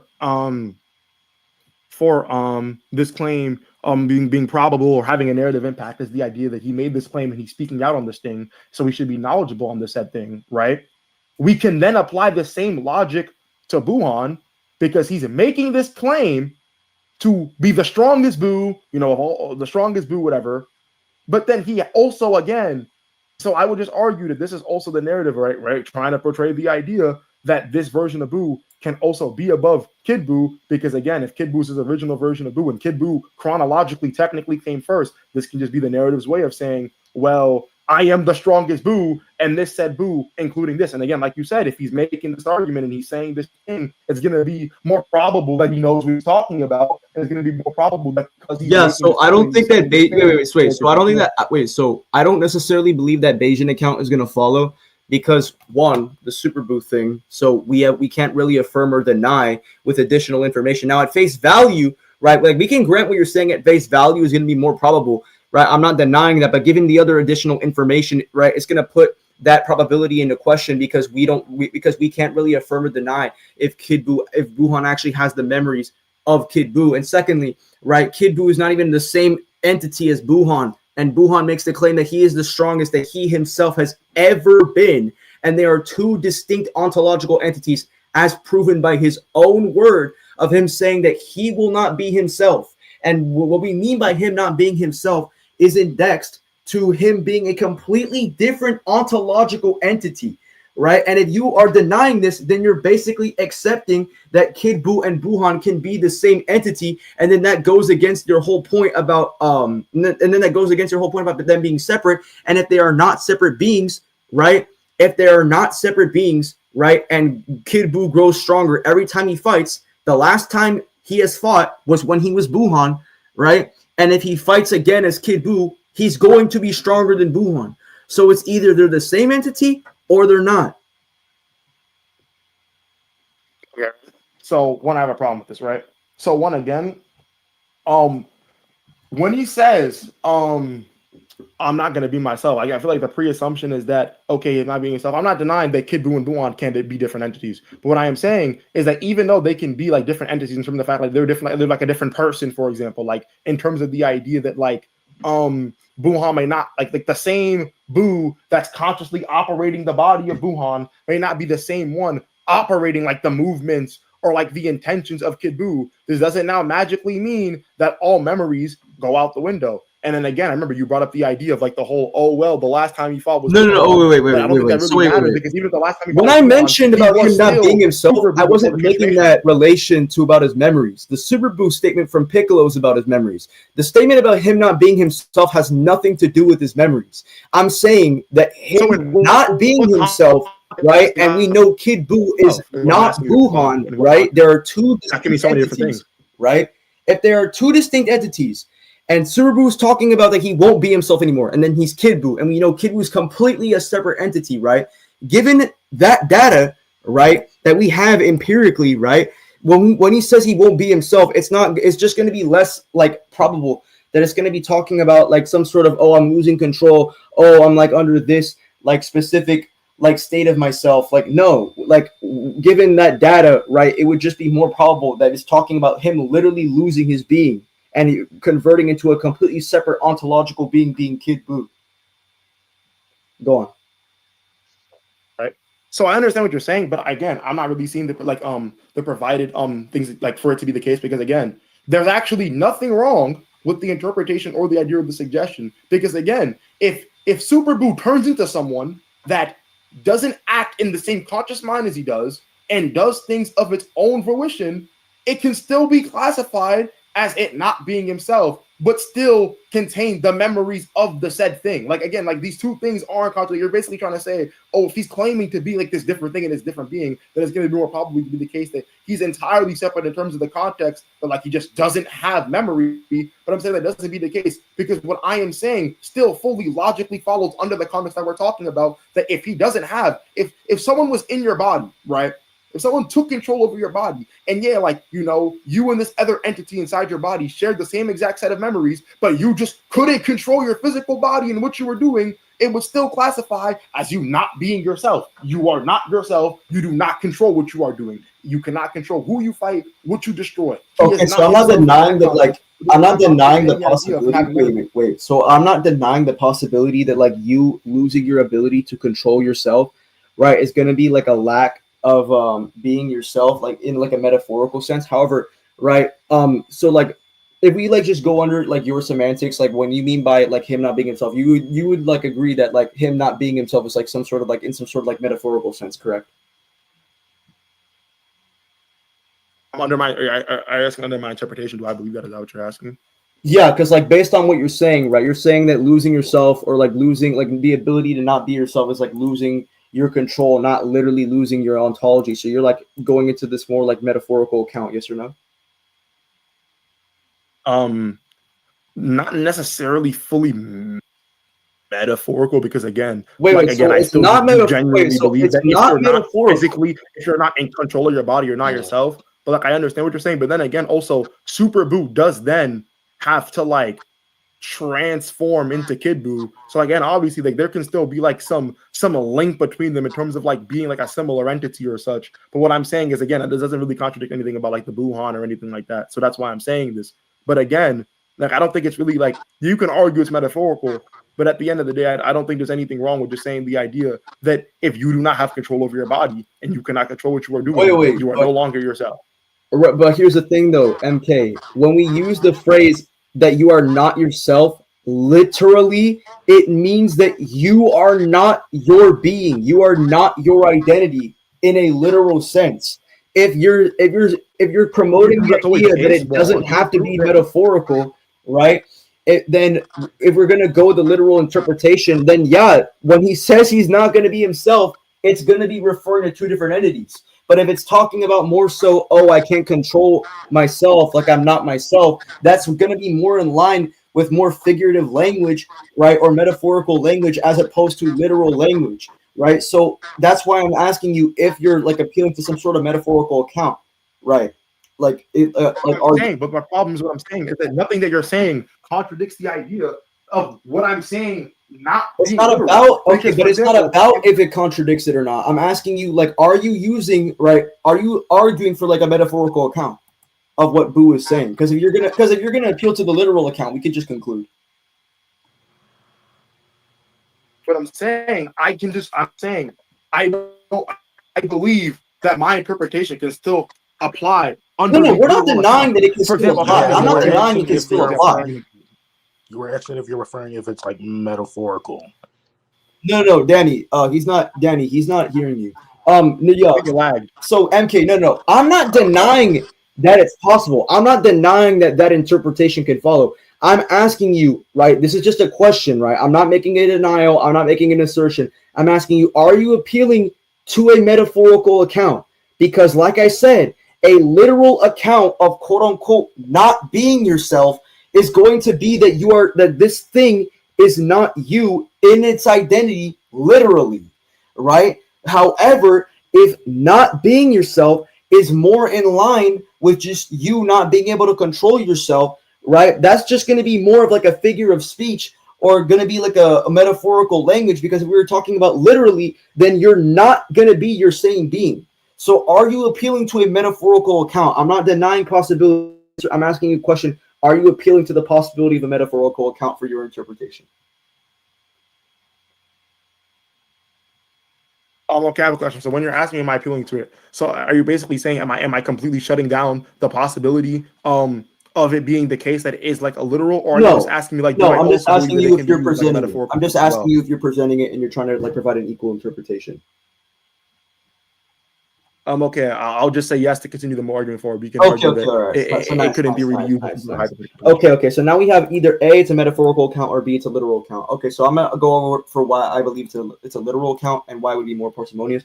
Okay, so the reason why it would be a more so of a literal account is because one, Kid Buu and Buuhan are two ontologically distinct entities. So if there are two ontologically distinct entities and Buuhan is talking about not being himself, right? Then it's more than likely going to be a literal account given like the ontological distinctions between Kid Buu and Buuhan, as opposed to it being like, oh, his lack of ability to control himself, which we lack any empirical data of supporting. Okay, hold on. What do you consider being himself? Like, define that. Like, what do you consider it means when someone says they aren't themselves? All right, when someone isn't themselves, there's multiple ways to interpret it, which we're discussing right now. So if we're talking about, right, we could talk about psychologically, like I'm not myself, like I'm not okay, like I'm not in my head, right? It could be referring to like a psychological, it could be like metaphorical, oh my God, I'm not myself, right? It could be like a metaphorical, right? Oh, like this guy's not himself, or like when talking shit about another nigga, like, oh yeah, bro, you're not yourself, like what are you doing, right? Oh, you're crazy, right? It could be like under some other account, but in a literal account, it could also mean, but like within a literal account, right? It would mean to not be of your identity, or to not be like of your like very identity or being. Right? So if you are not of your very identity and nature, that would be not being yourself literally, because yourself is your identity, like your nature, right? So like I am myself, right? So if I am not myself, then I am not me. And if I am not me, then there is a separate thing that is outside of me. So that's literal, psychological, and metaphorical, right? So there are multiple versions to interpret I'm not myself. I'm basically trying to argue which interpretation or definition is going to follow, right, given the data, right? And basically, I'm telling you that Kid Buu and Buuhan are known to be two ontologically distinct entities. So if there are two ontologically distinct entities, right, then it's going to support the data that not being himself, right, is going to be referring to literally not being himself, because, well, when he's not himself, when Buuhan said he wouldn't be himself, he became Kid Buu, which, well, he's a different ontological entity than Buuhan. Yeah, so that's just like the data that I have to support my claim. Now, you're saying that it could be like under some sort of like metaphorical account that he can't control himself, except we have no actual empirical data to support that metaphorical account. So, yeah, you can go on. Here's what I'm saying, right? So one, obviously, I'm not going to discount the idea that, like, even though, like, you are either two separate beings, Super Buu does still, like, turn into Kid Buu. It's not like he fucking, like, spits out an egg, and then, like, a literal whole new entity just spawns out from this said egg, and then Super Buu just fucking drops down and dies. But that's not really the essential part of my argument, right? So my whole thing, again, is, and I think you're not understanding fully what I'm saying. What I am saying is you not being yourself in the context of you literally not controlling yourself, not being able to actively move, is still applicable to like the literal sense of like, okay, because example, if you lose your identity and you lose everything that makes you you, and you lose the ability to act freely upon your own will, you have lost yourself. I'm saying it's still like I don't think you've actually provided like a justifiable means as to why your interpretation is more probable than mine, because mine literally follows the same exact thing. He has now become a being who cannot lie, who does not think the way he used to, does not have an actual natural control of himself, and now just acts on malice and impulse. Under this context, he is not himself. He is not controlling his movement. So it we is already went over a force, and whatever you want to call it, his natural essence that is now leading him forward. But despite this, none of this would contradict the idea of him remembering being in this state to begin with. Okay, so that is a crazy assumption to say just because you think he's not himself, even in a literal sense, it doesn't actually have to mean that he just doesn't have memories. You can have memories and still just not be yourself. Okay, so for one, we're not talking about memories. Are like an evolution of one another. Okay, so for one, we're not talking about memories when it comes to the statement. We're talking about ontologically distinct entities or some other form of semantic. Like we're not talking. The thing about memories is more so indexed to what I argued for what Piccolo was commenting about, right? And you also pointed out how Buhan claiming he's the strongest Buu, we can just make a Bayesian account and say that it would be more expected to be inclusive of Kid Buu. Except the thing is that we have more data that like makes it less probable because he lost memories, and the only memories we saw were of Mr. Satan, right? And Bibidi's like sealing him and whatnot. But let's just get to the course of your argument. So you bringing up, yeah. So you you bringing up about it being like that, like you losing your sense of identity, like you're like a bit like you like lacking your ability to control or lacking the ability to move or do things can be like losing your identity literally. Except we earlier went with the interpretation, right, that it was either a metaphorical account or a literal account. So if you're switching a metaphorical account to mean a literal account, that would just be switching your position, which you already agreed to would be a metaphorical account.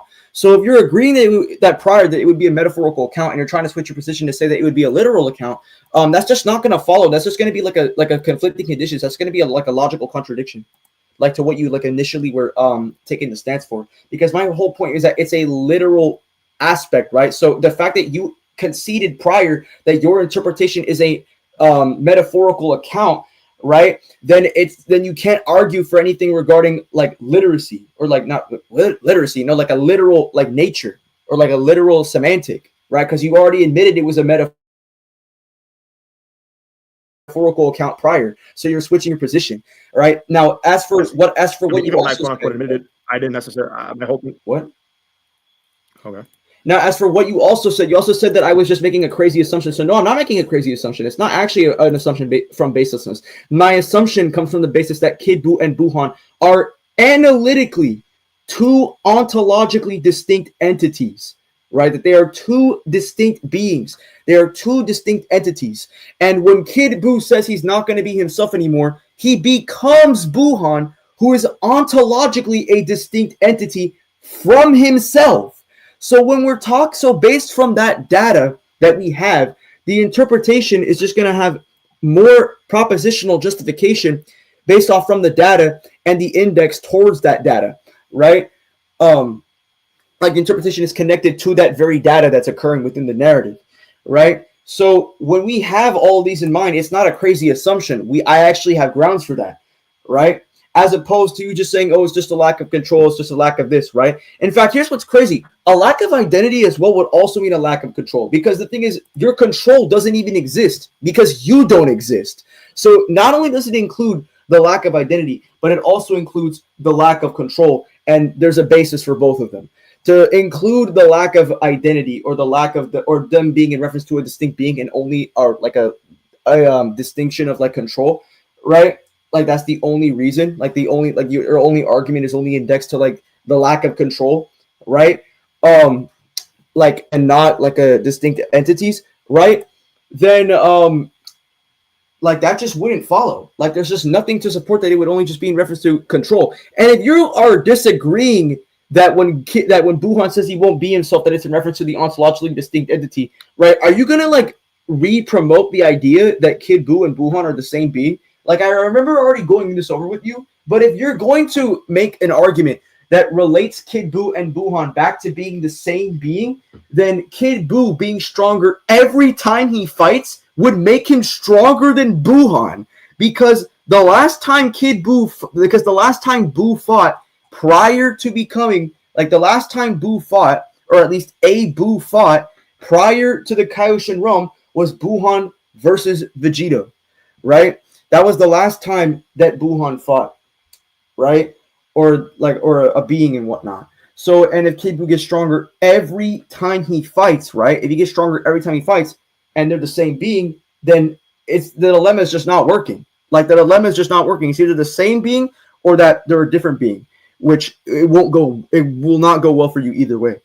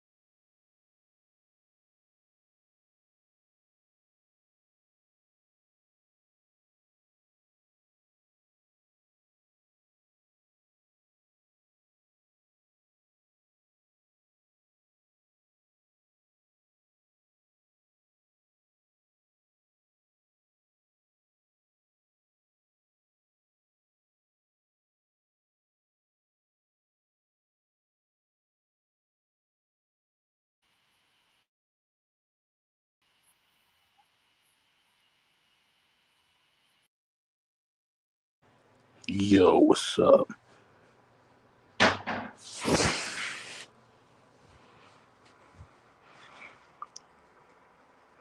Yo, set up. Yo, set up. Hello?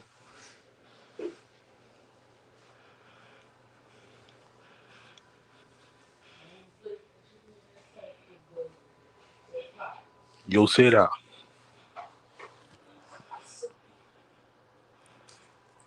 Bro's PC got fried.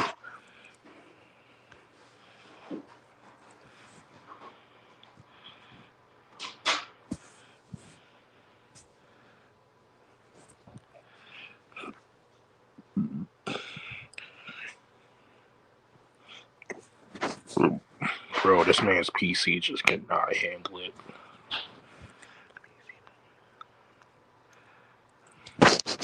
Cedar effing died. Eminem's, yeah, Cedar effing. Eminem said Cedar effing died.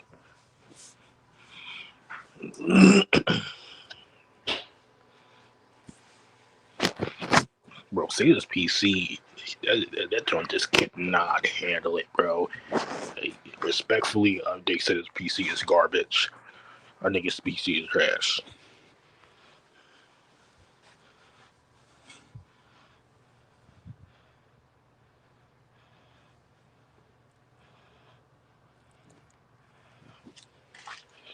He says Cedar is just dead. It's confirmed by the ass whooping. It's confirmed by the ass whooping he took Wait, just a Sheffield. Can you substantiate why Zeta lost, or how he got whooped? Wait, can you substantiate how he got whooped in that debate? You said he got an ass whooping. Can you substantiate why? Can you logically substantiate why he got his ass whooped in that debate?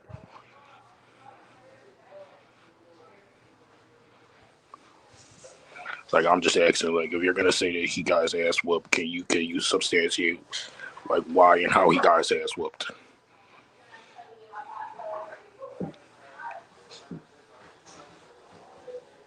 Hello, hello, Jesse Shepard. You said Cena got his ass whooped. Can you substantiate how and why?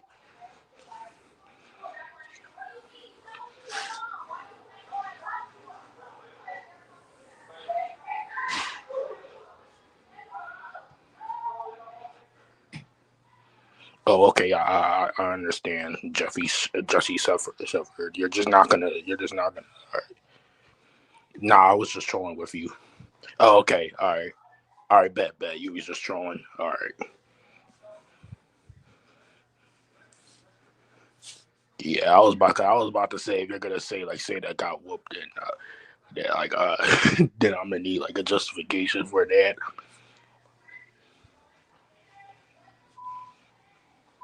See, they had better arguments. Yeah, his arguments were better.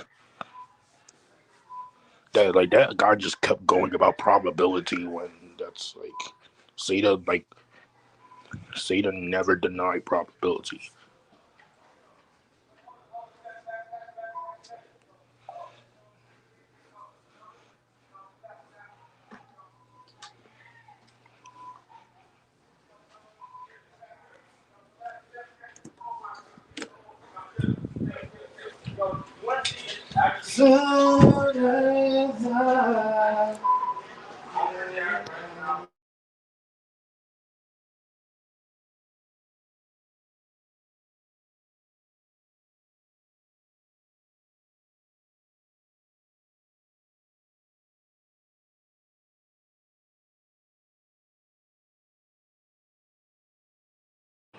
Yeah, Seda's PC is cooked.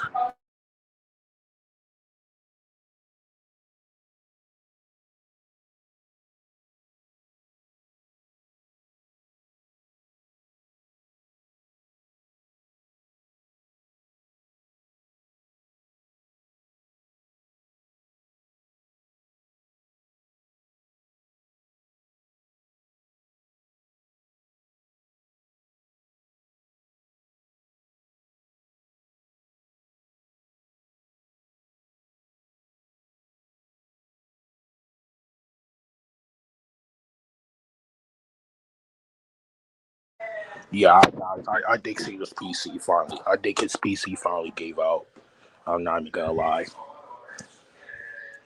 I think his PC is like cooked forever.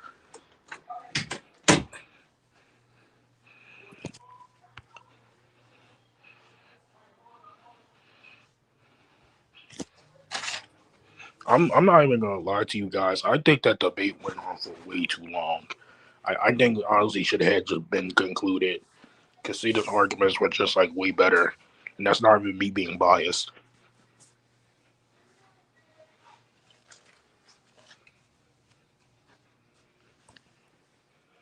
Like that guy just really did not have a basis to go off of for a lot of his skepticism.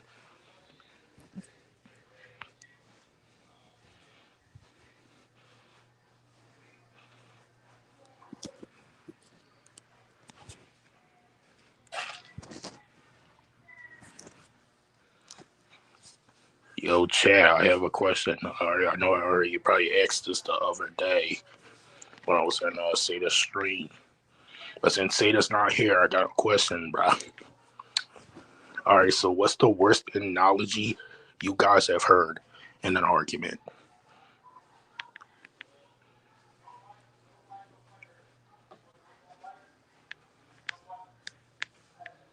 Yeah, like what's the worst analogy you have heard somebody use?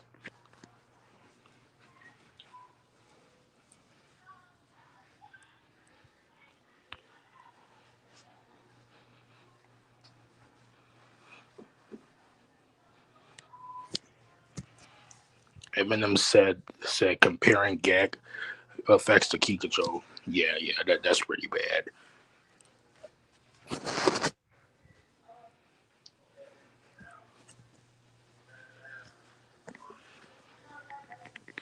Damn, ain't none of y'all ever heard any bad analogies?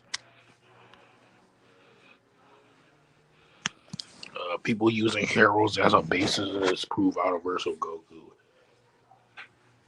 Yeah, like low-key, the most consistent and best universal argument for the whole franchise is the Goku Black Summit argument. Like, that's the most consistent argument for getting DB to universal.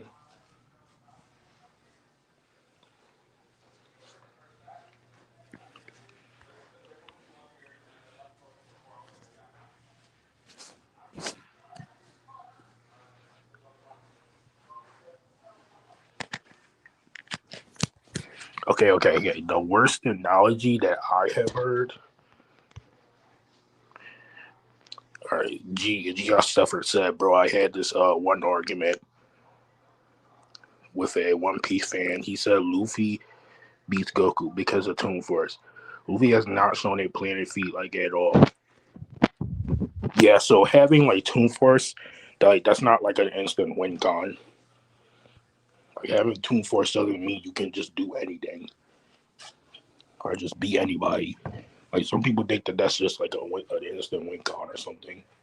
Like by that logic, a character with Toon Force can beat an universal character simply because they have Toon Force. Like that's not an argument.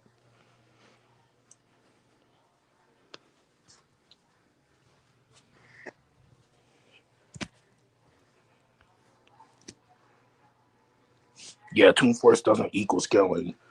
Like there's no actual scaling to Toon Force.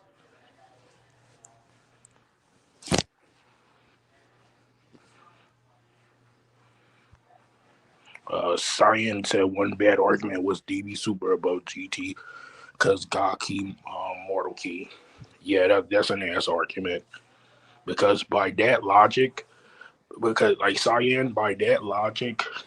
if we use that person's argument, by that logic, Supreme Kai is stronger than everybody in C. Like no one in C can be stronger than Supreme Kai if we use that argument and use that logic. Like that's not me misinterpreting that person's argument. That's not me straw manning it. Like if we literally take that same as that logic, that means no one in C can be stronger than Supreme Kai, which we know is just blatantly false.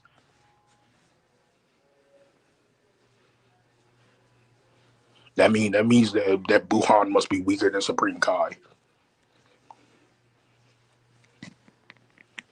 Or Super Saiyan 3 Goku has to be weaker than Supreme Kai. By that logic.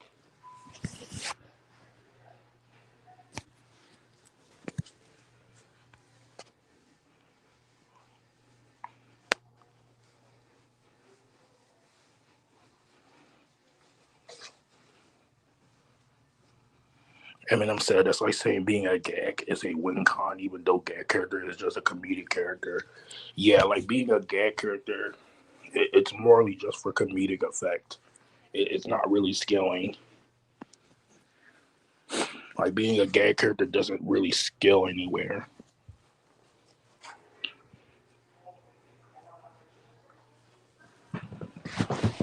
Well, that's not completely true because, Toon Force, I meant Toon Force.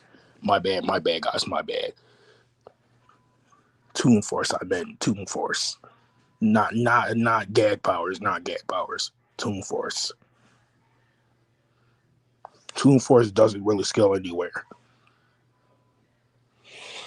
Like, it never did.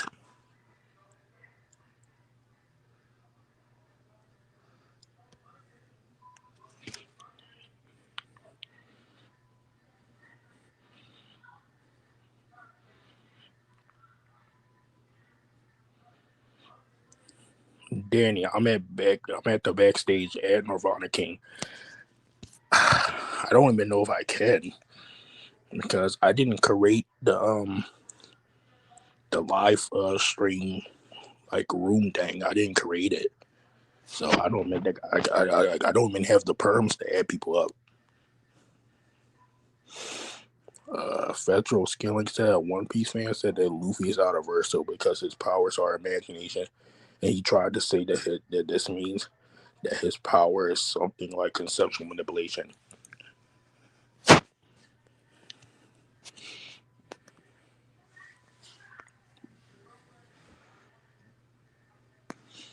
I mean, saying that his power is like imagination.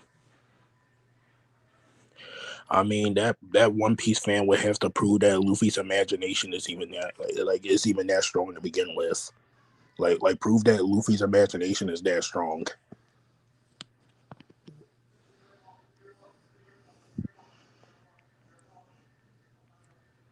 Like by that logic, I could try to rat and use that argument to like argue that Luffy could just imagine beating Goku because it can make his imagination into reality. Which obviously would just be a no limits fallacy. Like you would have to prove that Luffy's imagination is like even that strong, which is not. Like Luffy's imagination is like weak as fuck.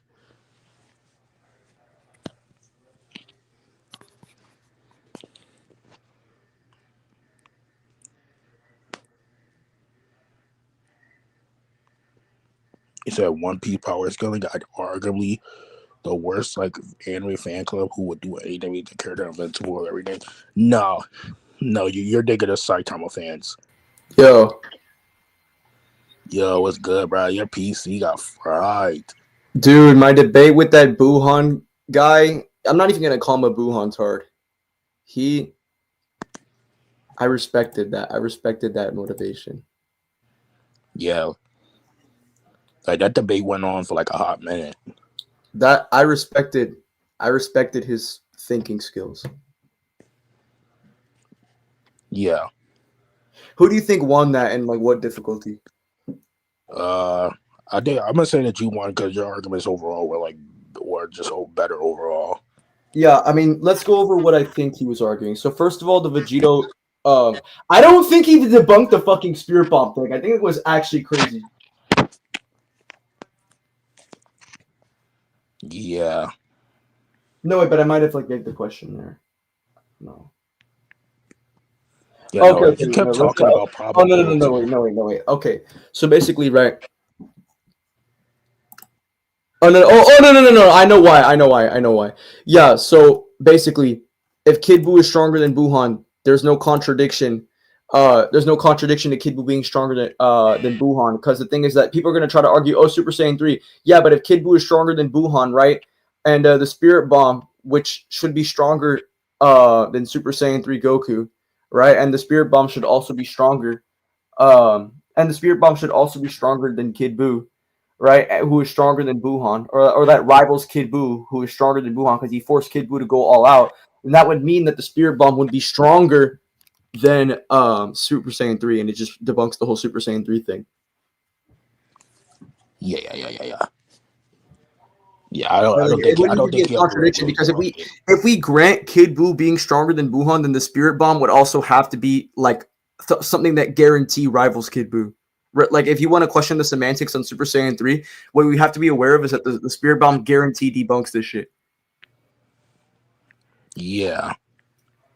And he kept going on about like probability and stuff. Oh yeah, so here's the thing, right? So he kept going into his possibility point and bringing up examples. Like I said, yo, bro, we're not denying possibility, except that when we are comparing both interpretations, like there's a problem with that. Like there's a clear issue with that, right?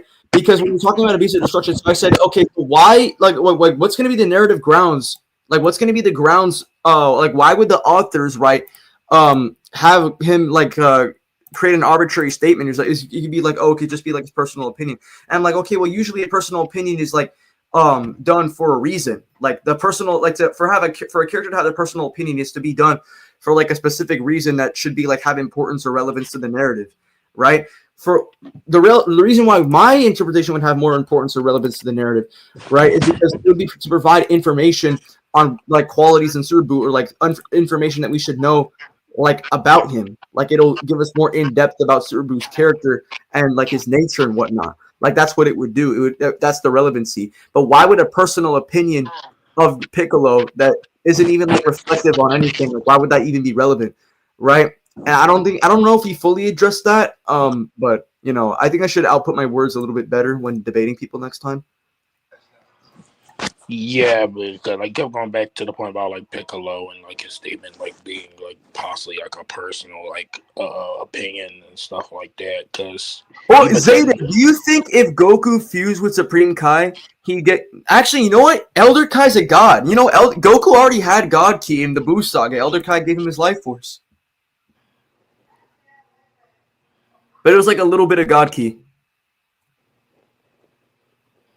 Yeah, it was I could say it was a little bit of God Ki. It's not like definitely not nearly enough. But it would prove that God Ki and Mortal Ki can exist at the same time, though. So that's pretty funny.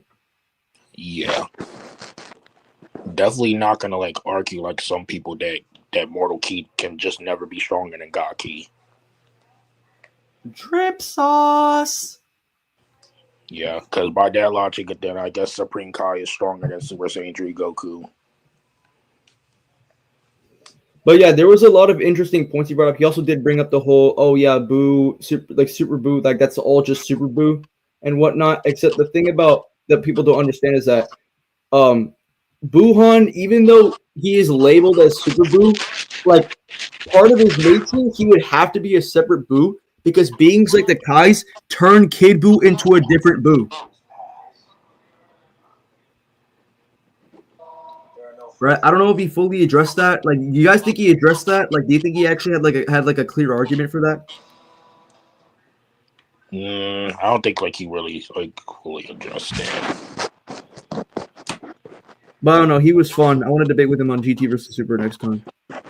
Yeah, he wasn't bad. I had a lot more fun debating him than a lot of other fucking debaters.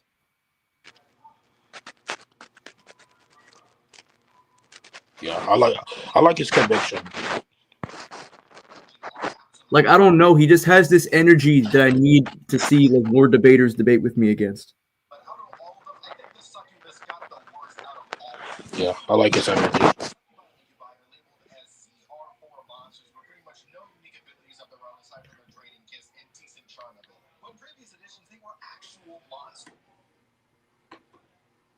Yeah, we definitely need more people like that.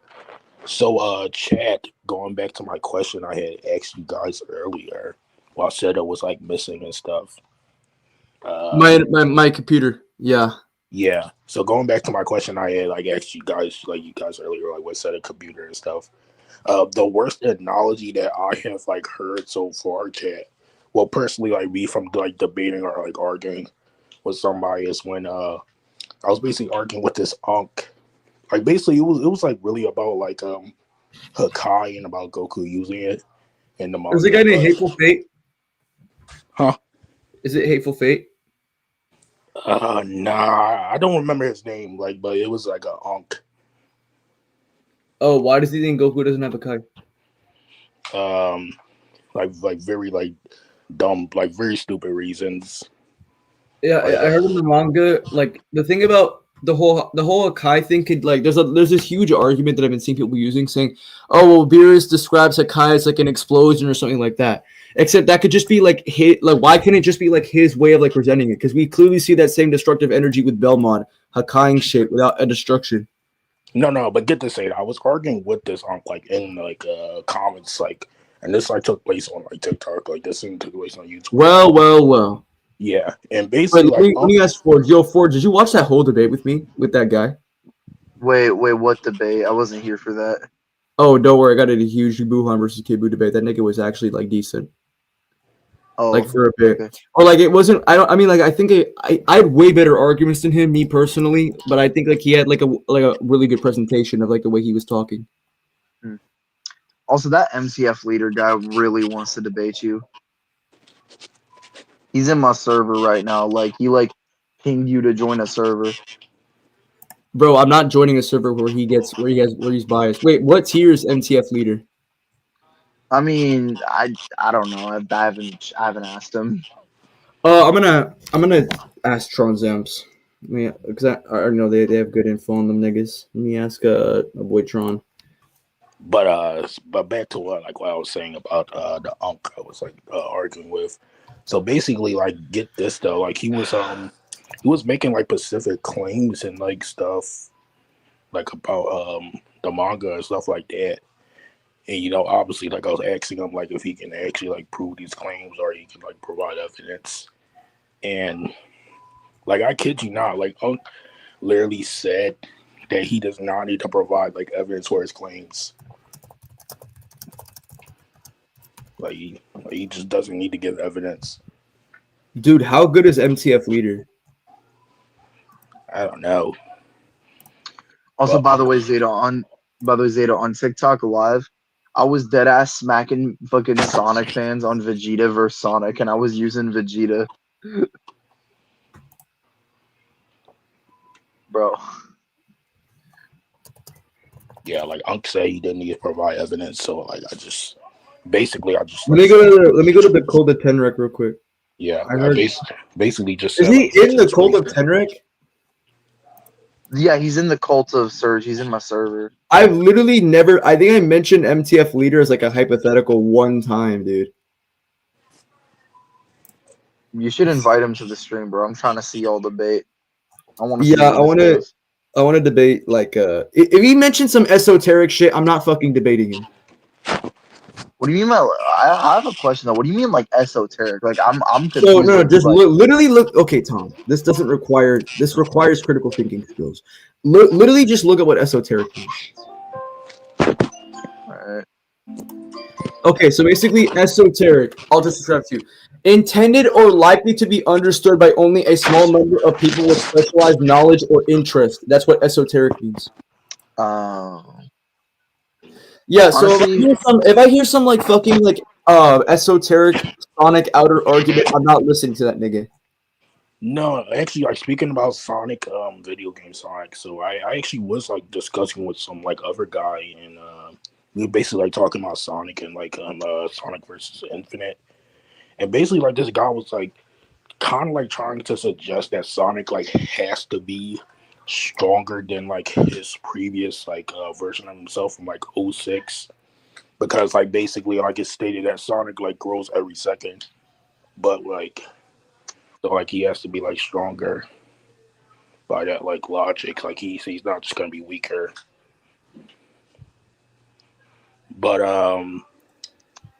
like even though like it's stated that Sonic like grows every second, like there's no actual way to quantify how much he's growing. Like we don't actually know.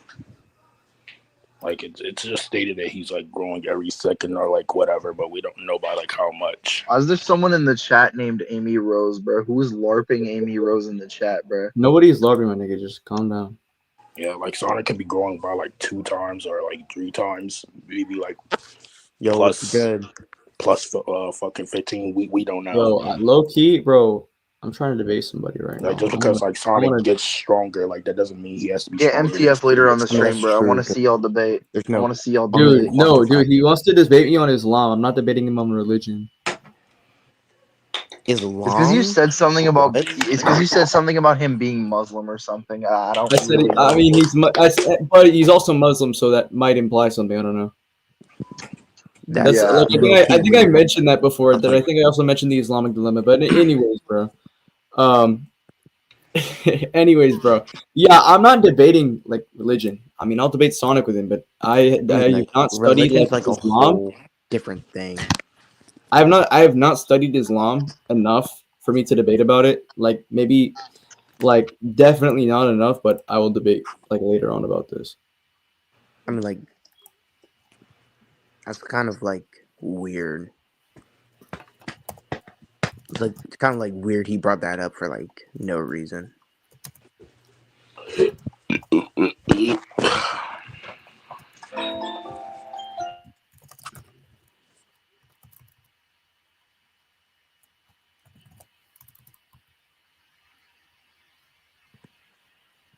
Who's the strongest Dragon Ball CAC? Would that be like Ace from like Xenoverse 1, in my opinion? Speaking of Dragon Ball Xenoverse CACs, Why the fuck are they unironically broken as hell? I don't know. It's just like Xenoverse scaling is like mad broken, like because of the time crystal. Do I think Supersonic stole my reverse? Yeah, no. What the fuck? No, that dude is losing to like. Thank you. No. GT Pan. Okay, bro. Okay, bro. Gets assaulted by Goku. Yeah. I mean, if you want to say Sonic was the Goku, that's more reasonable. But Pan, what has she really done in GT? Bitch. Just bitch along the way. That's it. All she does is bitch. I mean, like, she barely did anything besides bitching and complaining. Shit, man, this shit is mad grandpa. silent. This shit is mad silent, bro. I'm not debating NTF on religion. That's not my problem. I'll get Steezy to do if he keeps wanting to press me about that shit. Can you stack Kaioken times 20 on Beast? Yeah, I'm not hearing that shit. Anyways, we're gonna move on. No, he was reading a comment. He was reading a comment.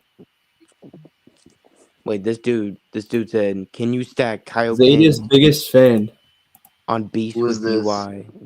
Yo, wait. Who has Super Goku solos added? I don't know. I definitely don't. Dude, I'm trying to message him. Poppy Playtime sent me an email. Yo, who would win, GT Pan or Logical J? Yeah, I'm not hearing that shit. Anyways, we're gonna move on to a more relevant topic. Yeah, that's crazy. Yeah, dude, I'm literally just trying to have like an entertaining live stream right now. Do you guys want to go back to reactions? Like, should I really go back to reactions for this, dude? I don't know.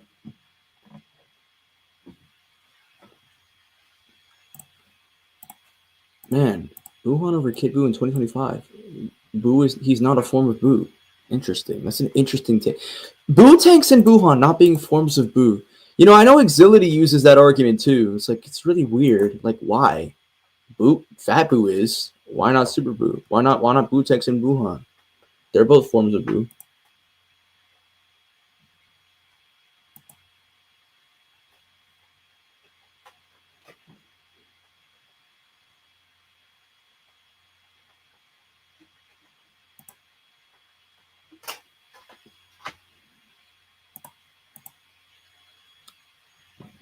Zeta, can I draw you an art? Yes, please. I got fan art from some guy who's really fucking great.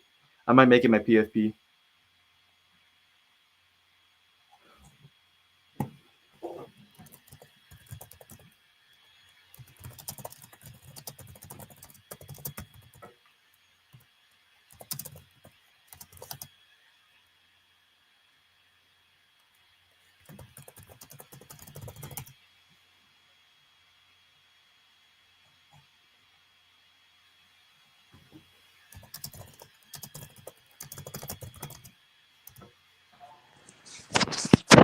Anyway, as I was saying about that, Unk before, like Unk was basically just saying like he doesn't have to provide like evidence for like claims.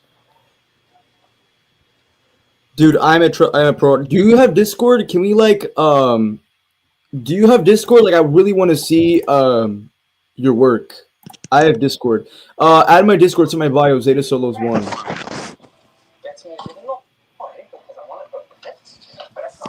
Okay, so this one says install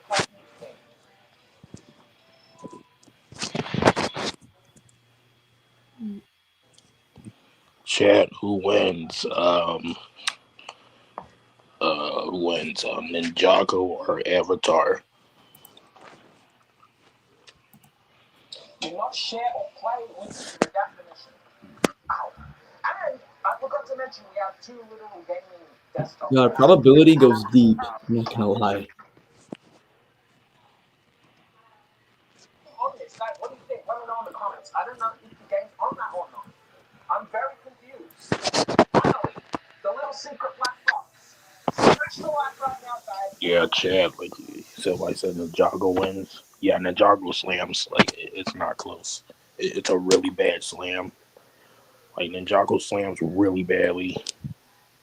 Like unironically, I could get like Ninjago above Game Sonic. Like unironically, like I could legit get the Ninja like from Ninjago above Game Sonic.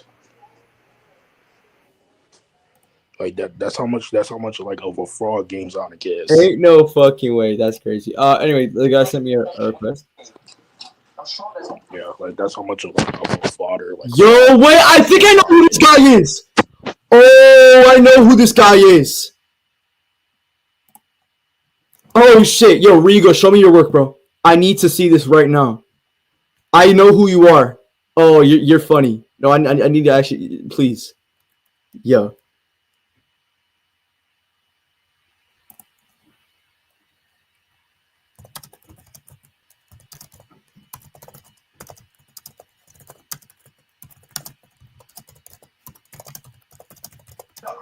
Cause somebody told me some of Ninjago's feats. Like I could tell you like one of their feats is like being able to close up the merge quakes in Dragon's Rising. Like there's an entire like Ninjago skill in Seta in like the scaling server Seta created. Yeah, I posted there. What the? Yeah, it's a really long scale. What the? Yo, Chad, this is a professional artist that wants to do. Yo, yo, yo, yo, yo, yo, yo, yo, yo, yo, yo, yo, yo, yo, yo, yo. Saying like Yo, yo, that's crazy. Is this you? Wait, why is there a different watermark? Wait, yo, are you LARPing, bro? Hold on, wait. Is he chat? Is he LARPing?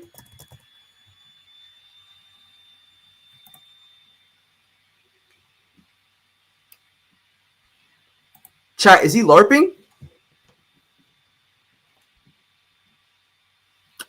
I'm gonna find out. Yo, Danny, can you hear me? Danny.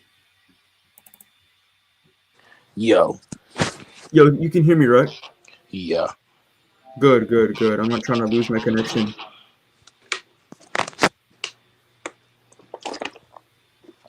Yeah, I'm probably gonna log off in a bit. Bro. Okay, yeah, that's fine.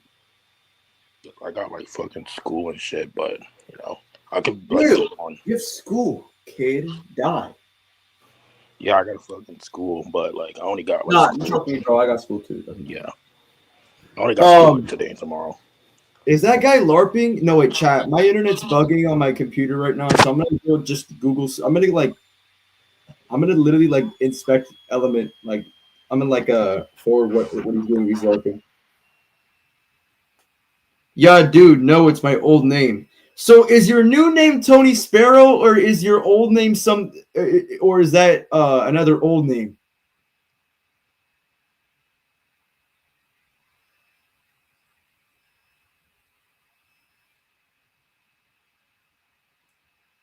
Buddy, I can make you sketches first.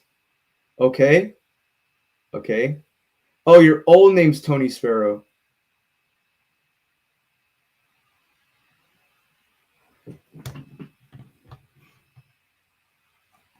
Yeah, I can reverse search the images. That's what I'm doing.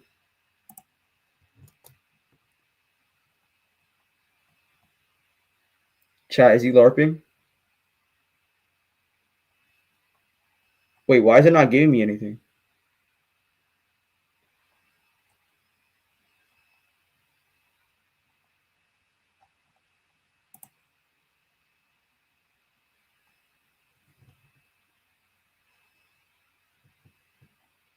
Chat, this is the guy who sent me artwork. Is he LARPing?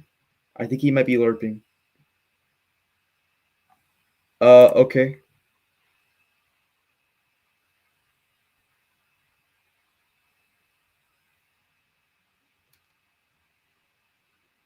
Wait, why did you do it? Wait, why did you join Discord on October 19th? Dumpling Sama on X.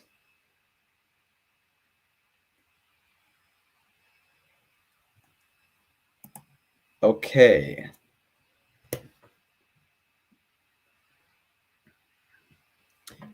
I mean, I don't know. Me personally, you might need some experience. Chad, is he LARPing?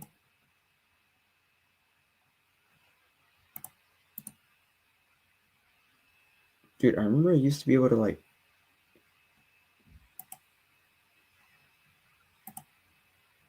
No, get me off this. Get me off this.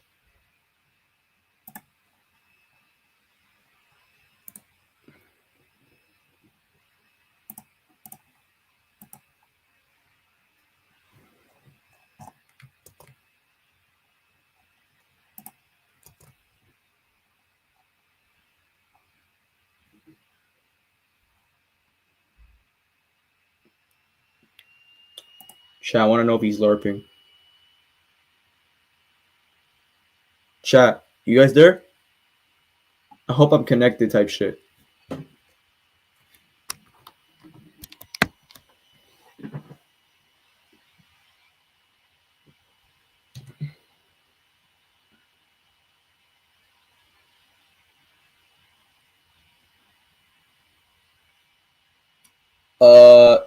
Yo.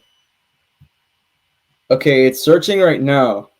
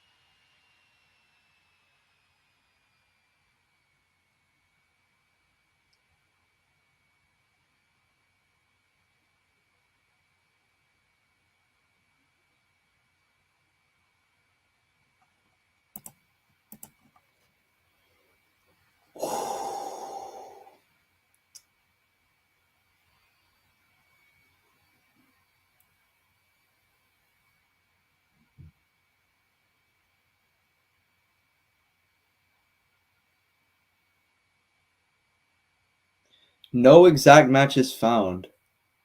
What about the other one?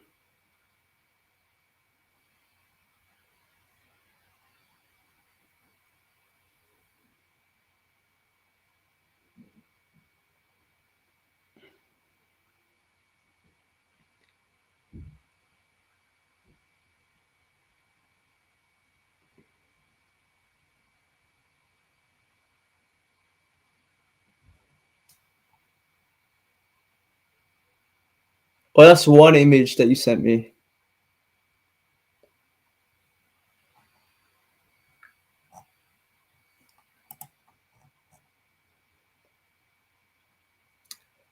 Okay, yeah, he's not LARPing, chat. I think he's not LARPing.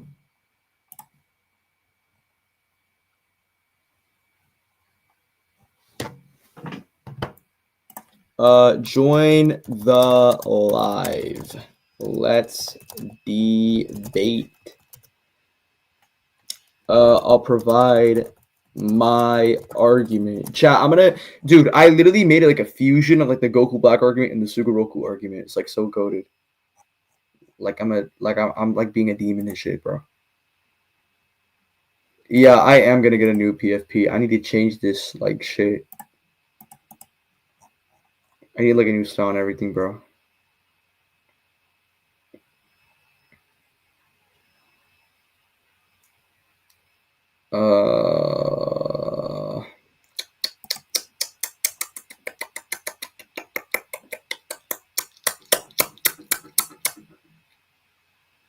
Yes, King.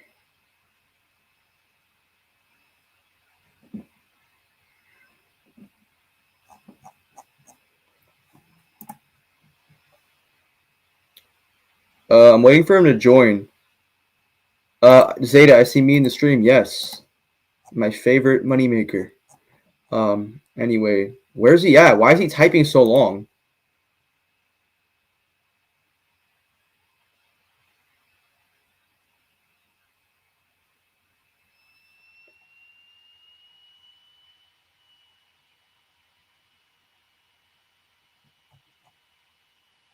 Where's he at? I'm trying to. Where's he at? Dude, I don't know where the fuck he is. I thought he wanted to join up. Come on, where you at?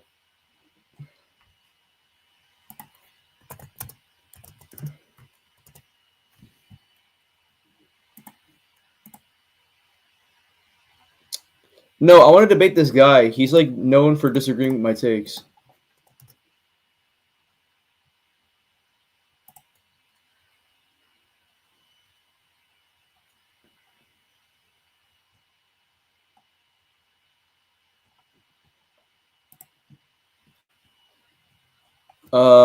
I don't know what's going on. Yeah, where is he?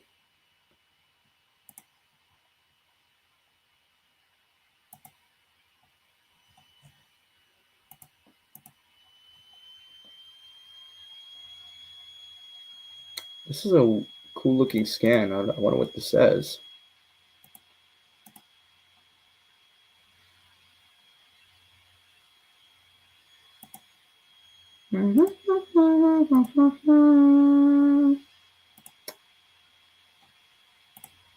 Did it really say that?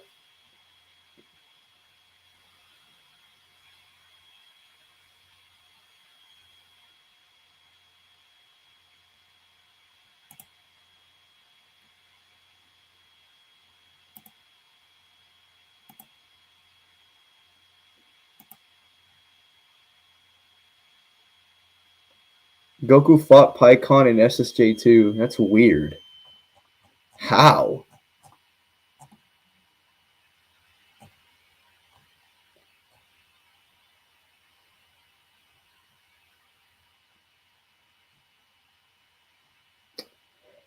Wow. Interesting. Why is it not? What's going on my Discord? Odd. It's supposed to be debating some guy. I want to debate some guy, but he's not showing up. I don't know where he's at. Oh my god, this is getting so boring. I've been waiting for a good debate. I look, I don't want to BC right now. It'll be quick, trust. It will be quick. We can do a quick discussion. I'm going to. It will be quick. It'll be, yeah. I'm gonna ask him. It'll be quick.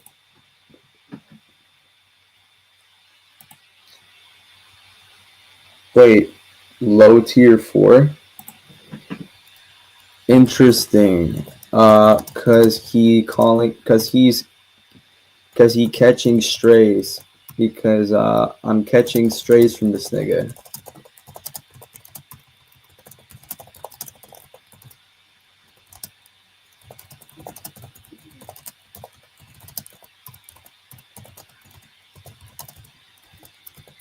Method of refuting Islam. Yeah, imagine.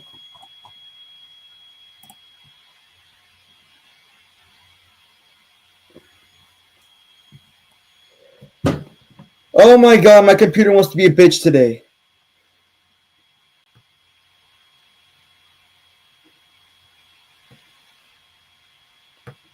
Is that what this wants to do today, chat? Is this what my fucking computer want to do? Chat, I'm gonna low-key turn this shit the fuck off. Like later, though.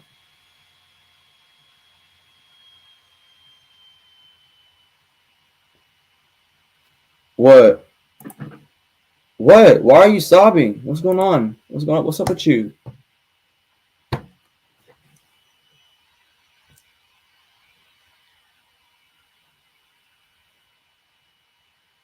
Zeta, would a hypothetical Super Saiyan 2 Cell Saga be Goku? No. Yo, Gohan was stronger and he has rage boosts. There's no way.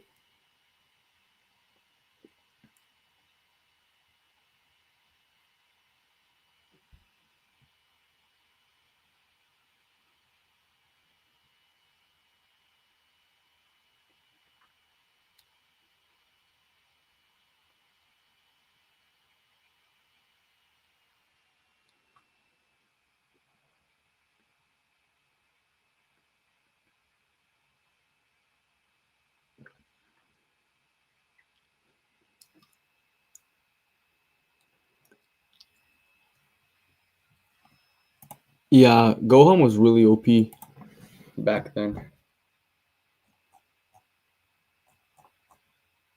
Damn, everything is so like odd. All right, I'm gonna ask Cryptic. Cryptic, are you trying to debate right now? I am live. Let's do Cryptic. I am live. I'm looking for some debates. Okay. Shit, not even Cryptic wants to do it. Damn, something. Am I in the wrong world? Dude, I debated Cryptic before. Okay.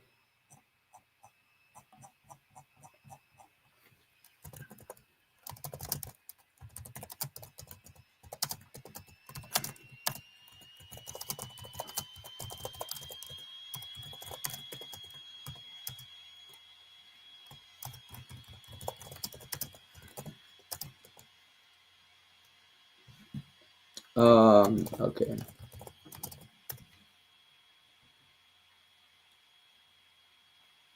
Odd.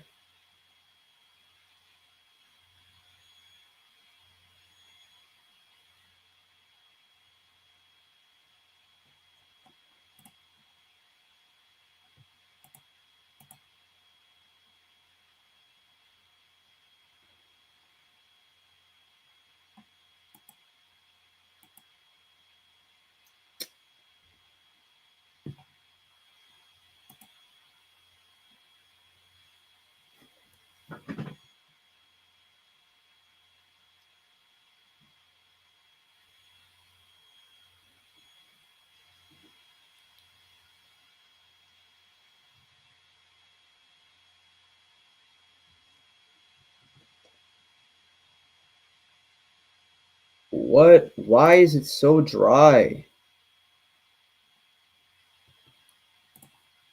Chat, what is happening?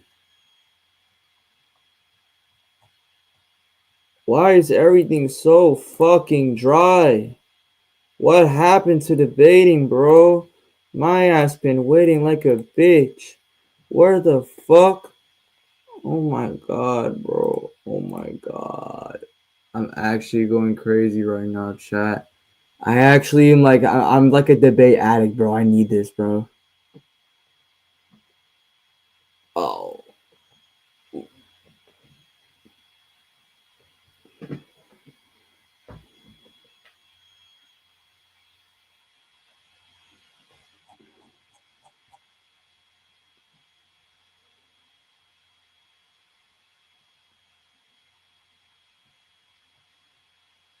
That's Zeta. Interesting. Man, everyone's making fan art.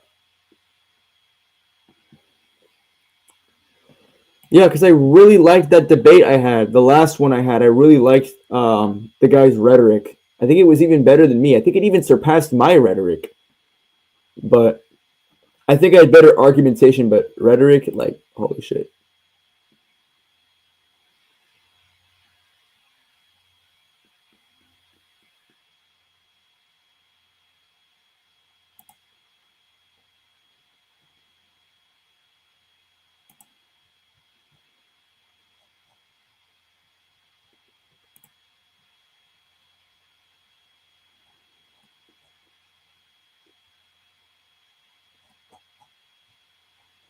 Holy Zeta spamming.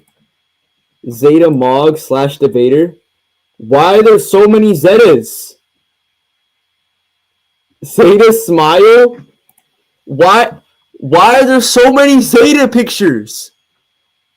What the fuck? Oh, finally, someone joined. Thank Jesus Christ. Someone actually joined to debate me. I've been waiting for so long. Okay. No, I'm lagging at the wrong time. No. No. Hello? Yo. Yo, you trying to debate right now? Yo. Yeah, you trying to debate right now? Yo. Yeah, are you trying to debate right now? Hello? Yo, chat, I think he's in his own world right now. Yo, what's up, bro? Hello? Yo. Yo, can you hear me? Yeah, my shit. Something is something is going on, bro. I don't know. Can you hear me? Yeah, I can hear you. Okay, yeah, I'm good. Yeah, so do you want to debate? Yeah, sure. Okay, what do you disagree with me on? What's your stance? What's your claim? What are we debating? No, but like, are there any specific topics or claims that I made that you disagree with me on, or I can like create my own topic, like that we can debate on? Oh yeah, I got you. I don't think Goku at the beginning of GT is stronger than DBS Goku post SS God. Poster. Yeah. So what's gonna be the argument for that? My argument is that Goku doesn't get as strong, and he doesn't get as strong as. Yeah. So that's not an argument. That's a claim. I'm asking you, what's the argument for Super Saiyan God Goku scaling above start of GT Goku? Like, what's the argument? Goku doesn't get as strong from the end of. That's a claim. That's not an argument. I'm asking for an argument.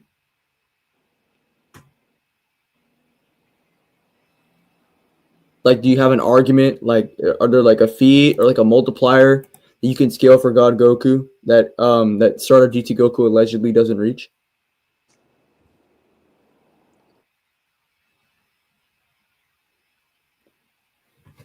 Wow.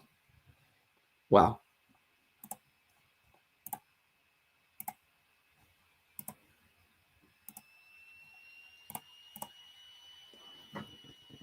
Yo, so are you there? Okay.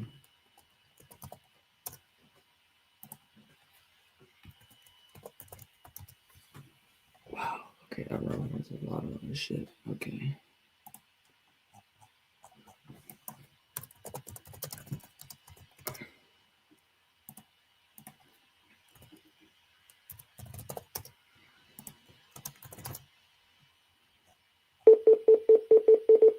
Hello?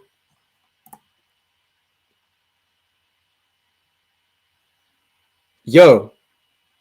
Yeah, I'm still here. Yeah, so do you have an argument? Because so far you made a claim, you're not making an argument. Yeah, what is the argument for Super Saiyan God Goku? Like, what is your scale for Super Saiyan God Goku? You're saying that start of GT Goku does not beat Super Saiyan God Goku. Do you have an argument? Yeah, the God powers just made him that much stronger. Okay, what's the okay? Scale the God powers. Yeah, so why would Super Saiyan God Goku like scale above? Because so far you're not giving me a scale, you're giving me a claim. Why wouldn't he scale above GT Goku at the beginning? Because I'm asking you the question. Like that's holy burden shift. I'm asking you, can you provide an argument?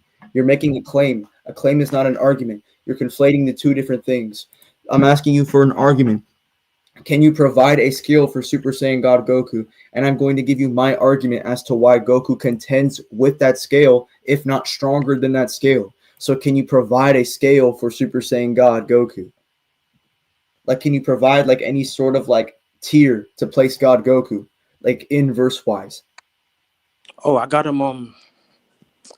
I have God Goku Universal. Okay, okay. Even fucking Majin Buu is universal. Like, and I'm not asking for like I'm not. And when I say tier, wait. So you don't think Buu is universal?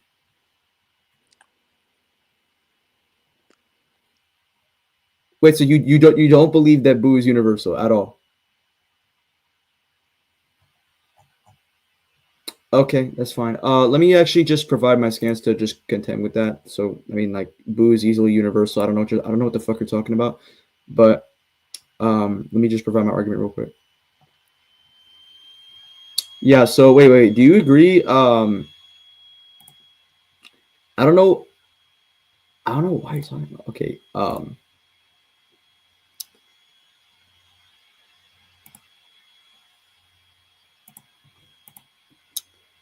wait. So you don't believe? So yeah. So you don't believe that Kid Boo's universal? Okay, I got you. Let me just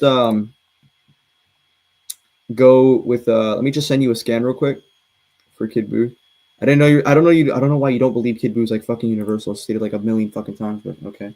Um.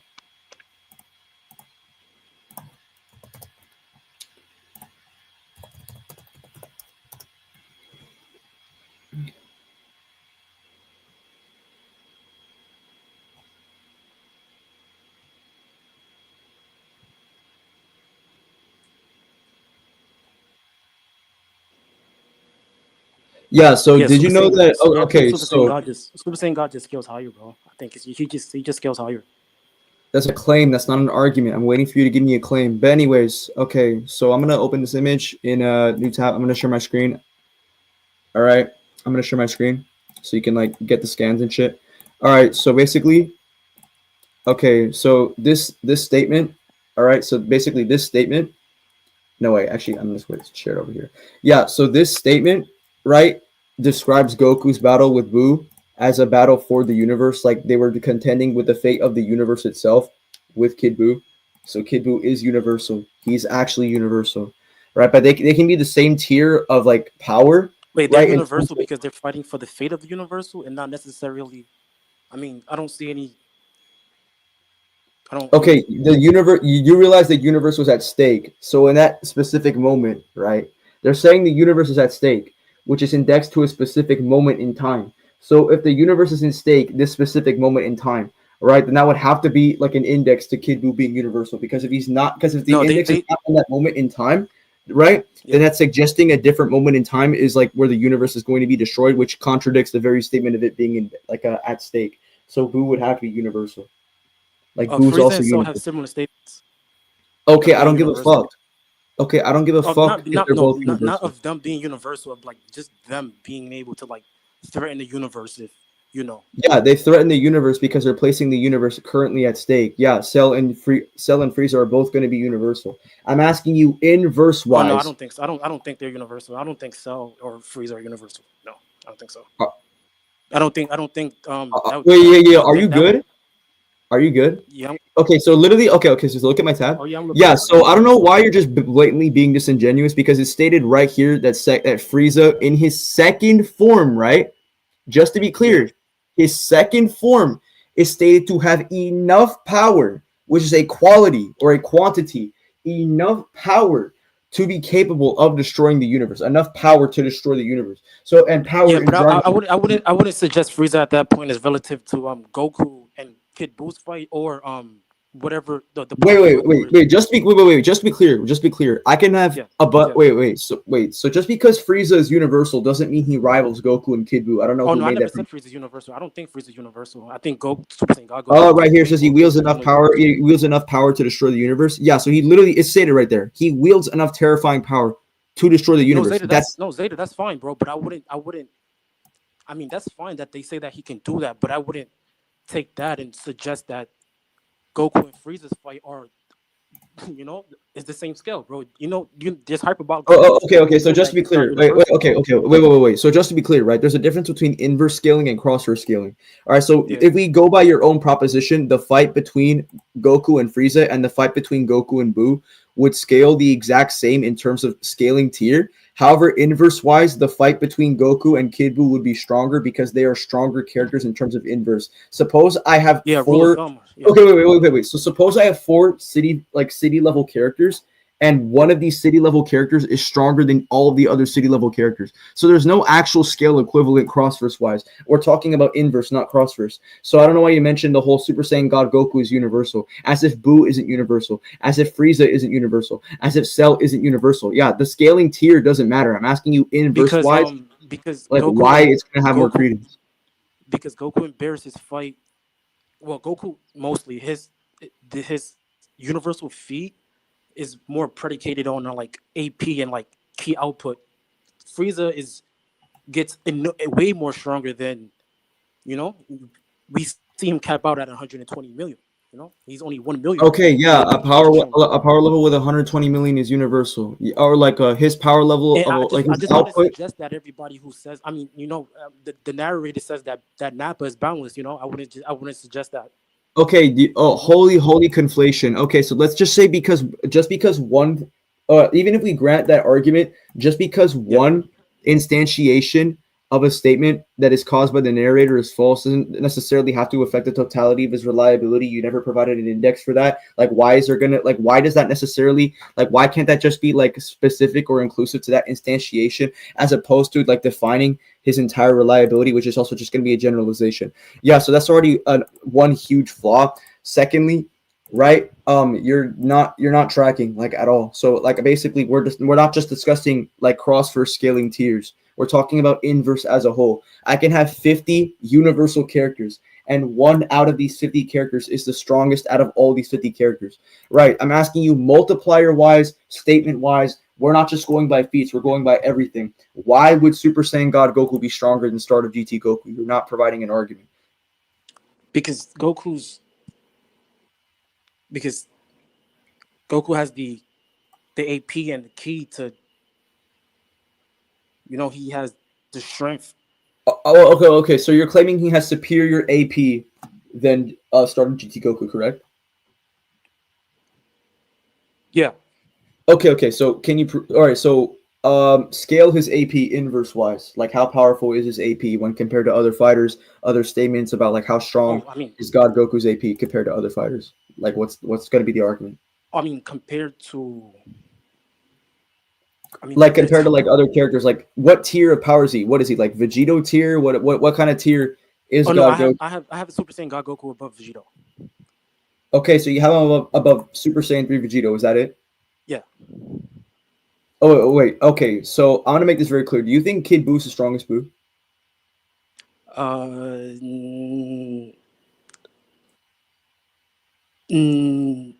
No. Okay, you know he's literally stated to be the strongest Buu, right? Yes, and I know that yes, I do. And I know that GT follows the anime continuity. Okay. All right, that's fine. All right, but anyways, since you admitted that Kid Buu is the strongest Buu, all right, so Kid Buu is strong. I didn't admit that. You just admitted that you agreed to that. What the fuck? No, Holy backtrack of doom. What the fuck? No, bro. I just said no. I don't think Kid Buu's the strongest. But yeah, and I said there's a statement that literally says he is. Yeah, because I'm aware of the statement. I'm aware of the guides and stuff. Okay, so then why don't you agree?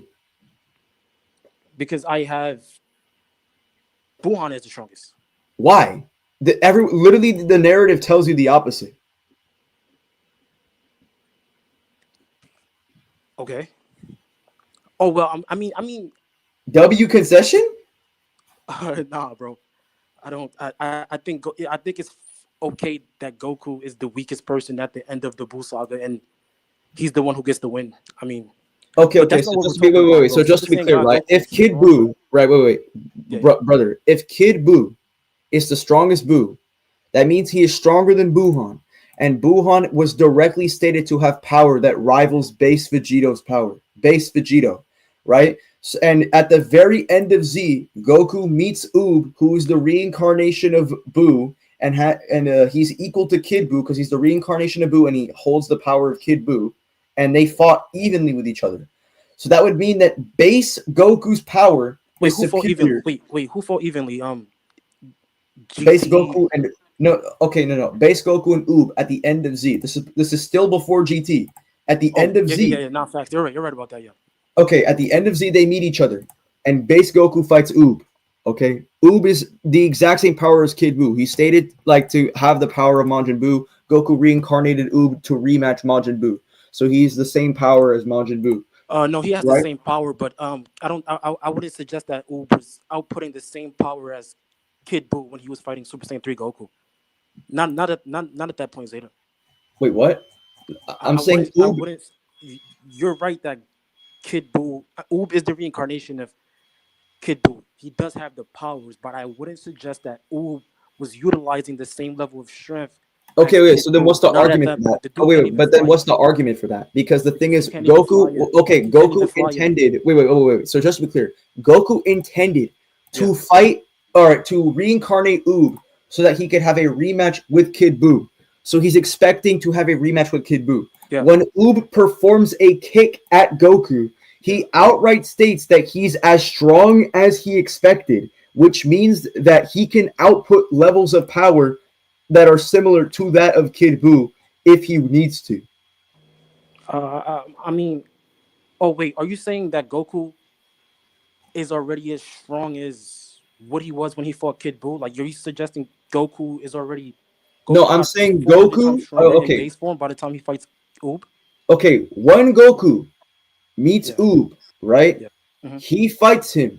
Okay. He Also, gets Super Saiyan 3 is not equal to Kid Buu either. That's just blatantly false. Kid Buu is Oh no, way I don't think so either. stronger. I don't think so either. I don't think so. Okay, so yeah, so the 400 times boost isn't true. But anyway, that's not my point. My point is that Goku fights Kid Buu, or Goku fights Kid Buu, right? He Yeah. intends to fight Oob. He intends to reincarnate Kid Buu so that he can have a rematch with Buu. So he's expecting to fight Buu again. Then after he fights Kid Buu, right, or after he fights Oob, he makes the statement that Oob is as strong as he expected from attacks that he was outputting. So Oob is equal to Kid Buu, who is stronger than Buhan, who is equal to base Vegito, and Goku fought evenly in his base form with Oob. So that would mean that base Goku has a higher base form than base Vegito, which would mean that Super Saiyan 3 End of Z Goku is stronger than Super Saiyan 3 Vegito, and Super Saiyan God is also stronger than Super Saiyan 3 Vegito. Yeah, And he mind could you, Vegeta. That's not what we're arguing. I know that.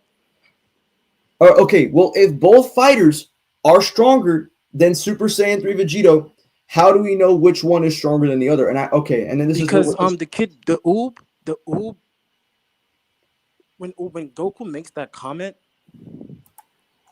are you suggesting that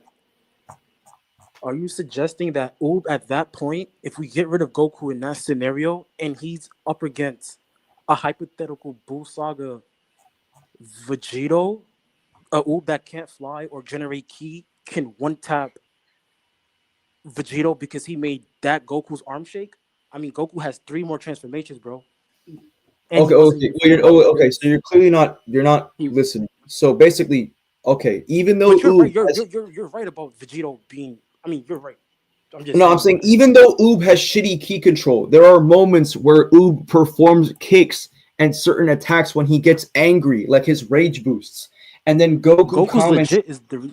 Yeah. Right, and Goku comments that he's as strong as he expected, and he was expecting to rematch Kid Buu. So that means that Oob is equal to Kid Buu, but who is stronger than Buhan, who is equal to base Vegito, and Goku fought evenly with Oob, if not stronger than Oob. So that would mean Oh no, that base Goku. I don't think they were even. If they were even, I disagree because if they were even, then I mean Goku went in there. Wasn't he like openly like Wasn't he mocking Oob to like draw out more power? Yeah, to like rage amp them. But anyway, that's not the point. The point is that even if you grant Goku being stronger than Oob, that just furthers my argument even more. But that's not the point. Since Goku has a higher base form than Vegito, that would mean that Super Saiyan 3 End of Z Goku is stronger than Super Saiyan 3 End of Z. I mean, not Super Saiyan 3 Buu Saga Vegito, right? So that would mean that both End of Z Goku and Super Saiyan God Goku are stronger than Super Saiyan 3 Vegito. Now the reason End of Z Goku wins, right, is because Yo, Super Goku Saiyan God trained. Goku is stronger than a strong. Super Saiyan God Goku is stronger than a.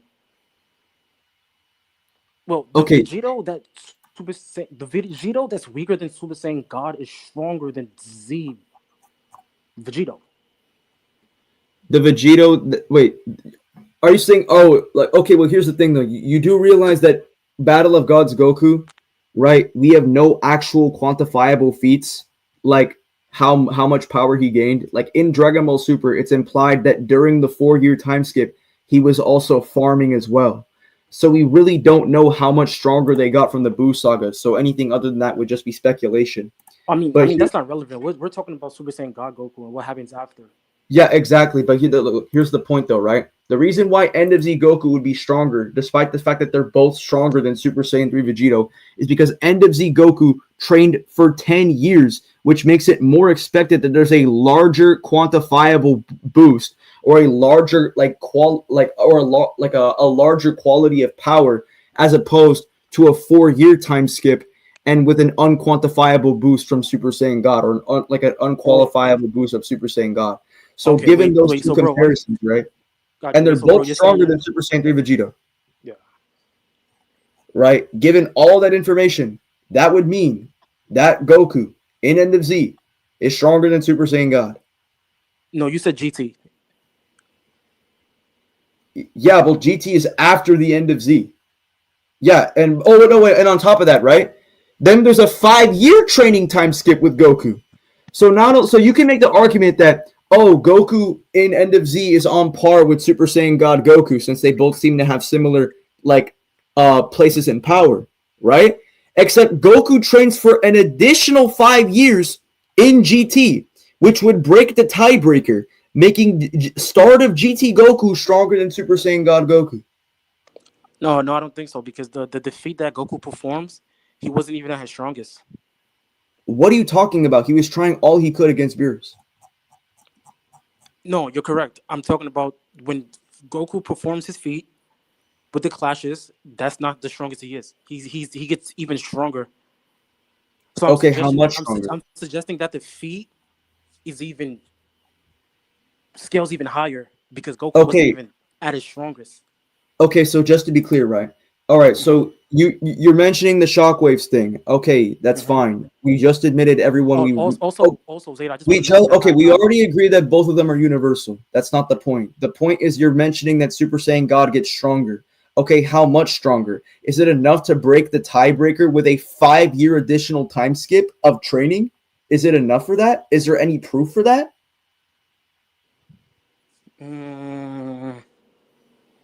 5-year times? You're talking about the time in between the end of Z to the beginning of GT? Exactly. So we already went over. So again, so Dave, we already went over that both End of Z Goku and Super Saiyan God Goku both surpass Super Saiyan 3 Vegito. However, End of Z Goku gets an additional 5-year time skip of training, right? Which is going to break the tiebreaker, right? Then Super Saiyan God Goku, right? Because a 5-year training time skip is going to be a superior boost, like at face value, than something we can't really quantify. I don't think so. That's some smaller time-based boost we can't quantify. Because what? God Goku's amp past Battle of Gods was only a couple of minutes before he lost against Beerus, when Goku's getting stronger for a whole span of 5 years.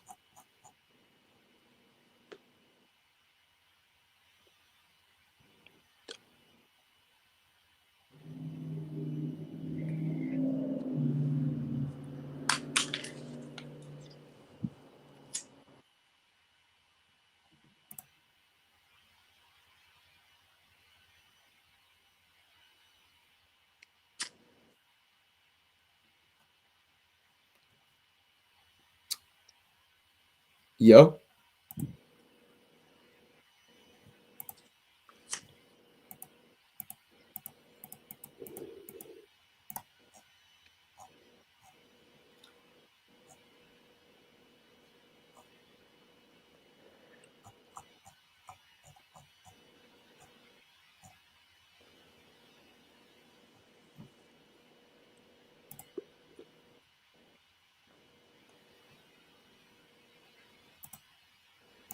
Yeah, so Z, yo, bro, I just think, Super Saiyan God Goku just has the better feat, bro. Bro, you're backtracking. We already admitted that both End of Z Goku and Super Saiyan God Goku are both universal. We already went over this with Frieza, Cell, and Buu. So they're both universal if we go by this logic. They are both universal, right? Now we have universal. Cell and Frieza. Cell and Frieza may be universal if they're not opposed by someone who is stronger than them, because Wait, are you suggesting that are you suggesting that a universal character cannot be stronger than a universal character? No, Zeta, hold on, bro. Hold on, bro. Hold on. I'm saying that the narrator will use Cell, for example. The narrator says, I mean, even the Namekians, they're like, yo, this nigga Cell can probably destroy the universe. Cell's one of Cell's most iconic moments is literally him saying that he thinks, he suggests that he has enough power to destroy the solar system, bro. Okay, I mean, if you destroy the universe, you're also. I'm saying hyperbolic statements can exist. Brother, it's not a hyperbolic statement. If you destroy the universe, you're destroying the solar system by proxy. I'm just saying I wouldn't suggest that Cell being universal in the context of Dragon Ball means that he just can fight anybody else who's literally universal, bro. That's not what okay, so Dave, that's not my argument. My argument is that they're all universal in terms of feats. Obviously, it's possible for a universal character to be stronger than another universal character. That's like saying that every city level if Cell is not fighting anybody and he's charging up a whole bunch of solar system also, wait. So just wait. Dave. Just be clear. The Namekians thought he was going to destroy the universe. And even Piccolo says that when he was charging that same Kamehameha, Piccolo sensed that it felt as if the whole universe was shaking. And mind you, Piccolo has like enhanced sensing. Like he can literally see beyond the planet. Like he can go, that's the Namekians. Across the entire universe, right? But here's the thing though, right? Yeah, sorry, go ahead, bro. Okay, but here's the thing though, right? If you destroy the universe, you're destroying the solar system by proxy. So what Cell is saying isn't even a contradiction, and all the Namekians are making the suggestion that he can destroy the universe or that he's affecting the universe. So it's not a contradiction. I'm saying, okay, but Dave, but what you're not understanding is that if they are all universal, right? That means feats-wise, they're all universal in terms of feats, okay? However, that doesn't mean that all of them are magically equal to each other. Like I can have. I know. Okay, so you understand that concept. Okay, so then let's engage with the main argument. So we know that End of Z Goku. Okay, we know that End of Z Goku. I just explained this to you. We know that End of Z Goku and Super Saiyan God Goku are both stronger than Super Saiyan 3 Vegito, based off what I just explained, unquantifiably. Yeah, because you have Kid Buu as the strongest. So yeah. Right, they're both the strongest. They're both stronger than Super Saiyan 3 Vegito, unquantifiably. However, unlike Super Saiyan God Goku, GT Goku gets an additional training boost worth of 5 years. Sure, Super Saiyan God gets stronger, but maybe for like the span of like 20 minutes that we can't even quantify what it is, right? But the thing is that 20 minutes is completely like inferior to like what, 5 years? So you can argue it's not inferior. You can argue Super Saiyan God got stronger in his fight with Beerus and whatnot, but it's completely inferior to a 5 years worth of training time skip, right? It's not inferior. How is it inferior? We see Goku at his weakest against Beerus, affecting the entire macrocosm. How is that? What? How is that? Okay, let me just make this a really easy analogy. So suppose I have X and Y. Wait. Okay, so suppose I have X and Y. X and Y are equal to each other, okay? However, X grows stronger for 5 years and Y grows stronger for 20 minutes, okay? We cannot quantify either growth. However, we know that Goku was getting stronger from longer periods of time. What? We don't need to quantify Super Saiyan God Goku's growth because we see when he gets access to the powers, it gives him enough strength to affect the entire macrocosm. We already went over how they're all universal. What is Goku's strength? Brother, we already went over how they're all universal. We already went over this. You're repeating the feats argument. We already went over that they're both universal, so it doesn't matter. They're both universal. That's fine. All right. They're both universal. However, right, given my analogy, right, suppose X and Y are equal in power and X grows stronger for 5 years. He gets stronger for 5 years and Y gets stronger for like what, 10 minutes. Okay, and we cannot quantify the growth. Y is already universal though. But given the longer period of time, we can assume that GT Goku, that the growth End of Z Goku had, is stronger than the growth that Super Saiyan God Goku had, because the only data we have available to us is how much time we had for both of them getting stronger. So with that data, right, GT Goku's training boost would break the tiebreaker between End of Z Goku and Super Saiyan God Goku.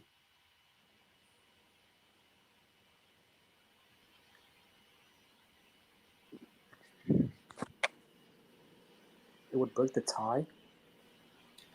Yeah, because they're both they're both stronger than Super Saiyan 3 Vegito. However, we cannot quantify how much stronger each one of them is, so we can just assume that they're both at the same tier of power for now. Wait, but why are you suggesting that Goku is still growing at that rapid rate while training with somebody he's immensely stronger than? Brother, I'm not arguing that that it's an immense growth. I'm saying it's a 5-year No, I know growth you're not arguing compared that. to a growth of 10 minutes. Yeah, I'm saying his training partner.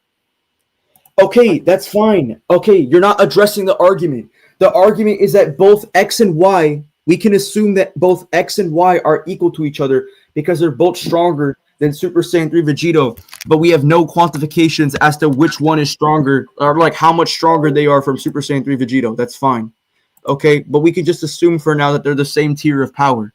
Then, on top of this, X trains for 5 years, and Y only grows stronger for like 10 minutes. We both don't know. We don't know the growth of either or, but we can just safely assume they're not the same tier of power, though, Zeta, because they're both stronger than Super Saiyan 3 Vegito. I don't know why I have to reiterate this to you. No, they're both stronger than Super Saiyan 3 Vegito. It's not. But here's my pushback. Goku. If you're gonna repeat the universal feat argument, we already went over this. No. Listen. I'm not gonna use that. I was gonna say that Goku before. Okay, so he's trained. Goku before we get to GT is training for 5 to 10 years. This is before Goku undergoes the Super Saiyan God transformation. Before any change happens, Huh? What? What? Okay, brother, I don't care about the growth. I'm talking about the time. X and we already established that End of Z Goku and Super Saiyan God Goku are both stronger than Super Saiyan 3 Vegito. However, we don't know how much either of them is stronger than Super Saiyan 3 Vegito. So if we can safely assume that they're at the same tier of power, okay? Now, to make a tiebreaker, GT Goku trains for 5 years when Super Saiyan God Goku gets stronger for only 10 minutes. We don't know the growth of either or of them. However, we can safely assume that because one of them is training longer, then they're going to be stronger. The Vegito that you're referring to, GT Goku being stronger than, is, like I said earlier, is weaker than the Vegito that I'm talking about. Even but how much weaker? You don't have an argument, so it doesn't matter. The few Z's. We don't know how much weaker. That's fine. We don't know how much weaker, and even then, it's probably not going to be a significant growth anyway, because within the 4-year time skip from the Buu Saga to Battle of Gods, Goku was too busy being a farmer. Like, he's actively shown taking care of his farm work, right? There's no evidence of an intense training growth. We don't know how much stronger they got, so it doesn't matter. The point is that one of them trained longer. That's the whole point, right? If they are both equal to Super Saiyan 3 Vegito, right? They are not equal. If they're both stronger than Super Saiyan 3 Vegito, right? We can safely assume they're at the same tier of power, since we don't know how much stronger either or is with Super Saiyan 3 Vegito, okay? We don't know that. However, right, to make a tiebreaker, one of them trains for an additional 5 years, where the other one gets stronger for 10 minutes. And because of there's a longer time for GT Goku, there's a longer time for End of Z Goku, we can safely assume that he's stronger than the one that trained for only 10 minutes. He didn't train for 10 minutes. Well, he didn't train for 10 minutes. He was like fighting beers for like what, like 10, 20 He minutes. didn't.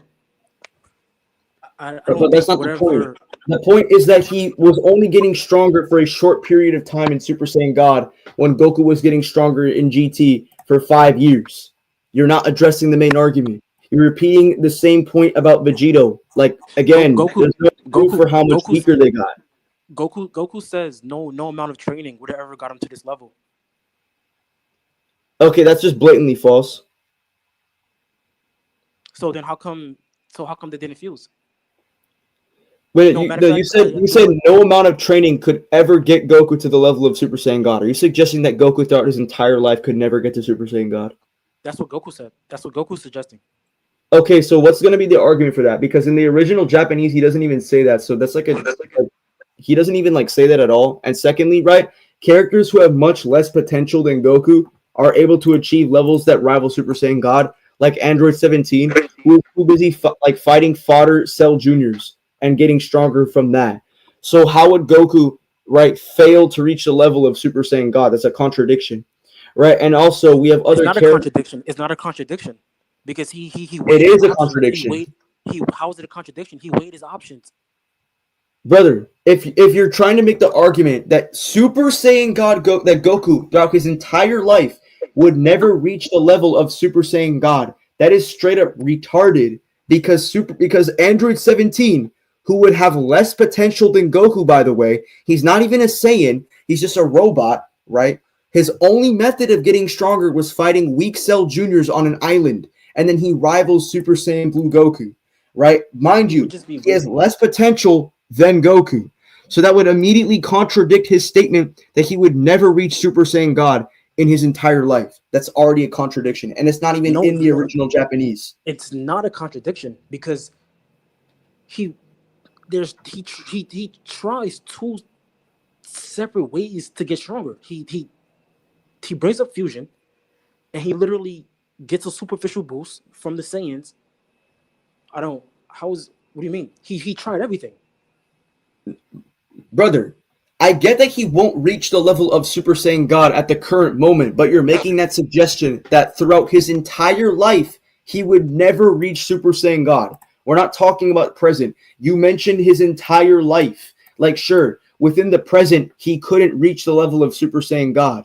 However, if you're trying to argue that he will never achieve Super Saiyan God in his entire life, you have no argument for this. And if you genuinely appeal to that, you're basically asserting that Android 17 has bigger potential than Goku, despite the fact that Goku is a Saiyan. Android 17 is just an android. He was only fighting Cell Juniors to get stronger and rivaling Super Saiyan Blue, whereas Goku is a Saiyan, right? He's an android. Whereas Goku is a Saiyan, he gets stronger, he gets Zenkais and whatnot, right? And he's the legendary Super Saiyan, which is just going to have more priors to suggest that he has a much greater potential than Android 17. And also, why are we just casually forgetting about these other fighters as well? Like, for example, right? What about Master Roshi? In the manga, he literally rivals Jiren. Like, he's able to contend with Jiren. Are you going to say old man Master Roshi has more potential than Goku? No, that's not true. No, he's I'm out saying, of time. Goku's still in his time, and his Saiyan biology allows him to get stronger. So there's no way that Goku would never be able to achieve the level of Super Saiyan God throughout his entire life. And lastly, it's not even in the original Japanese. So I don't know why you mentioned that proposition.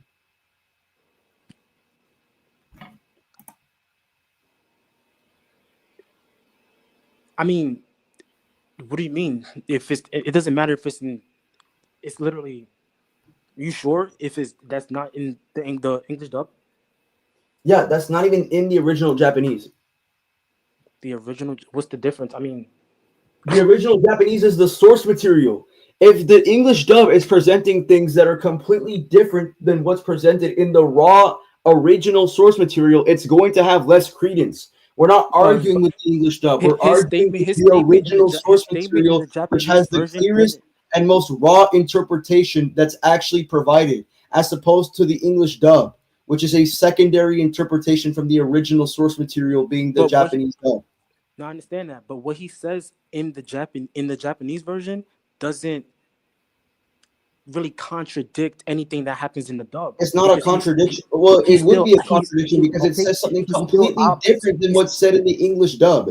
The Japanese version states that Goku could not reach the level of Super Saiyan God, right? This does not mean that this is in reference to his entire life, but rather within this current moment. He says that he couldn't reach a level of Super Saiyan God. Within this current moment, he could not reach that level, right? That doesn't mean he won't be able to achieve it throughout his entire life. We just know currently, at least, that he wouldn't be able to achieve the level of Super Saiyan God right now. At that current moment. How would he know that he's reaching the level of Super Saiyan God without he's not even the beings who even let him know that a Super Saiyan God is a thing, these outerversal beings, he's not even supposed to know they exist. So yes, Goku can continue to train, but how would he himself know that, hey, I'm reaching a level that no one has ever reached, and I'm just gonna, you know? Yo, holy contradiction. Wait, so if he never knows if it's the level of Super Saiyan God, then you can't really make his statement reliable. Because you're saying that Goku would never reach the level of Super Saiyan God throughout his entire life. But if you're questioning Goku's knowledge itself, then the statement's just unreliable. We can conclude. Even if it's not the level of Super Saiyan God, he just knew there was some shit out there that he would never be able to achieve to change the fact that he got one-tapped by Beerus. Yeah, but you're suggesting the reach that is so big that he would never be able to reach the Super Saiyan God power level throughout his entire life. Yes. Right? Which is just never supported. Like, sure, like it's true within the current moment. Super Saiyan God he couldn't level reach that just power can't level. exist. But if we're talking about his entire life, that's just not true. Wait, so how can you quantify how strong he gets as time goes on without Super Saiyan God exists, and quantify that boost as a Super Saiyan God? Okay. So Dave, I don't think you're engaging. Dave, I don't think you're engaging. My question is, Dave, I'm gonna make this very clear. Do you think that Goku would never be able to achieve the level of Super Saiyan God throughout his entire life? Do I think Goku? No. Okay. So we can just. But I think he can get uber powerful. Yeah, dude, sure. He can get like more powerful, but that's not addressing my argument. We don't know the quantifiable difference between those two powers. We just know that in order to break the tiebreaker between End of Z Goku and God Goku is that GT trained for 5 years, whereas Super Saiyan God Goku got only a little bit stronger, or only got like a specific amount stronger, right, from his fight with Beerus, right, which isn't even like 10 minutes. Right, Goku got stronger for a span of 5 years. So even though they're both unquantifiable, we can assume that because GT Goku trained longer, we can assume that the training boost was stronger than the Super Saiyan God power getting stronger. So in comparison to both those things, we can just make an argument based on time. So that's the tiebreaker. Goku's not hard. I'm not saying that prior to Super Saiyan God that Goku's not universal. I'm not saying that he's not. But I'm saying that hyperbolic statements exist, and Super Saiyan God depicted what universal strength looks like. And in the context of Dragon Ball, key is important. Key is important. How much power your output. Okay. Dave, hyperbolic statements exist. Nobody's denying that. However, those hyperbolic statements are just going to be instantiated or just like indexed to those specific statements as a whole. It doesn't define the totality of like a narrator's reliability or statements. So that's already like a composition fallacy and just a hasty generalization. Right? Because that's not required. Like that doesn't even logically follow. What's not required? It's not required for hyperbolic statements from a narrator, right? Or authoritarian figure to define the totality of their reliability. That's just that's legit just a hasty generalization. Right, so it's not like in those hyperbolic statements, like they can just be indexed to those specific statements that are being hyperbolic in question. It doesn't define other statements and it doesn't affect other statements. That's totally fine. it doesn't defeat the fact that both Frieza, Cell, and Buu are all universal, and God Goku is universal. And we know GT Goku. They're would not. definitely They're universal. They're universal threats, but they're not universal threats to people who can output universal strength. Get what I'm saying? What? Like Goku can literally output. Brother, they all can output universal strength. It's just that Goku can output greater universal strength. Bro, no. Frieza and Cell cannot output universal strength. Frieza cannot output universal strength, bro. To one. Then what's this statement right here? Are you suggesting Frieza at 150 at 1 million can raise his ki enough to affect 7 space time? That's multiversal, not universal. You claimed he was fucking universal. Different dimensions. Bro, what the fuck are you talking about? Frieza, brother, you said Super Saiyan God was universal, not multiversal. Why are you switching? Frieza at 1 million is not destroying the universe. Yo, my nigga, you're not answering my question. You said Super Saiyan God was fucking universal. Why are you switching your stance to argue for multiversal for the debate? Because that's just disingenuous. He's either universal or multiversal. You might as well have just said he's multiversal at the beginning of this debate, and I would have presented a different argument.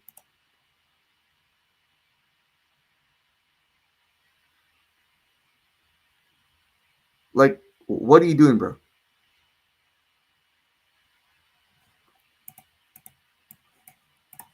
Yeah, wait. 10, 9, 8, 7, 6, 5, 4, 3, 2, 1. Yeah, he's out. Yeah, he's not engaging. Yeah, holy, that was just really bad. I don't know why. I don't know why he did that, chat. Chat, this was like a really bad debate.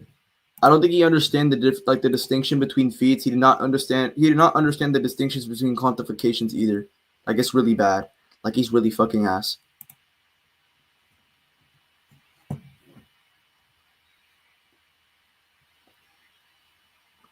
Yeah, GT Nags. GT fucking Nags, bro.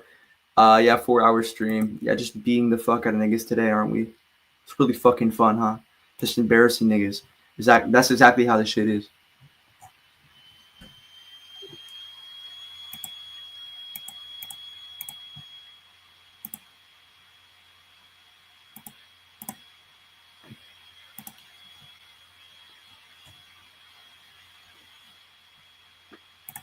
Like, that was like really cringe. Bro loves his feats. Yeah, bro after finding out everyone in Dragon Ball past Namek Saga is universal. Oh, I know he got mad at that.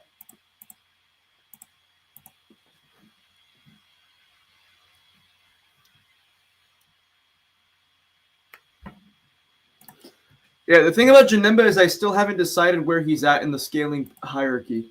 I'm like a little bit confused on that.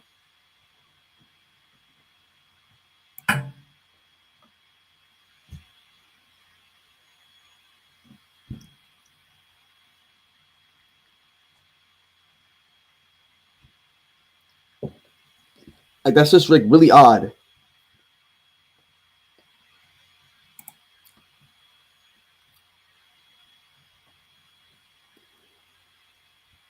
Chat, I'm gonna end stream. Oh my god, what a day.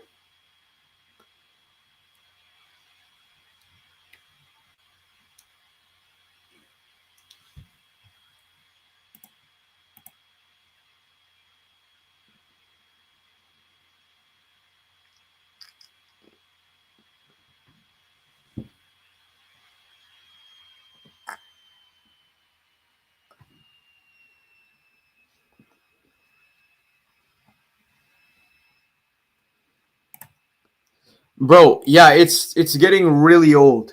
I don't know why he's doing that. I don't think he has a really like coherent like understanding of like what's going on. But anyway, see you guys.